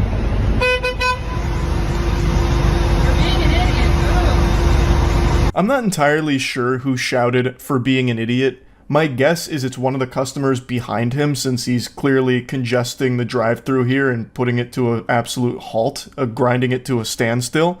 So I'm guessing they were getting mad and started shouting at him, just throwing tomatoes at this clown here. Just boo, boo, you stink, please stop, you're being an idiot.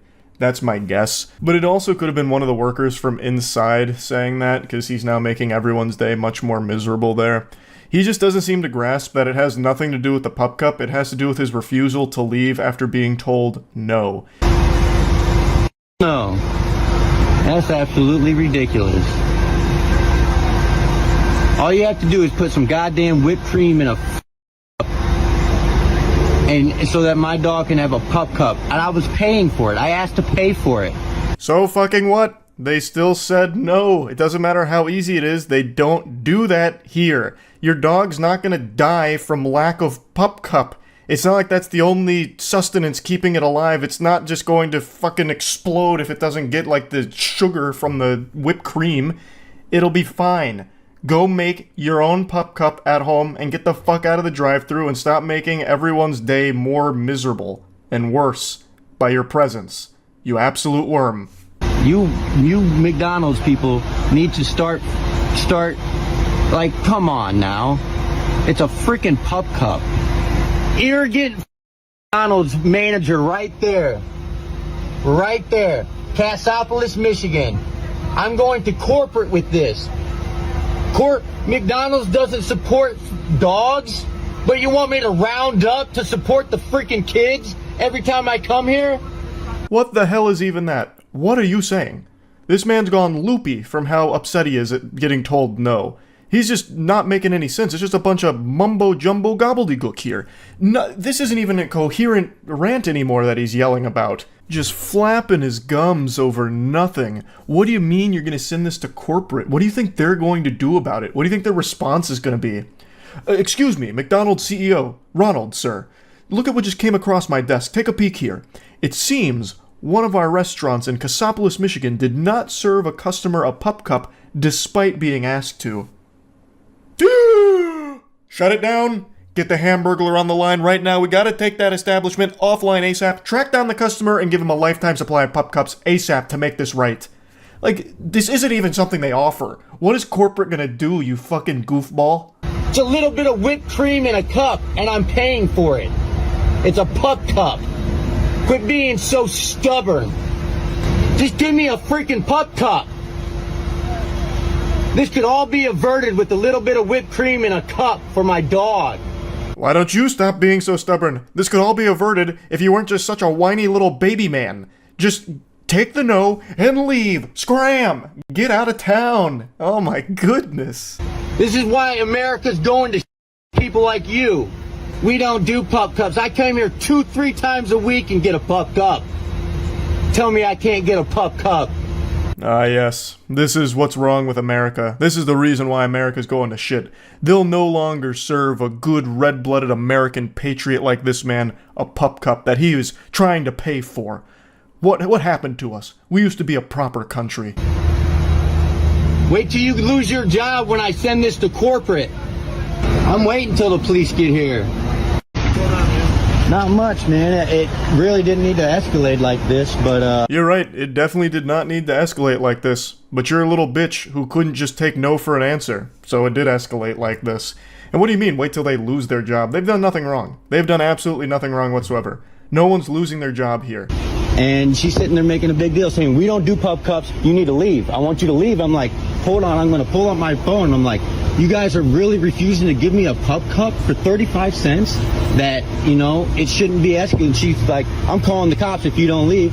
I said, go ahead and call the cops because I want to document this because they're calling the cops on a customer, a paying customer that comes here regularly. You're not entitled to a goddamn pup cup, and also you're boring the officer to death by taking him on a trip to Yappersville because you won't shut the fuck up about this. You're not in the right here, and the officer is not on your side. And in fact, it ends with him getting trespassed and banned for this. Like, I don't know what outcome you could have possibly expected here. We're just out here to keep the peace. That's what I want. You said you were screaming at him and yelling at him and videotaping and... I wasn't screaming or yelling. Arrogant McDonald's manager right there. Just give me a freaking pup cup. He tries to claim he wasn't yelling at them, and then whoever uploaded this video, I found it through Reddit, I don't think this is the original upload, whoever uploaded this easily showcased multiple instances of him yelling. Plus, he filmed all of this himself. He can easily just be disproven with his own video that he has. It's ridiculous to try and claim that he wasn't yelling. Good with you? He's good with me. Okay, man, you're banned. Find another place. That's cool. I don't know if I won't come back here. I appreciate that. I don't want to. Now he'll go terrorize another McDonald's by demanding a pup cup, and the cycle will continue. Just making a huge commotion because he refuses to take no for an answer and also refuses to just get his own can of whipped cream. You don't need to be getting pup cups 2 to 3 times a week for your dog. That's way too much, I would say. But anyway, just wanted to talk about this a little bit because, once again, another example of someone filming their own most embarrassing moment, and all the time it seems to happen at fast food establishments where people are delusional enough to think they're in the right despite throwing a temper tantrum over nothing. Just this entitlement plague that's sweeping the nation, I guess. That's really about it. So yeah. I'm about to scare you with one little word: moderators. When I say Twitch mod or Reddit mod, Discord mod, you immediately get a picture of someone in your head, and it's not a very flattering image, I imagine. You're probably picturing someone that looks like Urgot out of League of Legends. You know, someone with pizza grease dripping down their poop-stained trousers in a dark room. Some sex-obsessed loser who's always just scheming and talking about getting laid. It's become a very negative title. It's mainly just become an insult. You know, you call someone a Twitch mod during an argument like, "Hey, Buster, stupid face, you look like a Twitch mod." It's like, "Oh, why I never? What did you say to me? Twitch mod? Put him up then, tough guy." You know, it's just, it's a title that's got a very bad reputation over the last few years. And right now there's a viral clip going around where it's claiming a Twitch mod said these really weird things during a stream moment. But I met a girl who's a streamer. I went up to her, I hugged her, and I came in my pants. Wow. Hug you. Man's looking like he's about to come in his pants again just talking about it, reminiscing on the glory days of that hug. So, the title that's going around with this video is that this is a Twitch mod for a famous female streamer. And that's not exactly the truth of this situation. That's a bogus, phony baloney story here, a load of horseradish just used to generate extra clicks and attention on the video. I actually immediately recognized the guy in the video here because I'm like a fucking librarian when it comes to internet degeneracy. I'm like Jarvis in Tony Stark's Iron Man suit, just this damn near omniscient AI, but all I can fixate on is dog shit internet weird stuff. So I recognized him, and he is like a real-world anime character full of mystery and mystique. There is actually an entire pseudo-documentary about him, which I'll talk about a little bit more, but let me show you the rest of the clip before doing a full dive. I think you need to get laid a little more often. Exactly. Yeah, I was gonna say, was she hot though? Was she like super duper duper hot? Yeah. Like, I mean, it's forgivable if she was super duper duper hot. Yeah. Now, if she was only super duper hot, this would be unforgivable, but she was super duper duper hot, and I mean, I think we can all understand a little premature ejaculation from hug contact there, obviously. I mean, that's the threshold. That's the rules. So that's the clip that's really popped off, because it's a goofily, awful, embarrassing moment captured, and he is very proud about the ejaculatory experience here from a simple hug. Like, actual busted nut from a hug. I mean, that's something that you couldn't torture that information out of me. Like, you couldn't waterboard me enough to have me admit to ejaculating from a fucking hug. And yet, here's this man at a bar just telling it like it's an old war story or something, and he's got like an audience around him that's like, "Oh, interesting there, brother, what the fuck?" Yeah, it's a very weird clip, and people keep pointing and laughing at him, obviously, but they also keep calling him a Twitch mod, and that's just not accurate. Now, full transparency here, there is a possibility that he was at some point someone's Twitch mod, but it's not who they were claiming, and he's not known for being a mod of any popular streamers or any female streamers for that matter, but there is a chance that he does or has modded for someone or some people in the past. That information I don't fully have knowledge on, but I do know a lot more about this guy than most people seem to, which is surprising because he's actually very well known in the Twitch community. There is a whole documentary about him.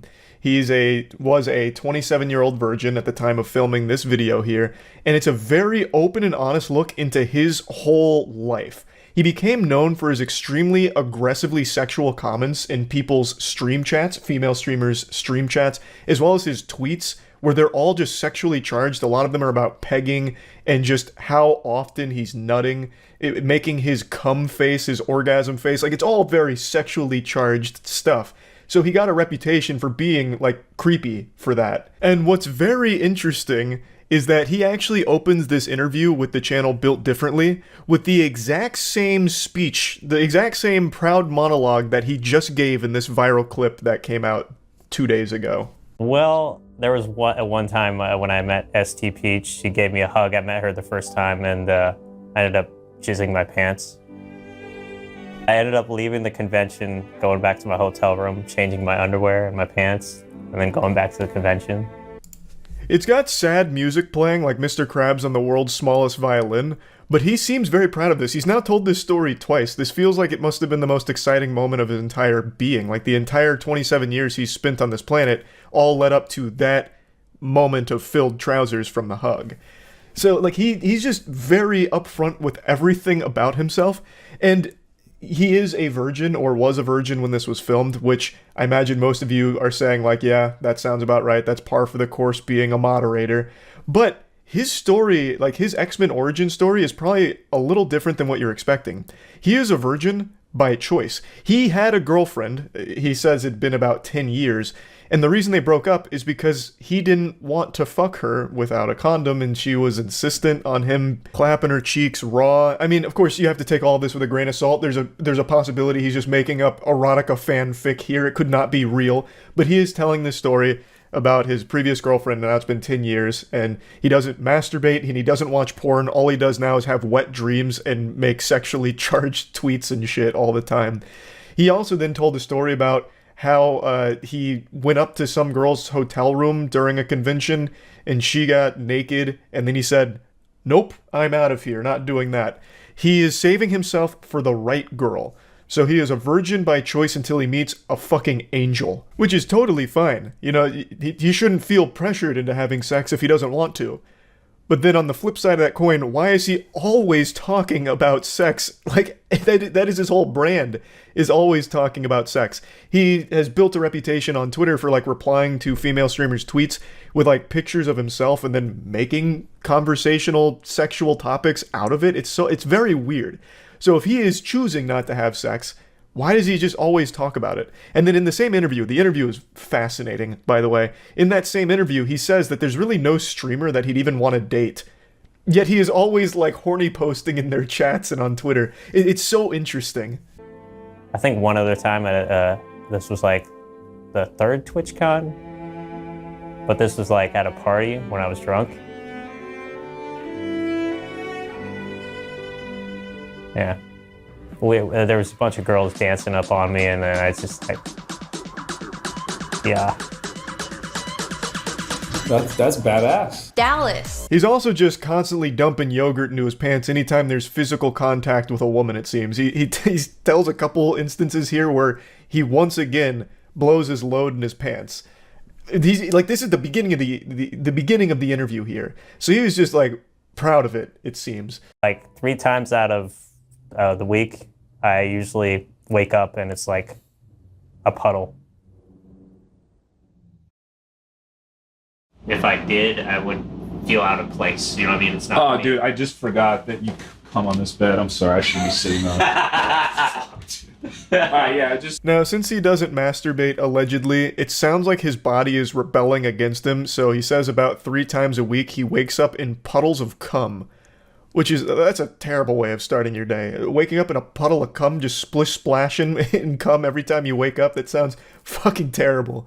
And what I want to talk about briefly here is the way his room is decorated. You can see all of the Twitch merchandise, Twitch everything, and then a Twitch streamer's photo on the shelf behind his bed.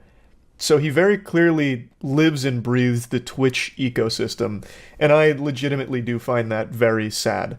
I don't think anyone should make a hobby their whole personality, no matter what it is. Whether you're a big fan of Twitch streamers or anything like that, it should never become your whole personality, where everything you do kind of revolves around it, and that's the impression I kind of get from him, where he spends so much time in all of these streamers' chats, and a lot of what he says is sexually charged, and it translates into the real world where he has all of this Twitch stuff everywhere, including like a picture of a streamer that he really, really likes. It almost makes it seem like something out of Hey Arnold with Helga and like the monument she builds for Arnold.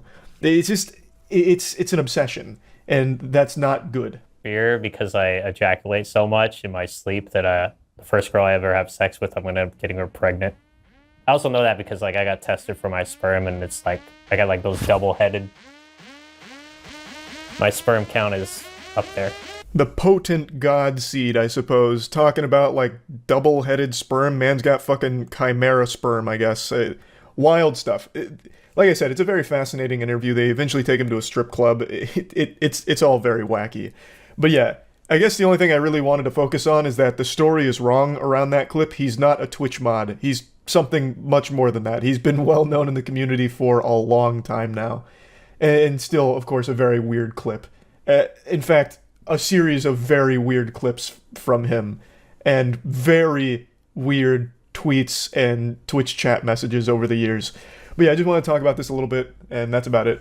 So yeah, there's a long list of people I'll never have respect for. Cheaters, drunk drivers, animal abusers, murderers. Yeah, that's right, I'm not afraid to say it. I'm not going to censor myself. I think you gotta be a real jerk to kill someone. Standing wipers is another one. I don't understand what kind of psychopath would stand up after doing their business to wipe when the toilet seat already spreads your cheeks, giving you the optimal angle of entrance to your butthole. Doesn't make any sense. You're adding extra steps and more of a nuisance. And another thing that I'll never have respect for are pathetic scumbags that abuse the YouTube strike system because their feelings got hurt. And that has been happening quite a bit lately on the platform. It's been an incredible week for little slimy weasels that like to use the YouTube strike system because someone made a video they weren't overly happy about. So I wanted to march on in here and administer some wedgies and shoot spitballs at these fucking dweebs that are doing this disgusting weenie behavior where they're abusing this YouTube system to try and get rid of videos that said not nice things about their content. The first one I want to cover is from this YouTube channel, Penguinz0.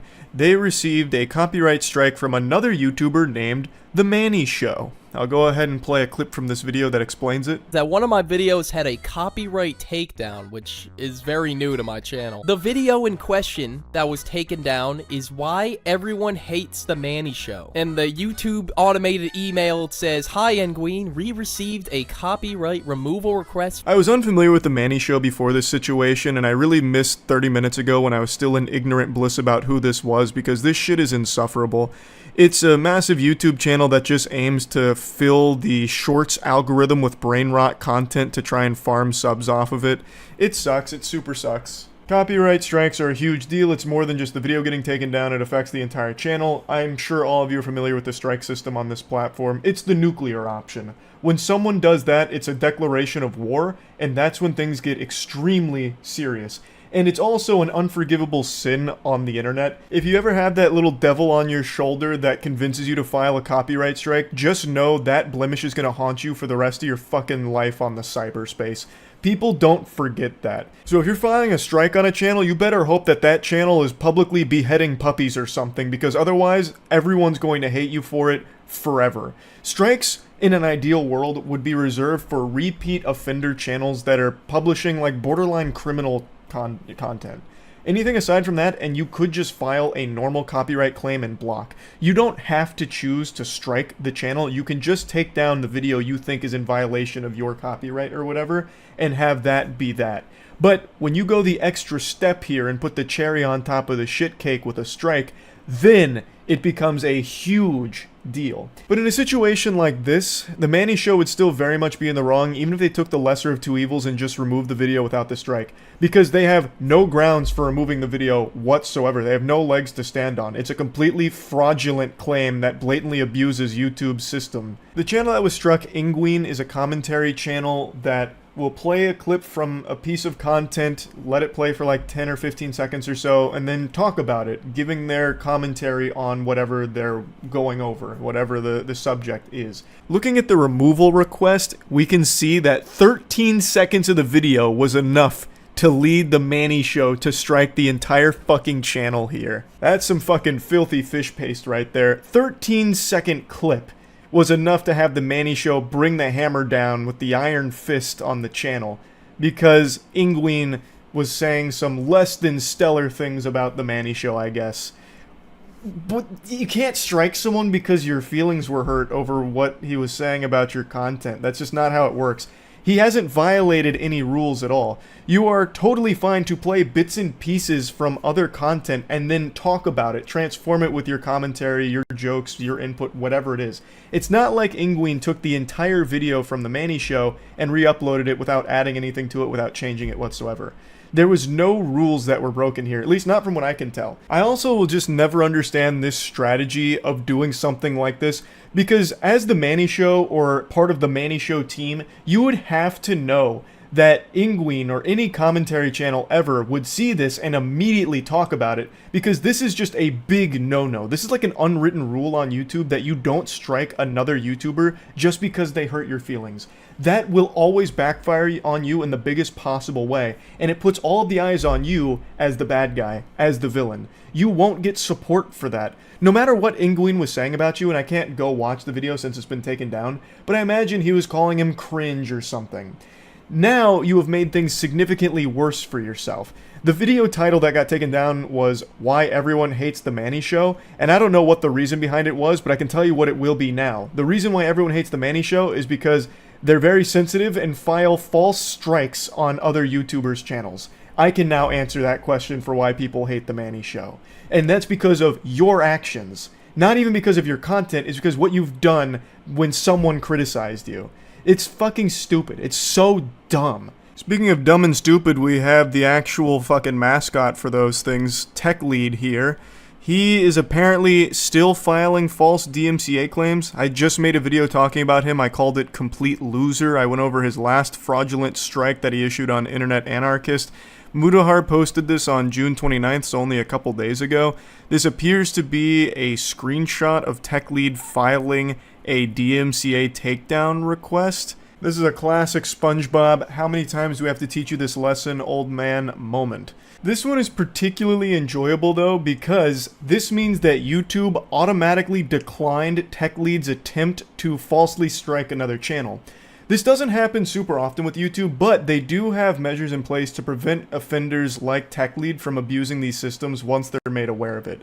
So what happens, and I've seen it a couple of times, what happens is you take one of these fucking worms like Tech Lead, they file a takedown removal request. YouTube will then start processing it and realize that this is just a bunch of hooey. So YouTube will actually send you an email making you aware that someone tried to target a particular video for a particular reason. In Mudahar's case, that video from a Tech Lead segment. And they tell you that they are not going to take any action because they believe it's fair use, but they want to put it on your radar in case you want to do something with that information. The reason they state is in case you want to delete it just to be safe, to avoid any kind of like legal ramifications if they decide to go above the YouTube strike system. So they just give you that information so that way you can plan your next steps accordingly, whether it's deleting the video or contacting the party directly. So that's why Mudahar has that copy there of the Tech Lead DMCA. It's because YouTube thought it was such a load of barnacles that they didn't even bother fucking with it. They just threw it into the trash pile right away, but sent a copy to Mudahar to basically use as toilet paper if he wants. That is so poetic for Tech Lead. YouTube won't even take him seriously anymore. I'm surprised they haven't taken legal action against him since he has openly on record admitted to abusing their system, which is a legal problem. That is actually him admitting to some very bad activity that YouTube could absolutely slap him for. And I think they probably will. This is leading me to believe that YouTube is now very much aware of Tech Lead and what he's doing, and I really think YouTube might take actual action against him for this garbage. Now maybe I'm huffing copium like crack here, but it really to me does seem like YouTube might do something. They're declining his DMCAs without even bothering to process them anymore because they must be aware that this is just bogus. Like it's fake, fraudulent. So maybe they'll do something against Tech Lead. I think they absolutely should. And this has nothing to do with his false DMCA takedown strike crusade that he's going on, but I have to talk about this because it was so pathetic.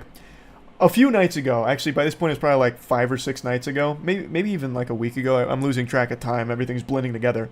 But I was streaming Elden Ring, I was playing the DLC, and I saw Tech Lead poke his curious little head up in my chat. And he would cheer on whatever boss I was fighting at the time, like, go get him, demon guy, beat his ass, that kind of thing.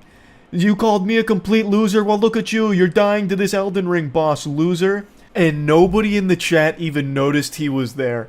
He's such an insignificant fly that even his attempts to try and stir up shit in the chat didn't work. It just flew under the radar because no one gives a fuck about him. But I saw him because I'm always paying attention to the chat. It's the most fun about streaming, is interacting with the community. So I saw a tech lead in there, but I didn't call any attention to him. I just sat there and just looked at what he was saying. And I know he started fuming because I'm actually good at Elden Ring. So he came in during the Mother Finger boss fight, and it only took me like 5 tries or something on that boss.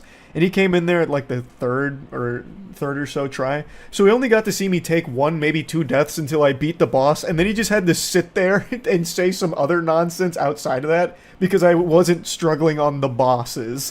And I just found that to be so embarrassing that this grown-ass man would take like 30, 40 minutes, whatever it was, out of his evening. And it was late too. It was like 2 a.m., 1 a.m., something like that. To hopefully watch me struggle on Elden Ring bosses and then not even get the pleasure of seeing that. Now, if he came in later and saw me on the final boss, he would have had quite a spectacle, because that boss is fucking brutal. That took me like almost 3 hours to beat. But he came on the bosses that I was able to just fucking slap around and put the smackdown on.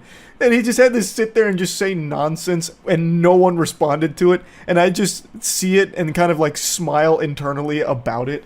I just had to point that out. I found that to be like so embarrassing. I don't know how he went to sleep that night with that level of shame. Going into my chat to try and start shit only to have no response from anybody. Just straight up crickets. So I had to mention that since we were already talking about this loser anyway. But yeah, I just want to talk about these 2 cases here because within just a week, we've already seen 2 YouTubers, again, falsely strike or attempt to strike other channels for nonsense reasons. And I think that shit sucks. That's about it. See ya. I've got good news and bad news, and I've always found it's better to get the bad news first. Just go raw and no rubber and hit you with the cold water right away. Force feed you the vegetables so that way the dessert tastes even better. The bad news, I'm about to show you an insufferable asshole, perhaps one of the most miserable people to listen to on the planet. The good news, he's about to be arrested. Let me introduce you to Johnny. Johnny is the epitome of turbo virgin. I know this word gets tossed around a lot, but he is a self-proclaimed incel and one of YouTube's most prolific stalkers/women harassers. This goofy goober looks like if Raymundo from Rocket Power and Tommy Wiseau did a fusion dance and created the world's most socially inept asshole. Now, Johnny's whole shtick was he would wait outside of bars, clubs, and even parking garages, literally just fucking live in parking garages, until he saw the slightest hint of a human female nearby.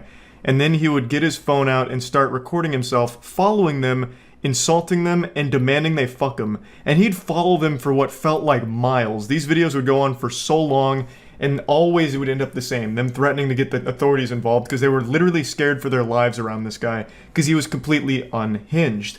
And he continued this shit for about a year. I've known about his pitiful existence for quite some time, but just never really wanted to bring any attention to it for obvious reasons. But now, he pushed the envelope a bit too far and flew a bit too close to the sun, and his tiny little micro dick burned up. He actually assaulted a woman who defended herself from him. He pepper sprayed her, and it was after he instigated the entire conflict. And now that video has surfaced and the authorities have gotten involved, and they're looking to arrest him and potentially charge him with assault with a deadly weapon, as well as a hate crime and the discharge of tear gas. The article also alleges that he was recently arrested after getting kicked out of a club with his friend, and while getting escorted out basically claimed white power and some other shit like that, which sounds par for the course for a fucking homunculus like this guy.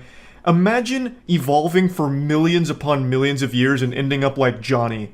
What a bad fucking deal. Just an actual shit stain on the planet.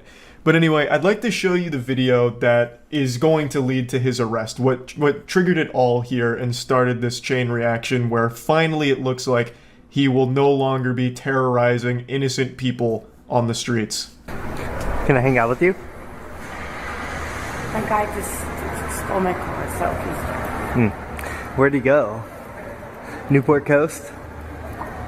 Huh? Can I hook up with you? What kind of vagina do you have? Is it an innie or an outie? Does it have beef curtains? I'm gonna call the cops if you don't. Yeah, fuck you. Yeah. You're annoying, dude. Why are you calling me? Because I want to fuck. That's his real voice, by the way. He's not putting on some kind of show. He's not playing a character. He genuinely sounds like one of the Looney Tunes character Inhaled Helium forever. It actually just sounds like he's making fun of a stereotypical incel demanding tindies from mommy.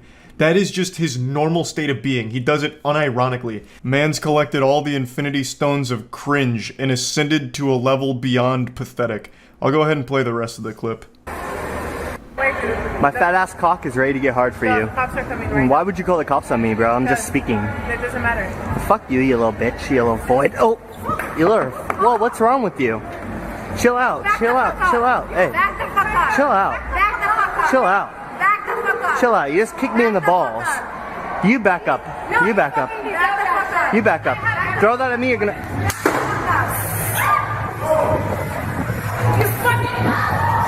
It's an absolute shame that he didn't lose his footing and fall down the stairs in front of him. I've never prayed so hard for shoelaces to malfunction in my life. So yeah, the guy's obviously a coward. He carries pepper spray because he'll push people to the absolute edge, and when they finally do, like, defend themselves, he'll just pepper spray them. Now, of course, there's almost zero people in the world that like this guy and can stand to be around him. I imagine even his own parents drink themselves into a dreamless slumber every single night, just regretting the day that they conceived this failure. But I did see on Twitter a couple of people blame the woman here, saying she assaulted him first. Now, of course, Twitter is just this disgusting cum dumpster of the most brain-rotted clowns imaginable, but I did want to at least talk about it. There's such a drastic difference between throwing a shoe after being verbally harassed for however many minutes before filming, because he was doing this even before he started filming. This is only a piece of the video. To be harassed that long and then just respond by throwing a shoe is completely different than getting fucking pepper sprayed. It just can't even be compared. That's like if a kid shot a spitball at you and you responded by hitting them with a sledgehammer. Pepper spray is hardcore. It's a legitimately painful experience from everyone I've ever known to be pepper sprayed. They have said it's the most painful thing they've ever experienced. Luckily, I haven't been pepper sprayed, but I know from what I've seen and the people that I know that it is something that isn't just laughed off or something trivial. So it's just not even in the same ballpark. And she did it in what I consider to be self-defense. This was like 3 a.m., the witching hour, don't summon Freddy Fazbear at 3 a.m. kind of shit. Like, this is haunted. This guy is hanging out at a parking garage in the middle of the night, being fucking creepy and weird, saying things like my hard cock is ready for you and shit like that. You don't know what he's gonna do. That is a dangerous person. So to like get him away from you and throw a shoe, I think is like an appropriate response. And especially because he already proved you can't just walk away from the confrontation, because he had just previously followed a woman all the way to her car who was panicking, making up a story about having her car stolen and visibly uncomfortable and worried for her own fucking life. So her trying to scare him away like a pigeon on the beach was really like the only thing she could do to like diffuse the situation and make him stop. And then he responded by ruining his life with the pepper spray, because now he'll be arrested for it, and I cannot fucking wait. I think that is extremely exciting news that this guy is finally going to face some serious repercussions for this shit, because it's been going on for quite some time. He has a long history of doing this shit without remorse, and this is beyond deserved. I'd like to show you just one more clip that survived when his channel got nuked. This is just another example of the kind of shit that he would do on a regular basis. Hey, are you single? I'm sorry, what? Are you single? Yeah, I am. Oh, you think I'm hot? Oh, I didn't say that. You don't think I'm hot? I can't even see you without my glasses. Oh, really? Do you live here? I don't even know Do you want to hang out? Probably not right now because I'm not even. What are you going to do later? Sleep? Can I come sleep with you? You don't want a massage? No, I'm good. Luckily, she eventually escapes from the 7th circle of hell there, but this was his content. This is all he would do. He would just wait to find women pretty much anywhere, really, and make them as scared and uncomfortable as possible and film it.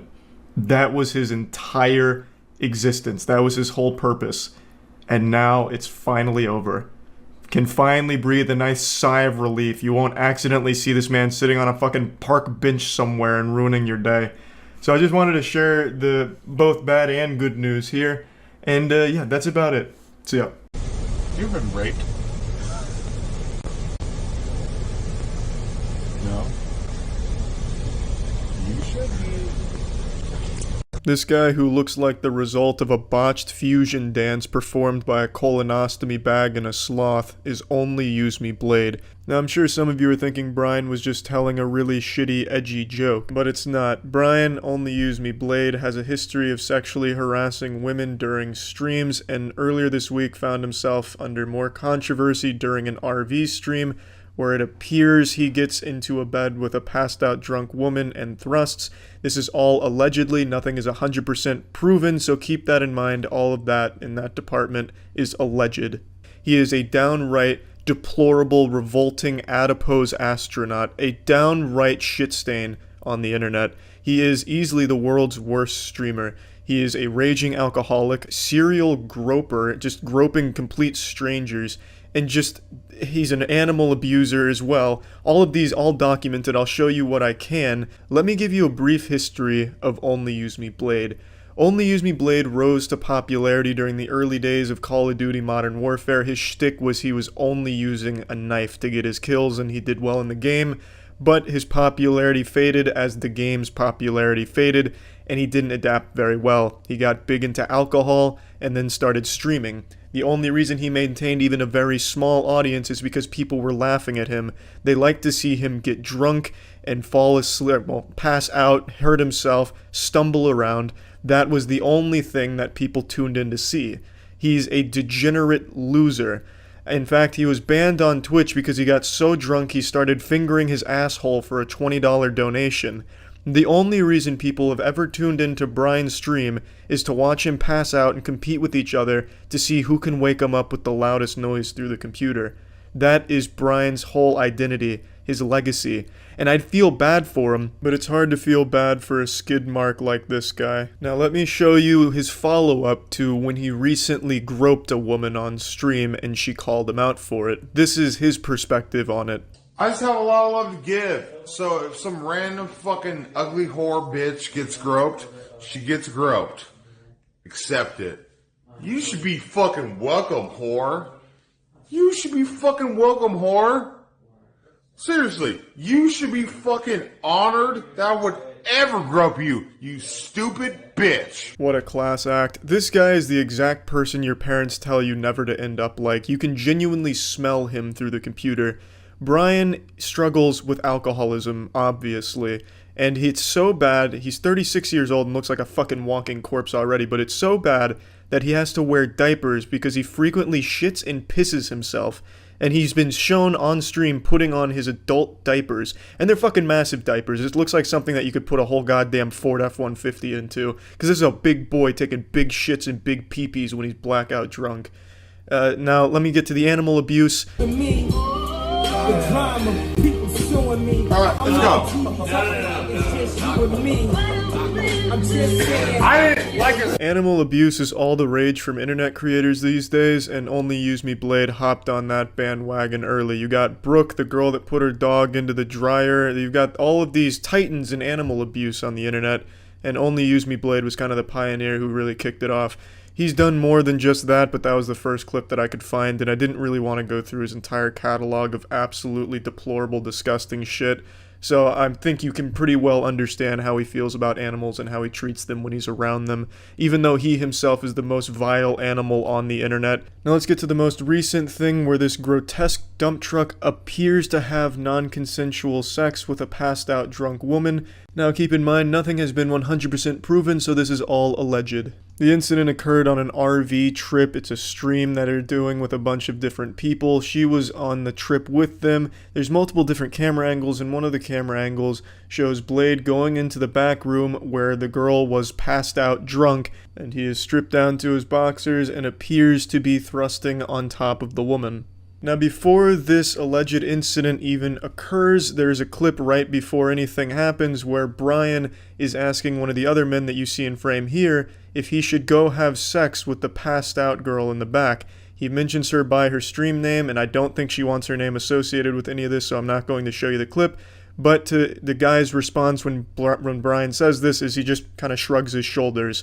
Every man on this fucking RV that you see here is such a piece of shit. It's unbelievable. It's like this RV is a giant pile of dog shit, and these are just subhuman flies feasting upon it, festering in this cesspool. It's fucking gross. This is the clip where the alleged incident actually is occurring on camera. I've cropped it out so you can't see it, but just out of frame, it seems as though Brian is making a thrusting motion on the bed. He's a massive man, so you can see the covers moving back and forth, and his legs are moving quite a bit as well, trembling under the body weight that they have to support. But this alleged incident is occurring at this time in the clip. Another extremely sad thing about this whole situation is the Reddit community that's trying to defend it. It's like a propaganda machine. They released like an Illuminati video trying to debunk it scientifically, but it's really poorly made and you can clearly tell it's made by a 15-year-old. And as you can read, their excuse is basically the RV was bouncing, which explains why the covers were moving the way they were, but it doesn't explain why they were moving at the same speed, the same interval during this alleged incident that occurs, and his legs were shaking due to alcohol shakes. And then throws in like this conspiracy bullet point list on why people would be making it up, and it's obviously never even occurred to this psychopath middle school lunch table loner social outcast 15-year-old that the reason people are upset is because they feel as though they may have just witnessed a crime and a really horrible thing, because in this alleged incident the footage looks very bad and disturbing. And for some reason, as these fucking paranoid gang-stalking conspiracy points like, oh, they're coming after our entertainment, the normies are flooding in, white knights. It's unbelievable, and it's just fucking pathetic. It's not rape if they don't have an orgasm. Fuck it. And okay, I don't think if this shit is like, I don't think I should just be on stream doing this shit. That was a clip of the girl reacting to a video that detailed the entire situation, and then she goes offline. I'm gonna give you a quick little montage of Brian groping women on stream. If you just search Only Use Me Blade, the first 20 or so results are just clips of him groping women that aren't interested in him. His name, Only Use Me Blade, is basically just synonymous with vomit and grope. You got a ring. You got a ring.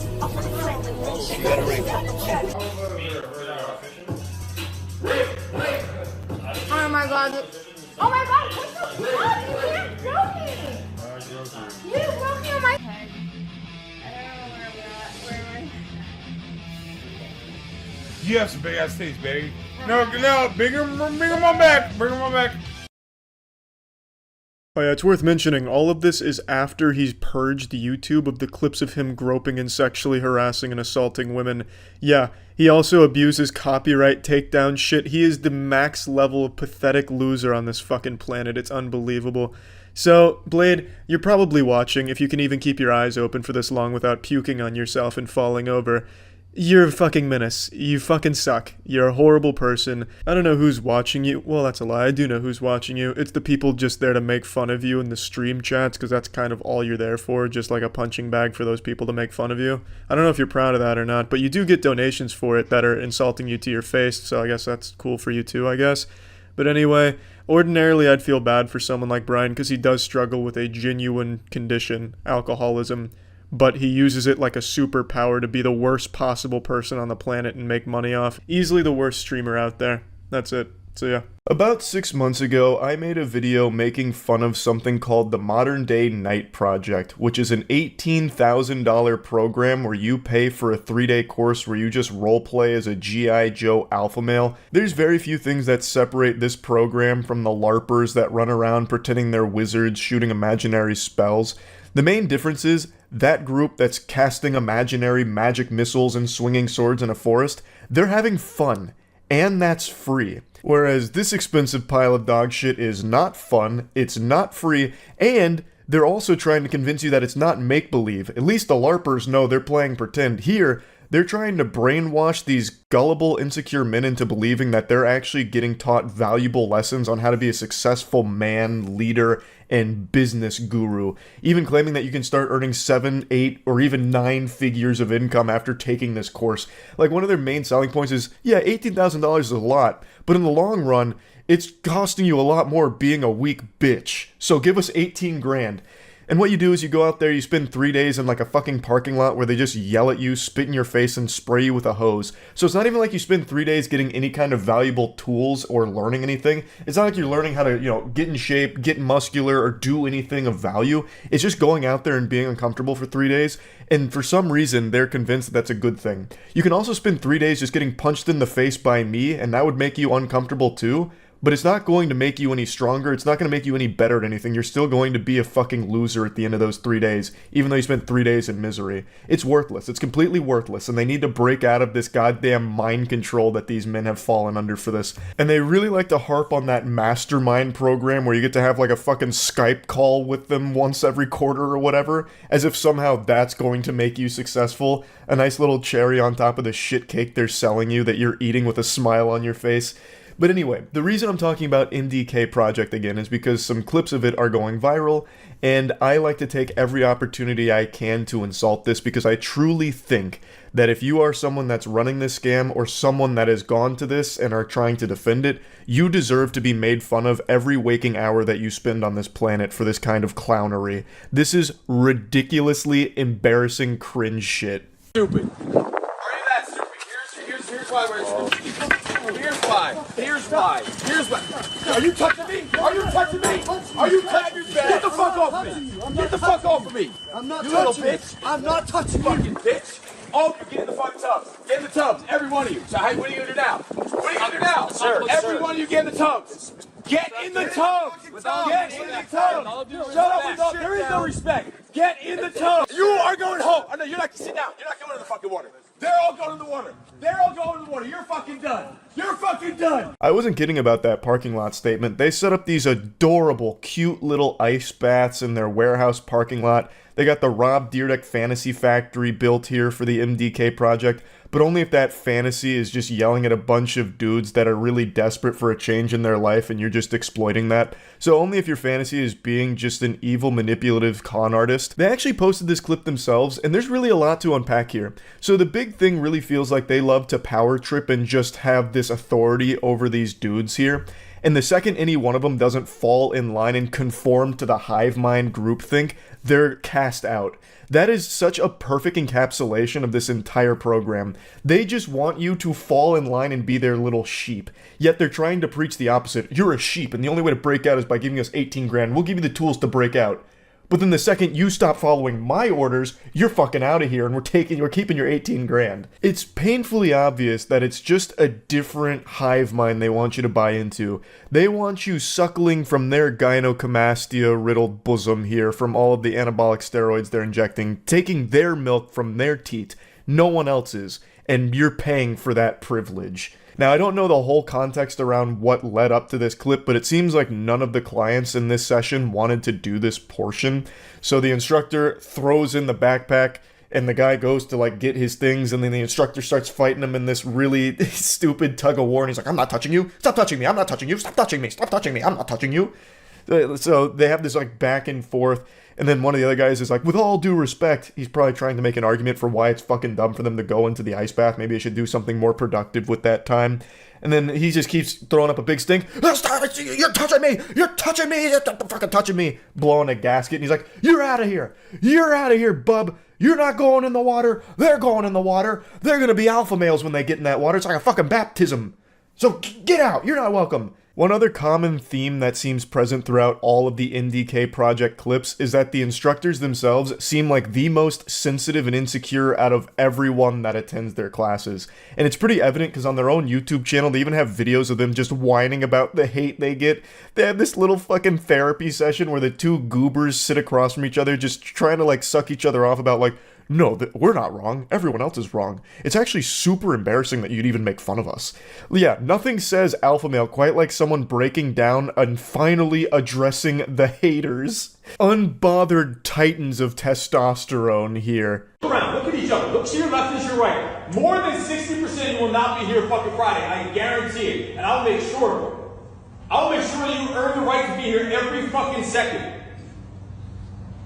Because I see in your fucking eyes that most of you don't fucking belong here.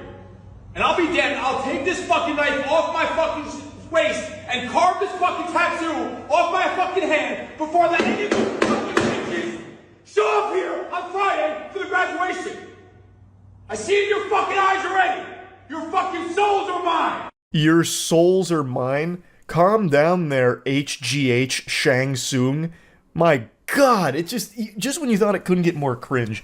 So this is like this is how he motivationally speaks to the class. This is like his idea of what a strong leader is. Someone that's just whining and screaming and shouting and is just unhinged, a loose cannon. When he pulled that knife out, I thought he was gonna go up and start like threatening them. I'll carve your fucking scalps off with this knife if you don't start getting in the ice baths and letting me spray you with a hose more often. That's a big thing that I like to do, is spray them with a hose. I showed a ton of those clips last time. I won't bother again. That's like the main thing. That's basically, if you want to sign up for the MDK project, there is one client I think could benefit. Anyone that happens to be hunted down by hoses. Like if you're constantly harassed by getting sprayed in the face by a hose, this might be the class to take because you're going to be immune to it by the end of it. Because that's like all you do here for 3 fucking days. But anyway, he's got his knife out. He's waving it around. He's slamming it like a toddler having a temper tantrum over nothing here. Then says he's going to carve off the thing on his skin, which I'm assuming is the MDK logo. They have their own little cute logo. I'll carve this off of my skin. It's like, oh no. Okay. Why would you do that? I guess. That's a weird threat to be making. It seems like you just kind of want to hurt yourself. Alright, it's a little alarming. I don't really want any part of that type deal. But this is also something he does for most of his classes. There's a few clips of him saying that exact same thing. He really likes to threaten that he's going to carve out his own skin. 60% you will not be here on Friday. I will make sure of it. You will earn the fucking right to be here on fucking Friday night. I will cut this fucking thing off my head before I let anyone you little make it to that dinner table that don't fucking deserve the right to be here. I'll fucking make sure of it. I'm waiting out the fucking patience. This one made me kind of sad because look at the two gentlemen in the front row. They're no spring chickens. They have to be late 50s, early 60s, if not older. Why on God's green earth would you be paying $18,000, taking it out of your grandchildren's college fund, to spend it to be here getting sprayed with a hose and yelled at by a man who keeps threatening to cut his hand? Get to the pit! Get to the pit! Get to the fucking pit! Move! Move! You stupid! This isn't even a popular clip from them or anything, but it's one that I saw that I think is a great example of this guy's mentality. He's actually like a child with a sugar rush. He's just slamming a chair against a dumpster. Move! Get to the pit! Get to the pit! Like, you could just tell them, what does slamming the chair against the dumpster do? You're just making noise for the sake of making noise. It's like a child with like 2 garbage can lids banging them together. What the fuck? This is your instructor. He can't control, like, his excitement from all the sugar in his body, I guess. It's so silly. But yeah, I won't keep going on. I've already made a video talking about the MDK project, but since a couple of those clips were popping off again on Twitter, I just had to take this opportunity to laugh at them. That's really about it. So yeah.